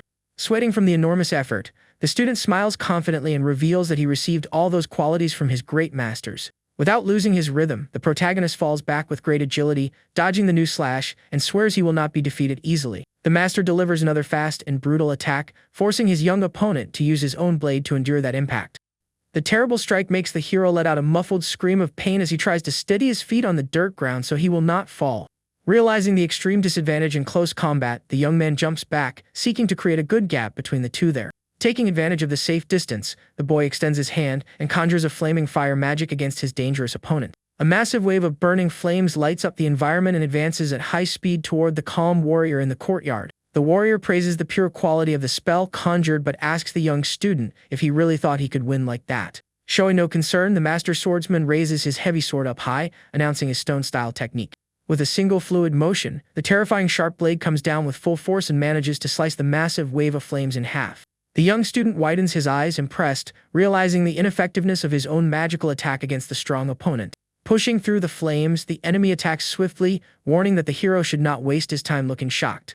Delivering a series of harsh, heavy blows, the swordsman points out that the true foundation of combat is doing what the enemy hates. The warrior analyzes the boy's attributes, noticing little difference in strength, but highlights the young man's massive lack of experience.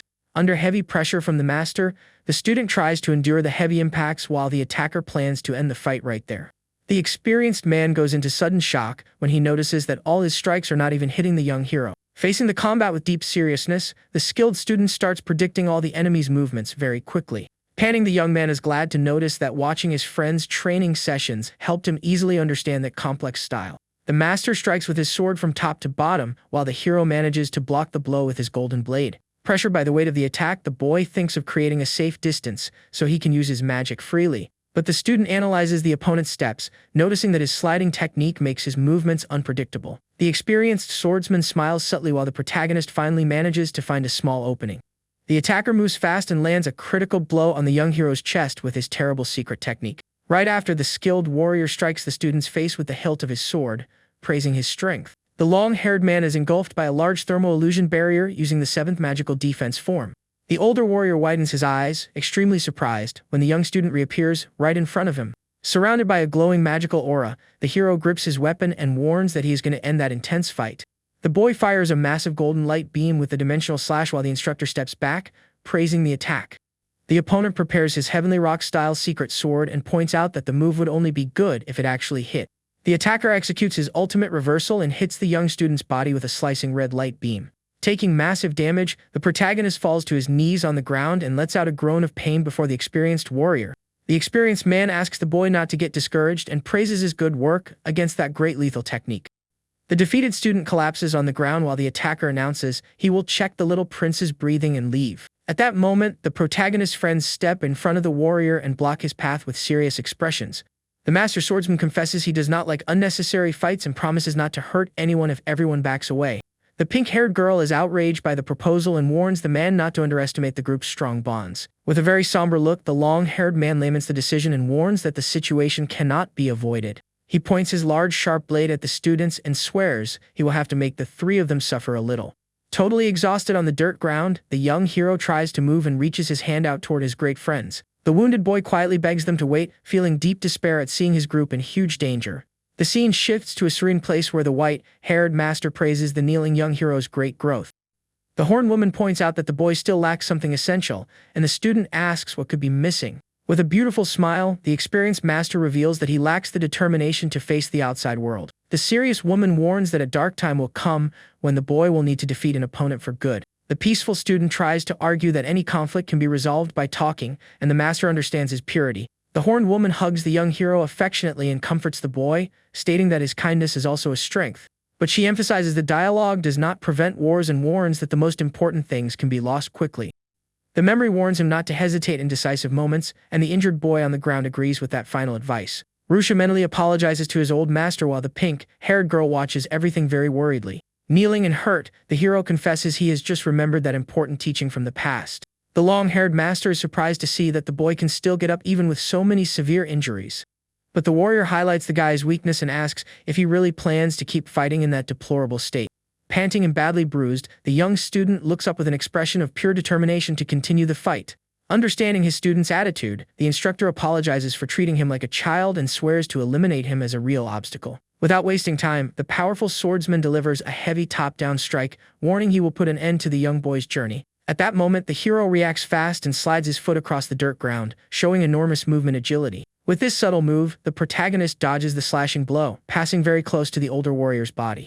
Totally shocked by the dodge, the master widens his eyes, unable to believe the speed of that counterattack. The man deduces that the boy just copied his own sliding step and is amazed by his rapid evolution in battle. Facing his opponent head-on, the young man maintains a fully focused gaze and shows no sign of hesitation. Taking advantage of the huge distraction, the hero strikes his master's chest very hard, causing a heavy impact on his body. The swordsman steps back feeling pain and notes that the small student's strikes are much more precise and sharp than before. Giving no chance for rest, the guy pushes forward with his blade wrapped in flaming energy, initiating his third form. He spins his body quickly in the air and lands a powerful kick covered in blue flames against the startled swordsman's guard. The man falls back with his guard up, and the boy sincerely gives thanks for learning about the terror of battle and true determination. Injured but very confident, the brave student swears he will surpass his instructor, using the strength received from the man himself. Irritated by the student's boldness, the man grips his sword tightly and tells the boy not to get too cocky. The master attacks, but the agile boy appears behind his back, delivering a luminous slash and proving his enormous growth there. Taking the damage, the warrior notices the boy's absurd change in strength and concludes it is impossible to come just from willpower. Looking back with an astonished expression, the man stammers, trying to understand what is happening with his opponent. The image shows the protagonist's bruised face displaying a mysterious red eye glowing in an intense reddish color. With a slight smile, the hero touches near his eye and gives silent thanks for receiving his master's great power. The memory reveals a conversation where the boy marveled at the woman's ability to read movements before he even acted. Excited by the guy's perception, the skilled instructor hugs him affectionately and promises to teach a very special lesson. Pointing to her own reddish eyes, she explains it as the dragon eye, belonging only to combat specialists. She details that the skill allows one to see life force and muscle tension to predict all enemy attacks. Amazed, the boy wishes to have that wonderful power, but the seated woman explains it is exclusive to the dragon race. Soon after, the master smiles playfully and guarantees that her dear student will also be able to use the special technique. The horned woman explains she injected her own blood into him to awaken the dragon clan's special power technique.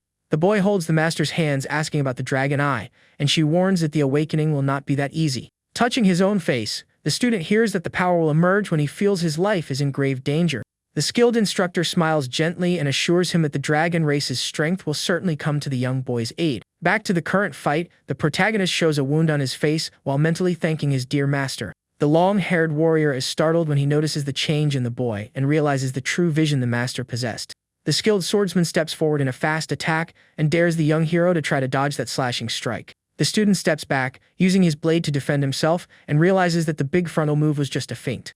With his reddish eye glowing, the hero calmly analyzes the next steps and decides exactly how to block the attack. The swordsman attacks with force, but the young man finds a perfect opening and hits the master dead on, dealing massive damage. The attacker holds his own wounded arm while the protagonist warns that he will no longer be able to use his sword. Taken over by fury, the instructor claims that the wound is small and tells the young student not to underestimate his great strength. The master suffers a very serious wound and loses his weapon while mentally reinforcing his grand reason to fight. Even injured, the swordsman holds the sword with his other hand and swears he will do everything to win that decisive battle. The brave boy holds his golden blade firmly, stating he cannot lose either in order to protect his friends. The two warriors run toward each other for a brutal clash, while the hero criticizes the master's massive selfishness. The blades clash, generating bright sparks, and the student screams that he became much stronger to overcome all of that. Facing his opponent up close, the young man is impressed by the warrior's intense obsession even after taking such heavy damage. The protagonist jumps back quickly, creating a safe gap in the dirt courtyard, and reinforces that he will not let himself be defeated. Focusing an intense flaming magic into his injured body, the student prepares the first attack form of the dragon art. With eyes full of determination, the young warrior steps forward and delivers the powerful dragon star punch against the enemy. The swordsman holds his weapon covered in a purple aura and challenges the boy to try to endure his grand final attack. A giant sword of light appears floating in the sky, and the man announces his impressive general-level magical technique. The guy knows that magic requires a special crest, but he understands he needs to overcome it to save his allies. Surrounded by a strong, bright light, the hero charges forward with all his courage, letting out a huge yell of pure determination. The young man's magic violently clashes against the enemy's immense energy barrier, making the student groan in pain. The boy digs his own foot into the dirt floor, resisting the strong magical impact while swearing he will not be defeated there. The hero forces his fist against the enemy attack, remembering he was trained by the strongest person to protect everyone.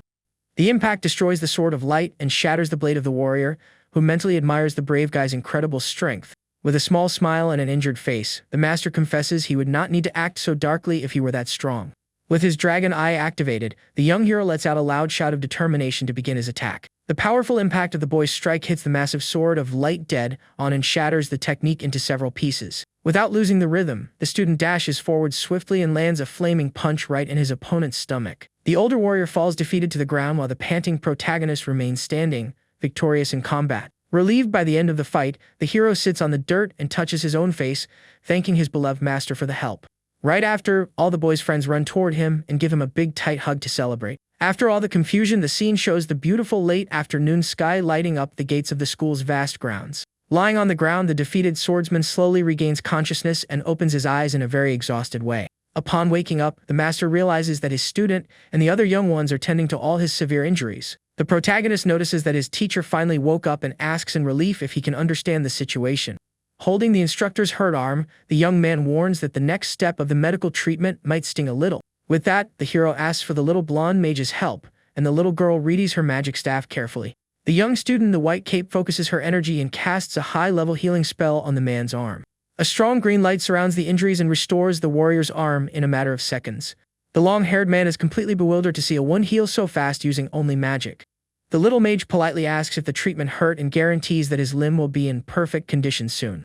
The master swordman keeps a surprised expression, trying to process the great miracle he just experienced. Very grateful, the instructor moves his own recovered hand and tells the little girl she has his debt of gratitude. Right after, the warrior questions the young student for saving his life after he was trying to strike down the little prince. The protagonist hears everything with a serious expression and says he has big questions of his own about all of that. The guy reports that during the final clash, the master held back his own strength as if he wanted to be defeated on purpose. Closing his eyes, the man confesses to having gotten too soft when facing children, accepts his defeat humbly. Worried, the warrior suggests taking the blonde boy to a clinic, although he doubts the prince will survive. To the attacker's huge surprise, the young royal walks up calmly and guarantees there is no more reason to panic. The little prince smiles and explains that his life was spared thanks to the magic item given to him by the protagonist earlier. The boy opens his hands, revealing the substitution medal completely split in half after blocking the critical strike. With an awkward smile, the blonde young man confesses that the absurd force of the impact made him pass out right at the time of the attack. Hearing the little student's story, the master swordsman is left speechless and feels immense relief deep in his heart. Completely emotional, the man kneels and presses his own face against the dirt while crying and apologizing to the kids. The armored guy sighs seeing the scene and warns that the warrior will receive a severe punishment for the actions he committed. The swordsman lowers his head, revealing he is prepared to accept any punishment for his recent crimes. But before explaining his reasons, the master suffers terrible pain and closes his eyes in deep agony. The man collapses on the ground complaining of extreme heat, while the hero and the little mage run to help the injured man. The young woman casts an advanced healing spell but reports with desperation that his temperature keeps rising non-stop. The warrior smiles weakly, thanking the little girl for her effort, and says he feels a bit better with the treatment. The hero opens the master's clothes and notices that the reason for that intense fever is embedded in his dear friend's body. The image focuses on the swordsman's skin, revealing a large bright red mark known as a slave crest. Analyzing the drawing, the young student notes that the magical seal was done in a totally incorrect and dangerous way. The man smiles while lying on the ground, confirming he carries an illegal crest forbidden by the laws of that great kingdom. The master warns that his fate is sealed due to the mission failure and decides to tell the worried kids the truth. The memory shows a beautiful little girl with white hair, and the warrior reveals that his little daughter got very sick. Holding the child, the master remembers looking for doctors without success to cure the same disease his late wife had. Completely hopeless, the man says that two strangers offered a magical healing item in exchange for favors. The hero listens to the story with sadness, while the swordsman claims he knows the weight of his crimes and does not care about his own fate. The warrior cries desperately and begs the young student to save his little innocent daughter's life. With a determined look, the hero summons his whole group for the rescue mission, and his friends agree immediately. Next, the scene shifts, showing the outside of a brick house with a red roof and very calm weather.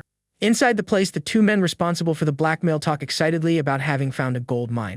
The warrior's little daughter sleeps on the bed with a magical necklace on her chest, keeping her fragile life going temporarily. The criminals laugh wickedly, eager to get more money from the master swordsman as soon as possible. But their joy ends when the young protagonist destroys the wall and invades the hideout in a big explosion. With sheer fury in his eyes, the boy glares at the bandits, confirming he has found the true culprits for the suffering. The two men draw their daggers in fear, and one of them suggests capturing the sick child to use as a hostage. The hero warns he will not allow that and attacks with his magic, asking for quick backup from his loyal elf companion. Wasting no time, the blonde warrior charges with speed and lands a powerful kick right in the face of one of the criminals. The elf rescues the little girl very carefully and announces to the group that the hostage is now completely safe in her arms. The remaining bandit backs away trembling with fear and tries to understand how those students discovered the secret hideout.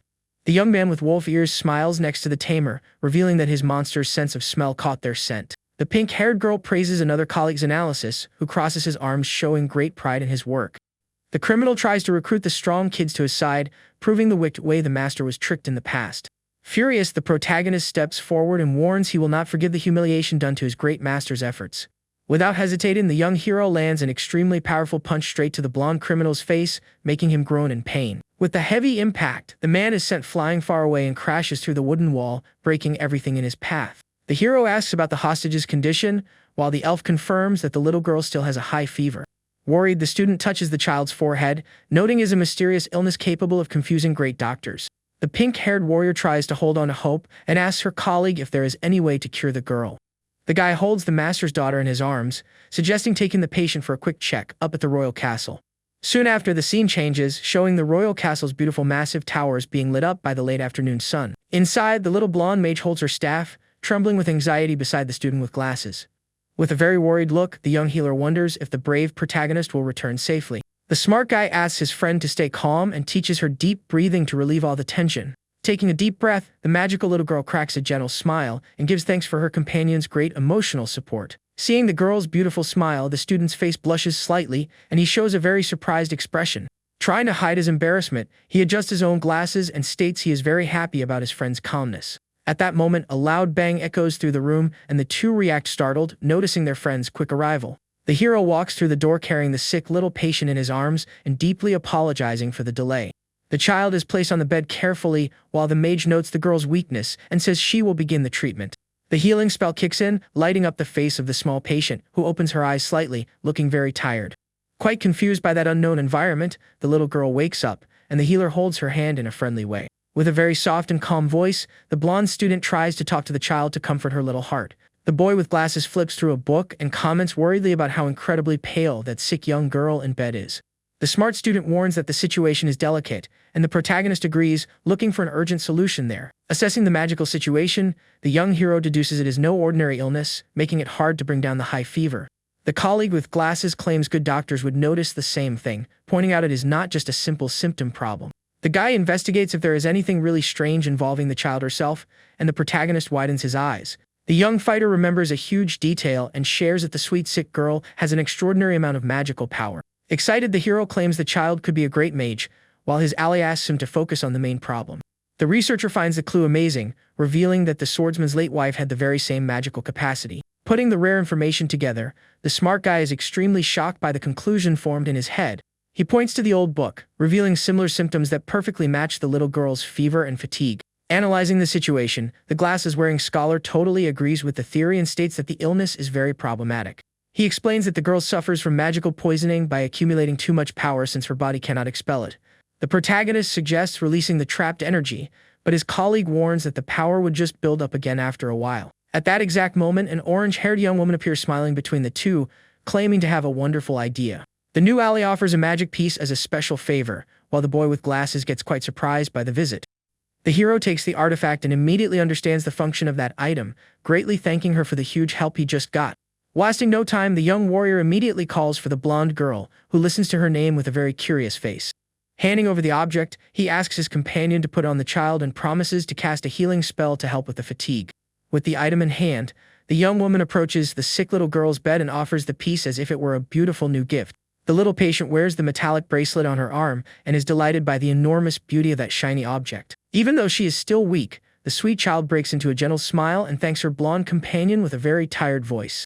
Right after, the ally raises her magic staff and casts a high-level healing spell to recover the girl lying down. The effect of the spell is immediate, and the child's pale appearance improves rapidly while she sleeps very peacefully. Watching everything, the scholar asks about the bracelet's effect, and the girl with glasses explains it is a magical charging ring. She details that the artifact serves to store magical power, but has a small defect that makes the energy leak when it maxes out. However, the young woman points out that this defect allows it to keep absorbing power endlessly, making it a perfect item for the child. The protagonist gives deep thanks for the help, but the girl warns she prefers to get paid in cash for the loss she took. The wolf friend notices the young woman's red face and asks if she is embarrassed, while the ally plays it off with laughter. After that, the scene changes to a large stone prison where a new conversation begins in front of two armed guards. The hero approaches the entrance calmly and the guard acknowledges his presence, granting access to the interior of the place. Inside, a man in prisoner clothes gives thanks for the guy's visit and reports that the academy is closed now. The warrior sits facing the man bound by wooden handcuffs and asks calmly how the prisoner is feeling. The inmate thanks the hero for removing his slave mark in the past, and the young man says it was the least he could do. Feeling deeply guilty, the prisoner regrets closing the school and causing trouble, but the protagonist tries to smooth things over. The boy shares that the punishment would normally be much more severe, but a great leader decided to defend the man publicly. Thus, the guy guarantees the teacher will not lose his position at the academy, leaving the inmate feeling quite relieved about it. With a very serious look, the hero gazes at the long-haired man, who lowers his head, seeming to reflect on the whole situation. The prisoner leans over the table and comments he heard from the guards that the young man saved and completely cured little Foyu. Shedding many tears of emotion, the man expresses his deep gratitude, stating he has no words to thank him. Repeating his massive thanks, the teacher cries while the warrior gently touches the shoulder of the ally named Kojiro. Smiling kindly, the protagonist guarantees he only did the right thing and tells his ally to get out of that place soon for Foyu. Holding the young man's hands, the prisoner swears on his honor that he will never forget this debt and will repay it in the future. Soon after, the scene changes focus and shows a little demon tail twitching very curiously in the air. Elsewhere, a blonde girl dressed as a maid straightens her red neck ribbon in front of the mirror. Looking very nervous about something, the young demon girl takes a deep breath while her face turns very red. Squeezing her own hands, the beautiful winged girl thinks for a bit and gathers the courage for what she plans to do next. Meanwhile, in a room well lit by the night's glow, the hero sighs deeply, claiming to be very tired. The young man lies down on his comfortable bed and decides to go to sleep a little earlier to recover his energy. But at that exact moment, the warrior hears light knocks on the door and wakes up confused by the unexpected visit. The blonde maid enters the room through the balcony and apologizes for bothering him so late, bringing new information. She walks slowly, wanting to report on the hero's relics, while the boy notices the ally's fatigue. The protagonist turns down the report for now and invites the young woman to sit near him more comfortably. Touching her own lips, the blonde demon gets a little embarrassed by the invitation and accepts the guy's request. Without hesitating, the beautiful maid sits on the bed and leans her body very close to the young fighter's shoulder. The hero gets tense at the lack of personal space, and the girl comments innocently that she does not know the ideal distance between them. Very nervous about the situation of being alone in the room, the protagonist tries to hide his massive lack of focus. Noticing his red face, the servant asks if everything is okay, and the boy answers quickly, changing the subject right away. Making a cute annoyed face, the young woman notices the master's lack of attention and asks him to repeat what he was saying before. The guy gets quite awkward over the gentle scolding, and the blonde maid decides to try a slightly different approach. Dropping the tense mood, the girl gets very close to the warrior, ensuring he will not miss a single word now. Totally shocked by the bold move, the hero wonders the real reason for the girl's sudden approach. With a deep look, the demon explains that she made this bold decision because Rui-sha was not listening to her words. Trying to push the blonde away, the guy warns that she should not act like that, and the young woman just praises her master's kindness. The protagonist gets confused when the beautiful maid reveals that this protective way is what caught her attention. The warrior tries to confirm the professional relationship between the two, but the servant admits she felt only respect at first. Holding his arm, the winged blonde confesses that she used to feel very happy just helping the queen's partner. The maid touches the young man's chest, saying the time together made her heart warm up with so much strength and kindness. Thinking of another girl in the group, the young woman confesses she ended up feeling a lot of jealousy over the closeness between them. With her face completely flushed, the beautiful demon turns her face and says she knows very well that her feelings are complicated. Wrapping up her love confession, the ally stares deeply at the hero and begs him to accept her feelings. With the mood completely right, the beautiful girl takes the initiative and gives the young warrior a very affectionate kiss. Pulling away slowly, the two look at each other with very red faces, feeling the strong connection of that moment. Next, the young woman hugs the protagonist very tightly, resting her head on his shoulder affectionately. The hero feels his heart race with so much closeness and realizes the situation is getting a little out of control. Lying on the comfortable bed, the two keep enjoying the moment in silence while the young woman's tail twitches slightly. With tears of joy in her eyes, the servant confesses to the hero that she feels like the happiest person in the world with that affection. Smiling softly, the protagonist claims that he is the one who should feel honored to receive so much love from someone special. But soon after, the guy awkwardly asks the girl to get off of him because he cannot move in that position. The young demon tells him not to worry about that and leaves the fighter confused by the sudden response. Bringing her face close again, the girl reveals she had been keeping a big secret from the master for quite some time. She confesses that since their very first meeting, she was completely enchanted by the young warrior's adorable features. The hero is surprised and thinks back to the past, commenting that the ally used to ignore his presence at the beginning of it all. Hiding her face with her hands, the servant apologizes, explaining she only acted that way out of pure embarrassment around him. The girl recalls that in the past she was very sad that the two of them had to fight as great enemies in the war. Thinking about how mysterious fate is, she celebrates they developed a beautiful relationship of affection and trust. The hero blushes deeply upon receiving the girl's compliments and tries to deal with the strong feeling rising in his chest. Looking at her partner with passion, the young woman confesses she always had the desire to make his face turn red with embarrassment. Not knowing how to act around so much charm, the protagonist kindly asks his companion to take it easy with him in bed. The beautiful ally just smiles affectionately and apologizes while getting ready to take another step in their relationship. She whispers mysteriously that this request to take it easy is the only thing she cannot fulfill in that romantic moment. Sealing her words, the blonde demon gives the young man another passionate kiss, and he just accepts the affection with his eyes closed. The two stay embraced on the bed, sharing enormous happiness while the young woman gets emotional from so much love there. Somewhere else, an angry hand punches a soft pillow, expressing tremendous rage over some recent situation. The pink-haired warrior hugs the pillow with an angry face, wondering why the other one acts like that. She angrily remembers the blonde servant glued to the hero and mocking her while easily dodging all her strikes. Feeling very frustrated, the young woman throws herself face first onto the mattress and grumbles about how annoying this whole situation is. Looking to the side, the girl notices an interesting piece of paper tossed near the bed and gets curious to know what it is about. Picking up the flyer, she notes it is an ad for the Harvest Festival and remembers she used to go when she was very little. With a great idea in mind, the warrior gets up excitedly and decides to use the event to prove who is really in charge there. After that, the scene changes to show a long silent corridor with several closed wooden doors along the way.